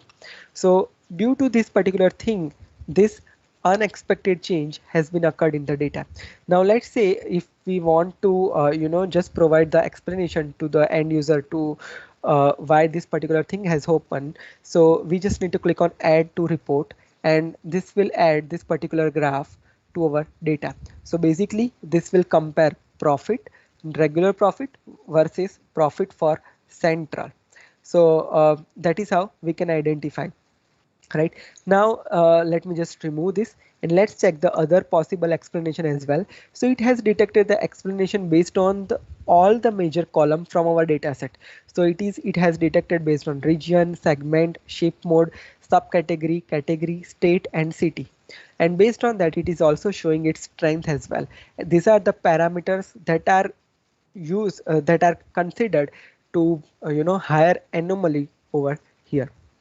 Now let's say for an example, I do not want to consider all the columns for an explanation. I just wanted to know that let me just give the reason based on region and segment.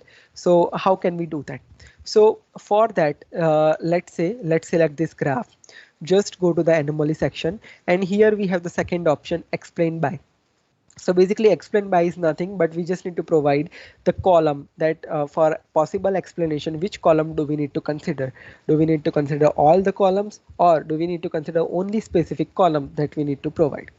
So let me just provide here. Let's say I just wanted to find out the explanation based on region, and let's say I need another column as segment.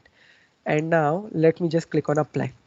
So what it will do is it will only find the results based on this particular two fields, that why the expected outcome is high or low. So this is how the second property will be looking like, that is explained by. Now third thing is that anomaly shape. So this is just a UI property. You can change the anomaly shape over here, and you can simply change its color as well using this option. Now let me talk about expected range style.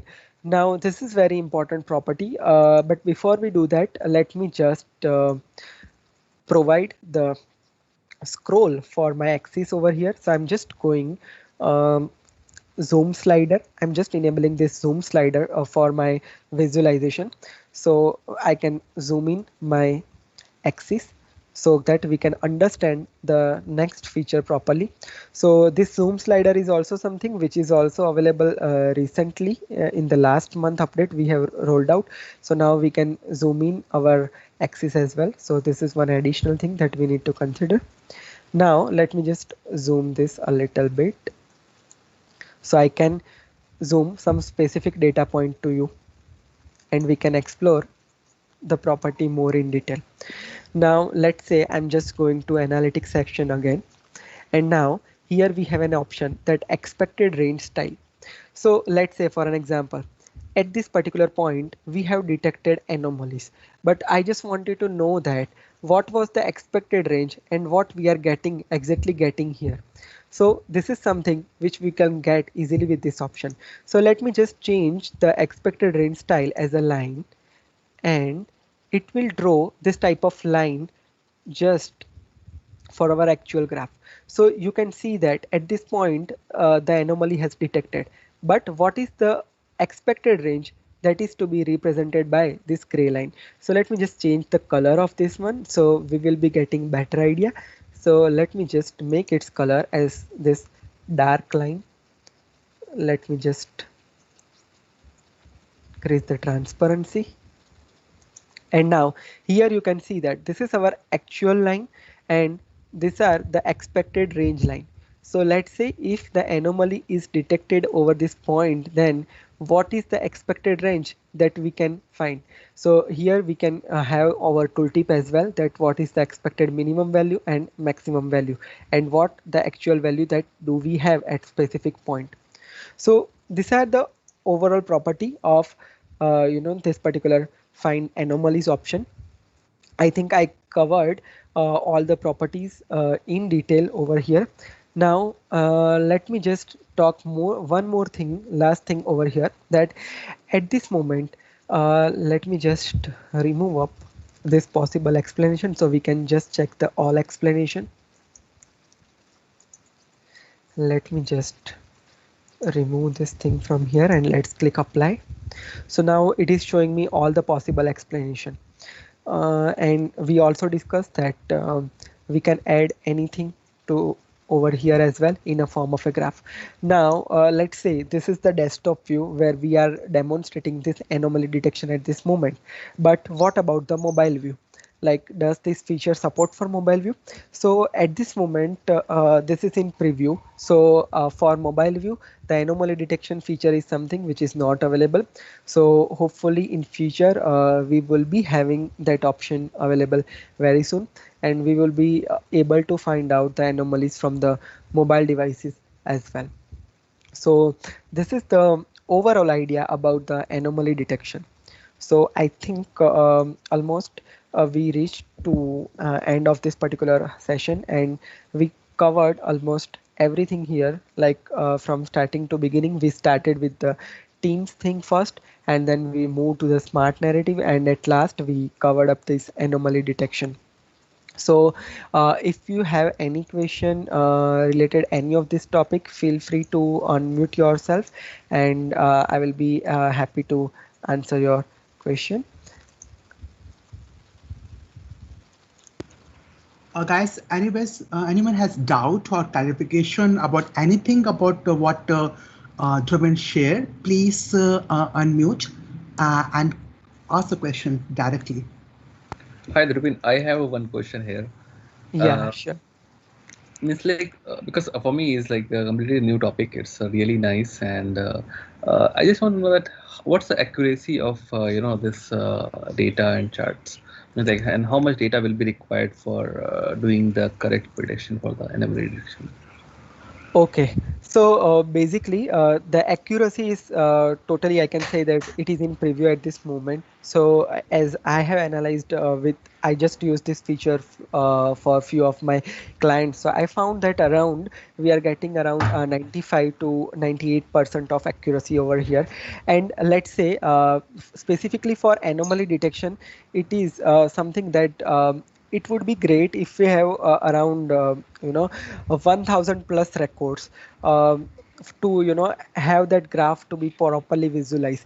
Otherwise even with a lower data as well, that will work, but we cannot easily find out like how that is going to be look like, or how the anomalies which are the anomaly pattern. So there is no such description provided anywhere, but I personally recommend that if we have around 1000 plus records, then this feature is really working cool over here. And specifically for accuracy level, actually this is the algorithm based anomaly detection, and we actually don't know that behind the scene which type of exact algorithm is going to be defined, but here we have the configuration property available that I've defined, that sensitivity. So based on our requirement that how accurately we want to identify the anomalies, like we wanted to detect only certain points, then we can decrease the sensitivity, or if we want any minor change to be detected, we can increase the sensitivity. So that is one option for accurate anomaly detection over here that is to be provided. Okay, thanks a lot. Yeah, actually, yeah, it's good. Dhruvan, these sample data sets, right? Will you sharing with the community? I mean, like how we can get these data sets? Okay, so actually I downloaded for one of the ML database over here. So I will provide the link of my GitHub repository as well, which dataset I am using that. So you will be able to see that. But yes, for this particular specific thing, I specifically downloaded an anomaly detection database so that I can represent thing properly. Because what happened here is in our actual real data, like specifically there are no such minor changes, but just to represent that how this entire thing is working, I just used a specific data source over here. But our normal data set as well, we will be able to find the data set anomalies, but we have very specific point, because mostly our specifically the data set that I am working with, which doesn't has any major sudden change, and that's the reason why I use this ML data set and just tried and explored this particular feature. But sure, I'll provide the GitHub repository link, and that's in my mind, and I will be sharing that link so you can directly download it from there as well. So let me just quickly open if I have that handy. Just a minute. So Dhruvan, these are in Power BI. We have some visuals like the KIV, key value, and then a lot of visuals. We have AI visual. So this anomaly is a visual, or we have just used a graph to make it working? Is it No. Is it AI visual? No, it's not a visual. It's a feature that has been added to the line chart. So let's say, Okay. yeah. So Aro, if you know about like how we can do forecasting for our data, so we just go to the analytics section for any of our line chart, and we have the similar forecast option if we want to represent maximum constraint line, trend line. So this type of one additional feature has been added here for specifically for time series data to find the anomalies. So it's not a separate visual. It is something that is the enhancement in the already have the visualization over here. Got you. I thought like it's a new visual which they have released in the PI in the Power BI visual preview. Okay, got you. So we have to enable the preview features and then it will work, right? Yes, absolutely. Okay. Yeah. Thank you. Thanks, Rubin. It was really nice session. Yeah. Thank you so much. And at last, let me just share. So this is the link of my all social media handles that I already shared at beginning, and this is the QR code. If you want to review this particular session, just scan this link and just provide your valuable feedback over there. And I think I'm good to end this session. Yeah. Let me share my. Thank you. Aziz, you have any question for Dhruvin? And you can unmute Aziz. Oh, sorry. No. My question is not to Dhruven. I was not able to get the QR code. So can you? Okay. Yeah. Dhruvin, can you help to put the QR code, please? Sure. One more thing. When we can get this recorded version and the files? Yeah, the recorded version will be there soon. We will uploading maybe by this week. So it will be available on our YouTube channel. Let me share our YouTube channel. No, YouTube channel I know once, but will you be sending us any email to tell, okay, this is loaded? Yeah, we will send that. Oh, thanks Asif a lot. Yeah, thank you. Thanks Aro. Yeah, sure. And again, I want to thank all the audience. Without you, obviously, we can't do much. And the second is all the speakers who speak in today's session: Gogula, John, Taib, Kiki, Anil, Mandy, and Dhruvin. All the speakers have shared a lot of amazing content.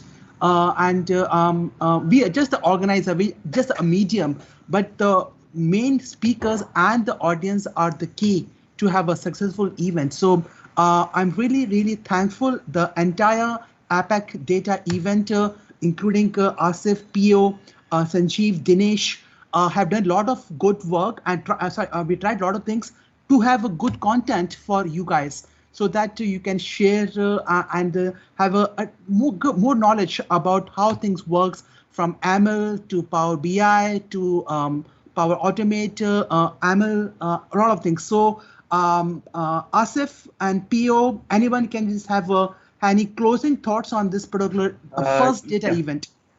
Yeah, thank you so much everyone for joining and staying us with too late, and thanks all the